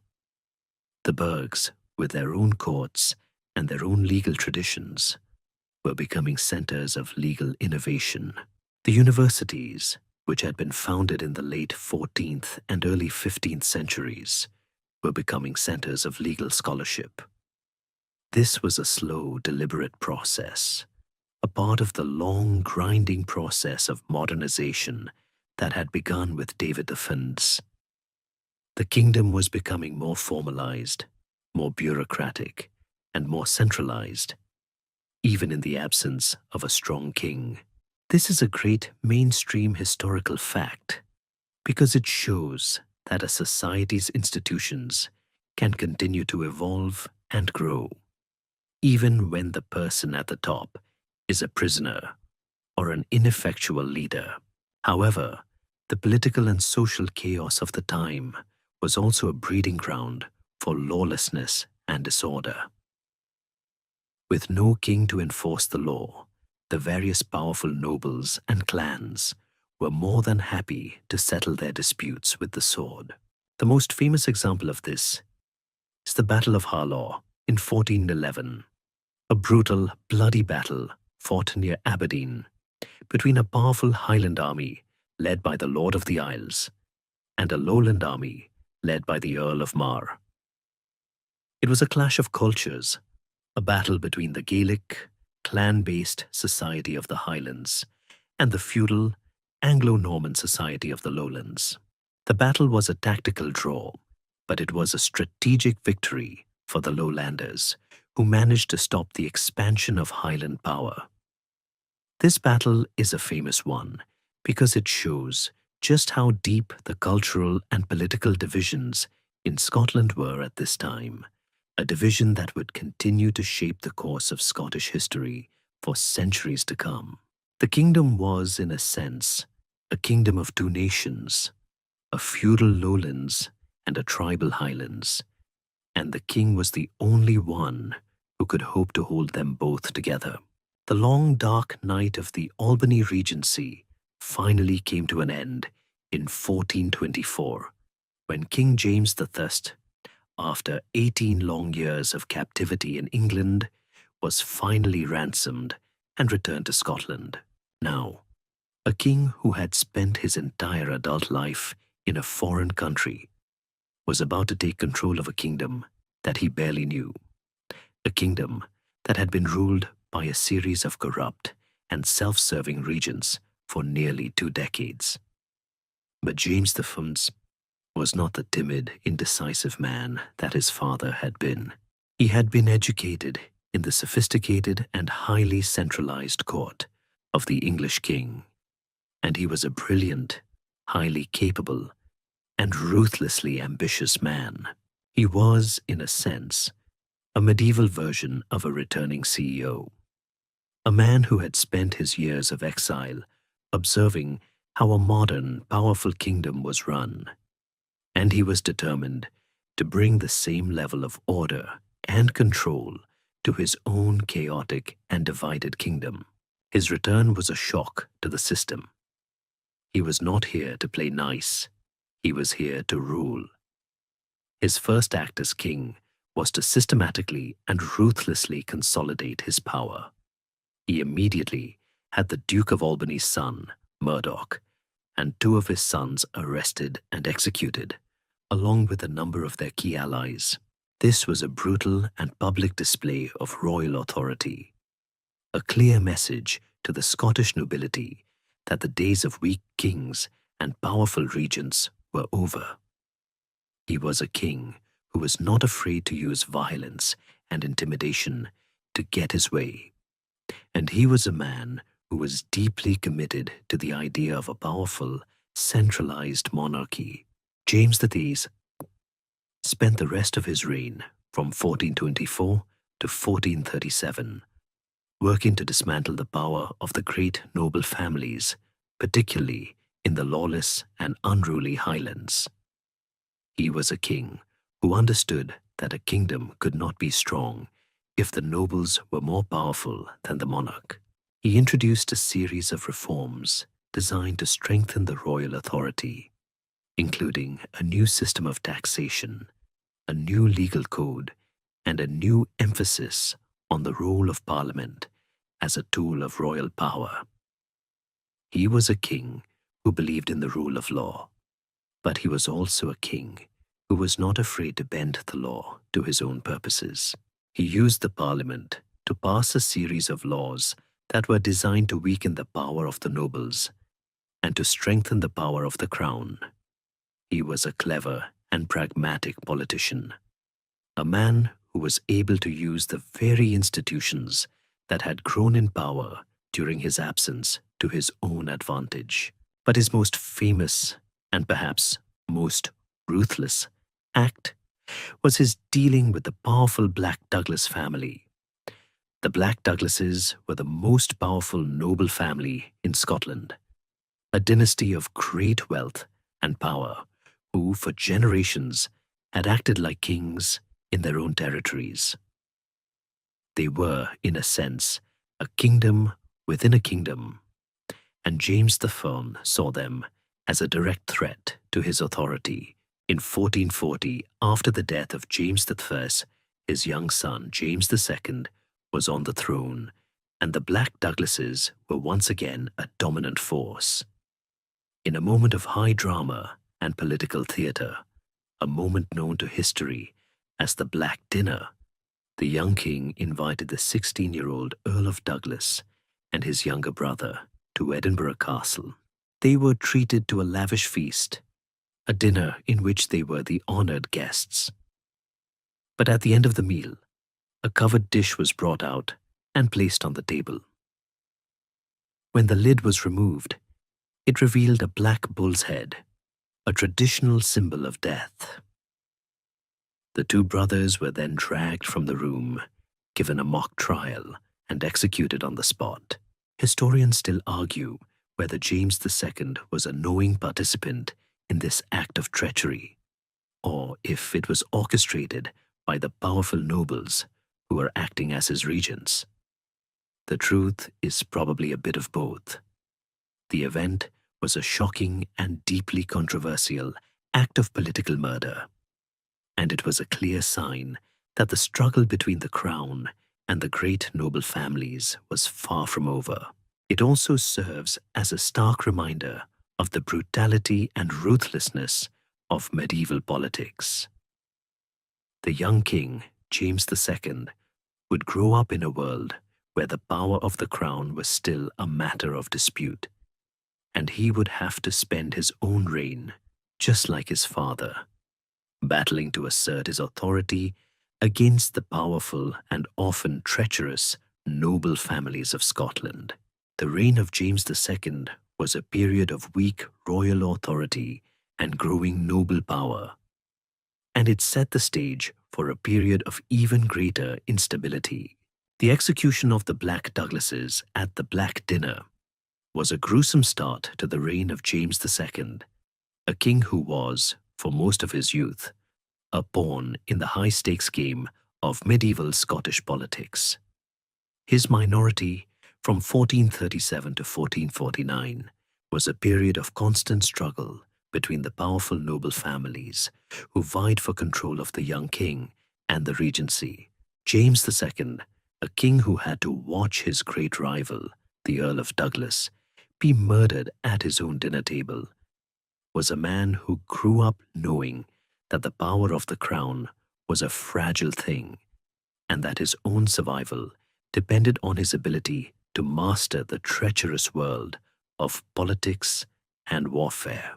He was a king who was, by all accounts, a tough and determined ruler, a man who was absolutely obsessed with the idea of asserting the power of the monarchy against the great noble families who had for so long acted as if they were kings in their own right.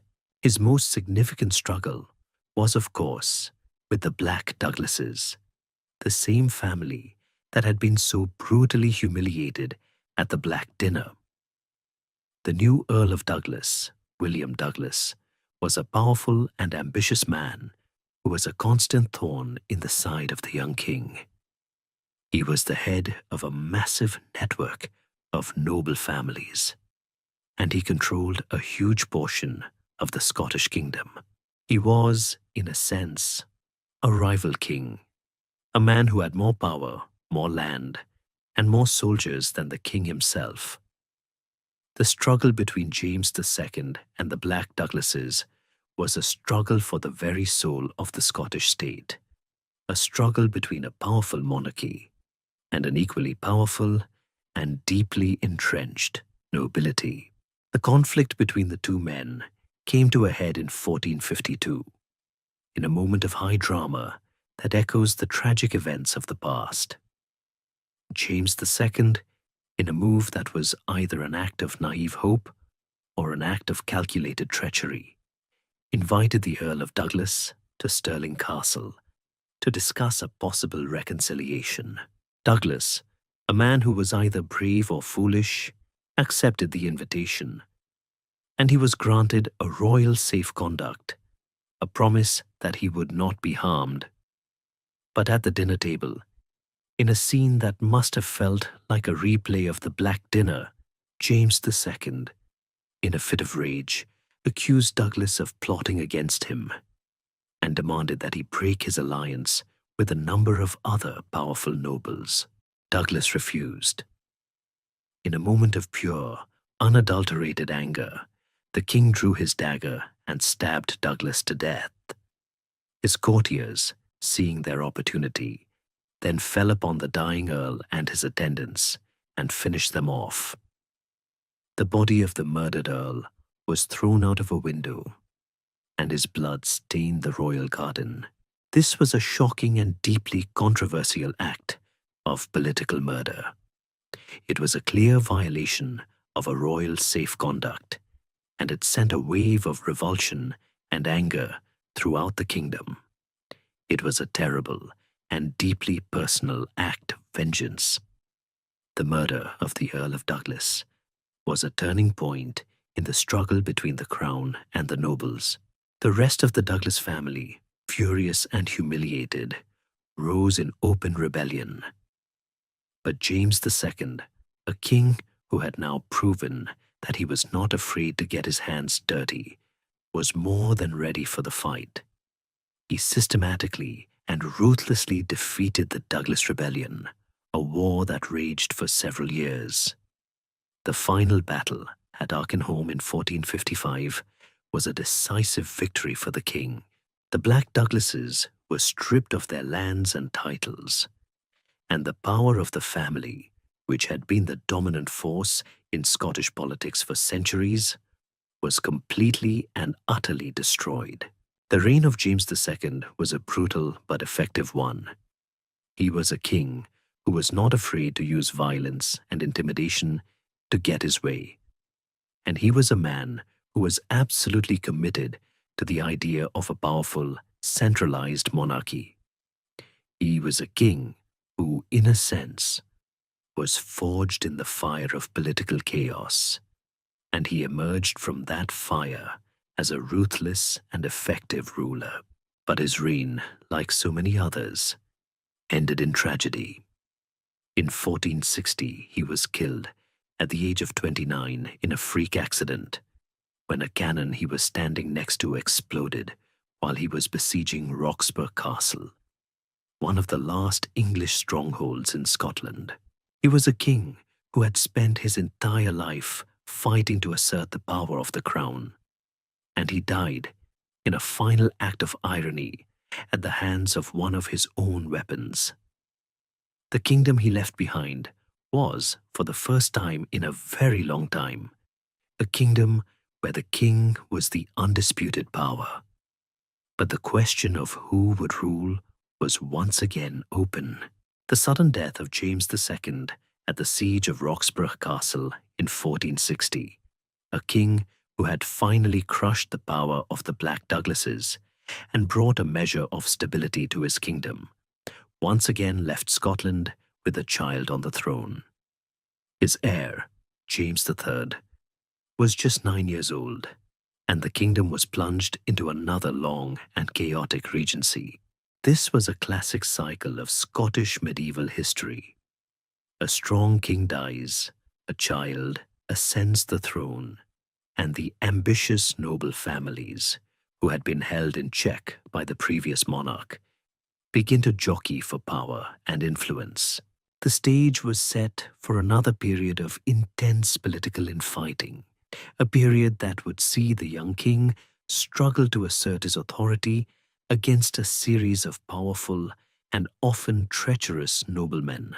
James III, who reigned from 1460 to 1488, was a very different king from his father and his grandfather. He was not a warrior, and he was not a ruthless politician. He was, in a sense, a man out of time, a king who was more interested in art, music, and architecture than in the rough and tumble world of medieval politics. He was a man who surrounded himself with a group of royal favorites, men who were not from the old noble families, but who were instead artists, architects, and musicians. This was a huge mistake. The old noble families, who saw themselves as the natural-born leaders of the kingdom, were deeply offended by the king's preference for these new men. They saw them as a corrupting influence, a group of upstarts who were whispering in the king's ear and making decisions that were against the best interests of the kingdom. This created a huge amount of resentment and anger, a simmering pot of political tension that was just waiting to boil over. The most famous and most dramatic example of this tension is the Lauder Bridge incident in 1482. James III, who had been in a long and ultimately pointless war with England, was leading a large army to the borders to fight the English. His army was full of the very noblemen who despised him. They saw an opportunity to get rid of his unpopular favorites. While the army was encamped at Lauder Bridge, the nobles, led by the king's own younger brother, Alexander, Duke of Albany, surrounded the king's tent. They arrested his favorites, a group that included an architect named Robert Cochrane and a musician named John Ramsay. They then, in a public and humiliating act of defiance, hanged them all from the bridge. The king, a man who was more of a lover than a fighter, was powerless to stop them. He was, in a sense, a prisoner in his own camp, a king whose power was being openly and violently challenged by his own subjects. This was a major turning point in the reign of James III. He was, for the rest of his reign, a king who was constantly under threat. He was a man who was deeply distrustful of his nobles, and he spent a significant portion of his reign trying to outmaneuver them, a task that he was not very good at. He was, to put it kindly, not a great politician. His policies which were often designed to weaken the power of the nobles and to strengthen the power of the crown, often had the opposite effect. They united his enemies against him, and they created a political climate that was ripe for a full-blown rebellion. The end of his reign was a tragedy, a story of a weak king who was unable to control his own subjects. In 1488, the nobles, furious with his policies and his continued reliance on a few royal favorites, rose in open rebellion. They rallied around his own son, the future James IV, who was just 15 years old. The two forces met at the Battle of Sochieburn, a chaotic and bloody affair. James III was defeated, and he fled the battlefield. What happened next is a great open scholarly debate.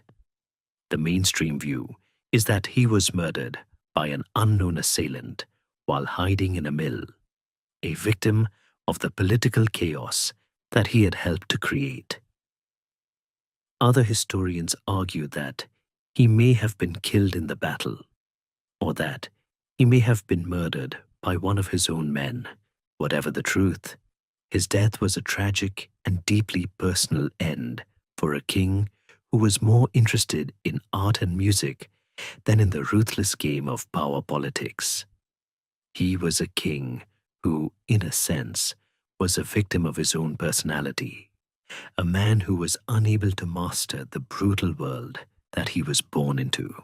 His son, James IV, would inherit a kingdom that was deeply divided, a kingdom that was in desperate need of a strong and capable leader to put it back on a path of stability and greatness. The death of James III at Sochieburn in 1488, a death that was as tragic as it was politically convenient for the rebellious nobles, placed a new king on the throne. His son, James IV, was just 15 years old, and he was a very different man from his father. James IV was everything his father was not. He was charismatic, he was charming, and he was a brilliant diplomat and warrior.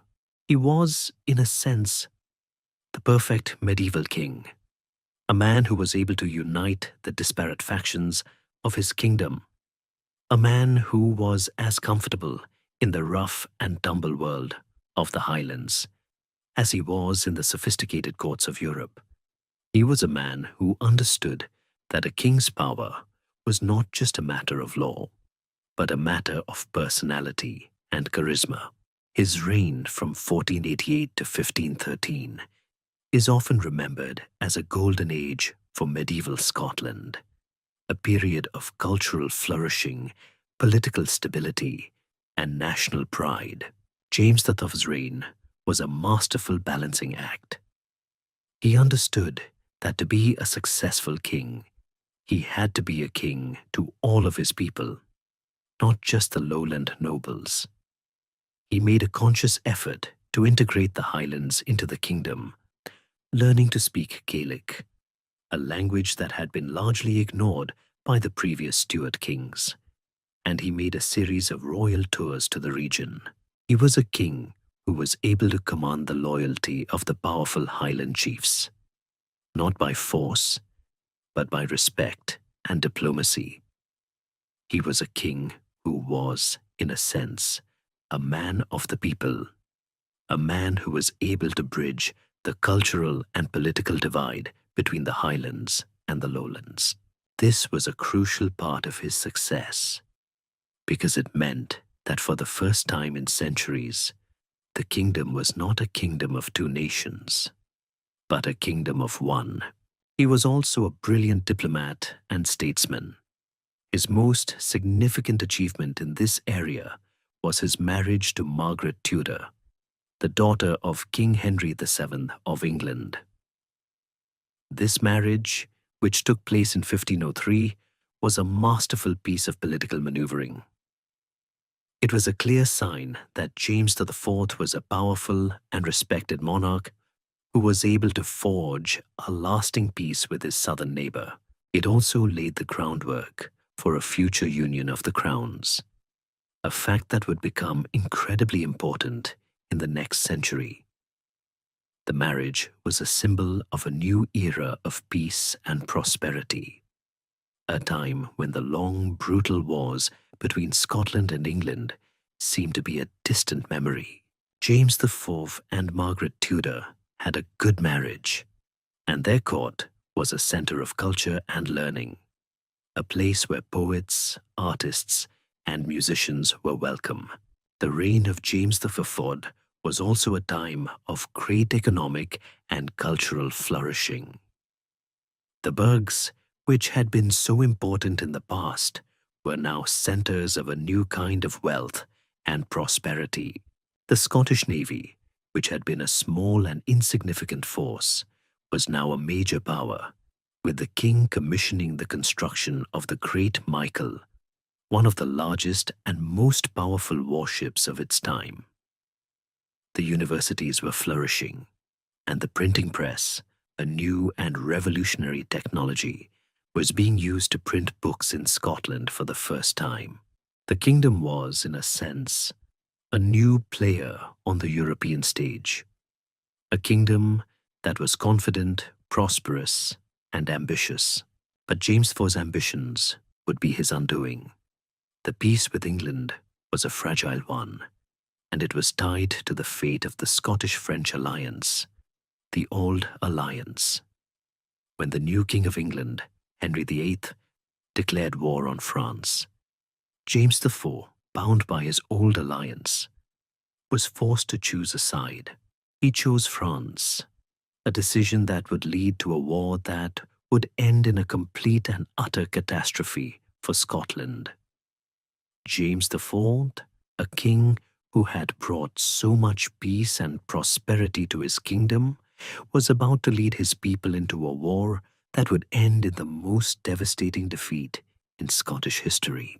It was a tragic end for a king who had been so successful, a reminder that in the treacherous world of medieval politics, a single wrong decision could undo a lifetime of success. The stage was set for a battle that would see the golden age of Scotland come to a bloody and tragic end. The decision by James IV to side with France in its war against England was a catastrophic one. It broke the carefully crafted peace with his brother-in-law, Henry VIII, and plunged Scotland back into a familiar cycle of war and violence.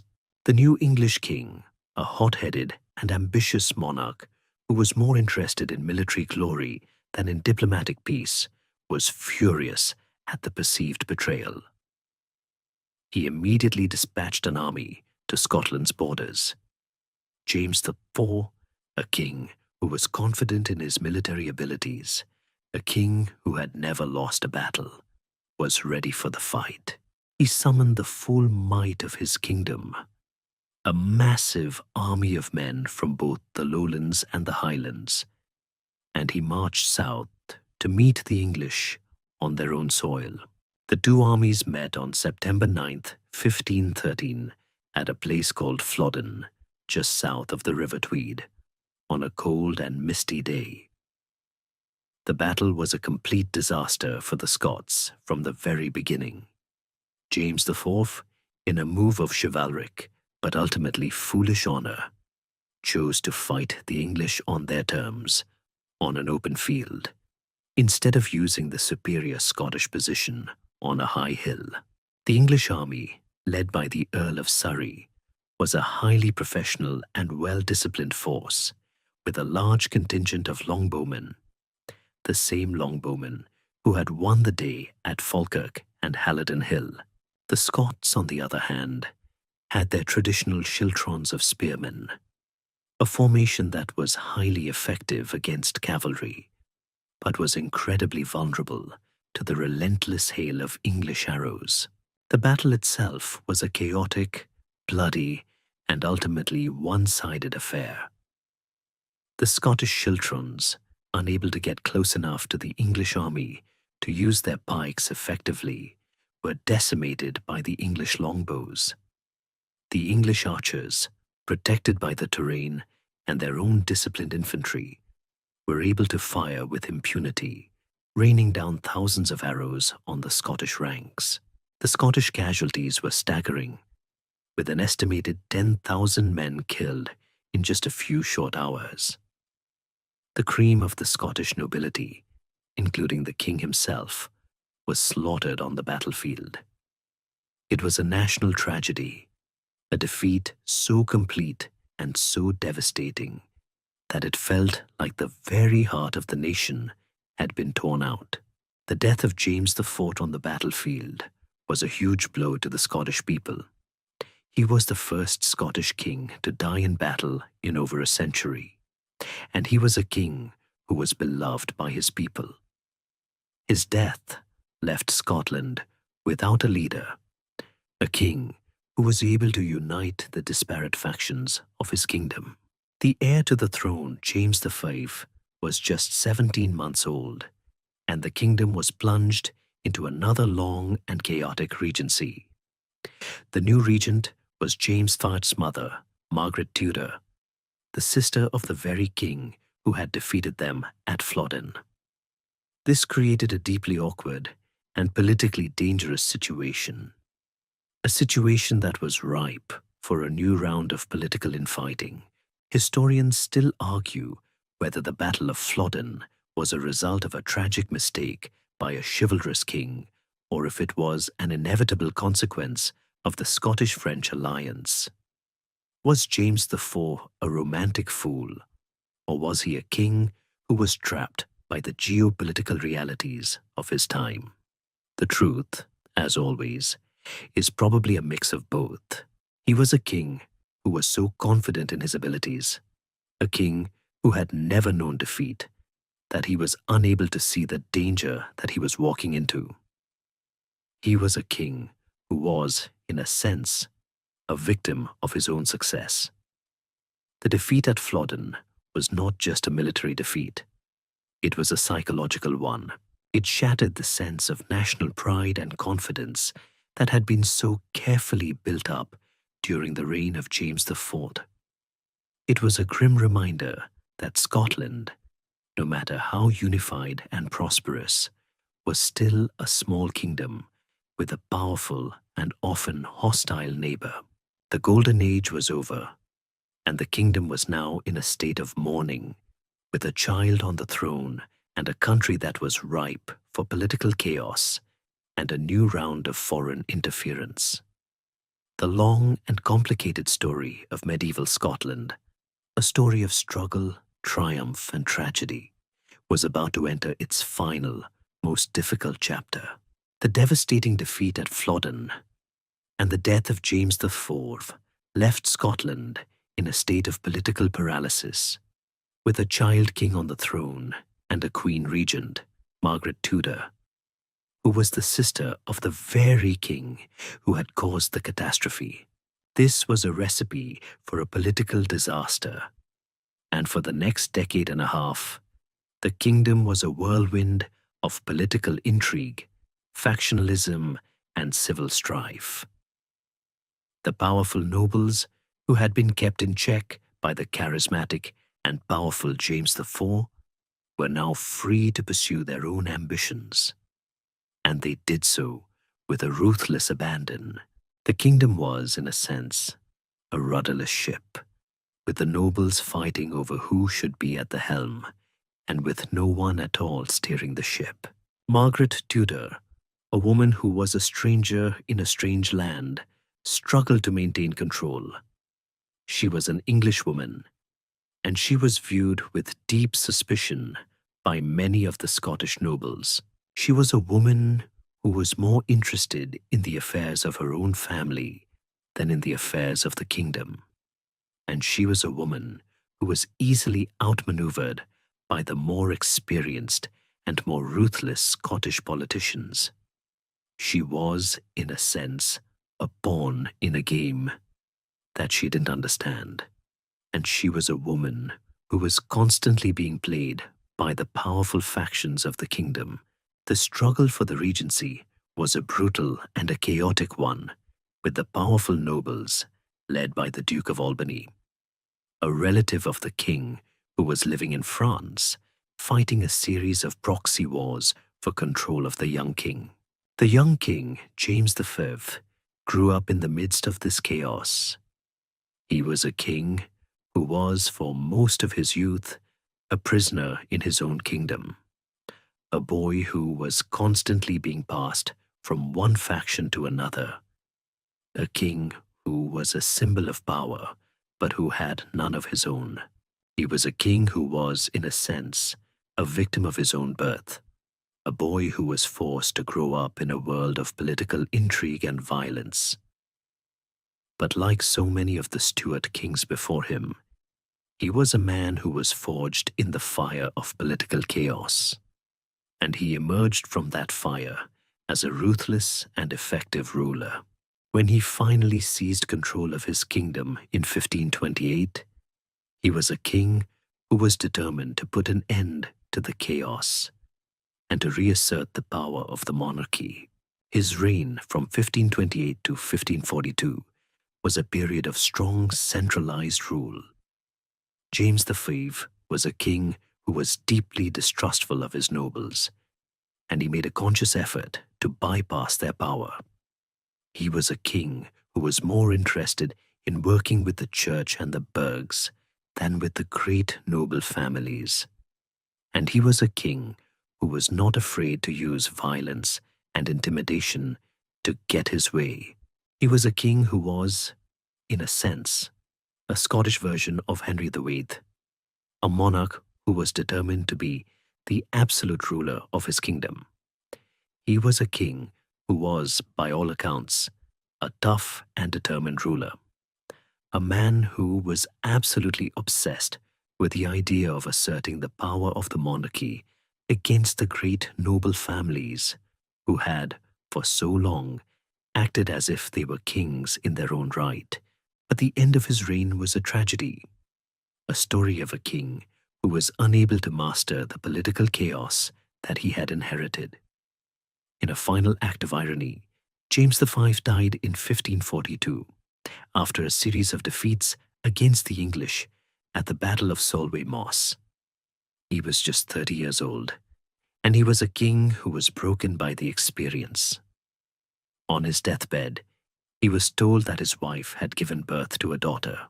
"It cam wi a lass, it will gang wi a lass," he is reported to have said, a grim reference to the fact that the Stuart dynasty had come to the throne through a woman, Marjorie Bruce, and was now ending with one. The new heir to the throne, Mary, Queen of Scots, was just 6 days old. This marked the end of the long and complicated story of medieval Scotland, a story of struggle, triumph, and tragedy. The kingdom was now in a new and even more dangerous world, a world where the Protestant Reformation was tearing Europe apart, a world where the long struggle for independence was about to give way to a new and even more bitter struggle for the soul of the Scottish nation. The medieval period, with its kings, its nobles, its castles, and its endless wars, was over, and the modern world, with its new ideas, its new technologies, and its new forms of warfare, was about to begin. The sun sets on our long journey through the mists and moors of medieval Scotland, and as the last rays of light fade from the sky, the air grows still and quiet. The clang of steel on steel, the shouts of men in battle, the whisper of ancient legends, all of it fades into the soft silence of the past. The kings and queens, the heroes and villains, the battles and the betrayals, all become but a gentle memory, a story told in the quiet of the night. The ghosts of this long-lost world, the Picts and the Gaels, the Normans and the Vikings, they are no longer here, but their footsteps can still be felt in the soft earth, their voices still carried on the cold wind that blows across the moors. The castles, once symbols of brutal power and authority, are now just crumbling stones, their sharp edges softened by the slow, inexorable hand of time. They are sleeping now, and you should be too. The stories are over, the journey is done, and the world is at peace. The moon, a quiet guardian, watches over the silent hills and the tranquil lochs, a silent witness to a past that is now nothing but a dream. Sleep now, and let the long, complicated story of Scotland drift away on the tide of your dreams, until all that is left is the gentle hum of the wind and the sweet, soft silence of a world at rest.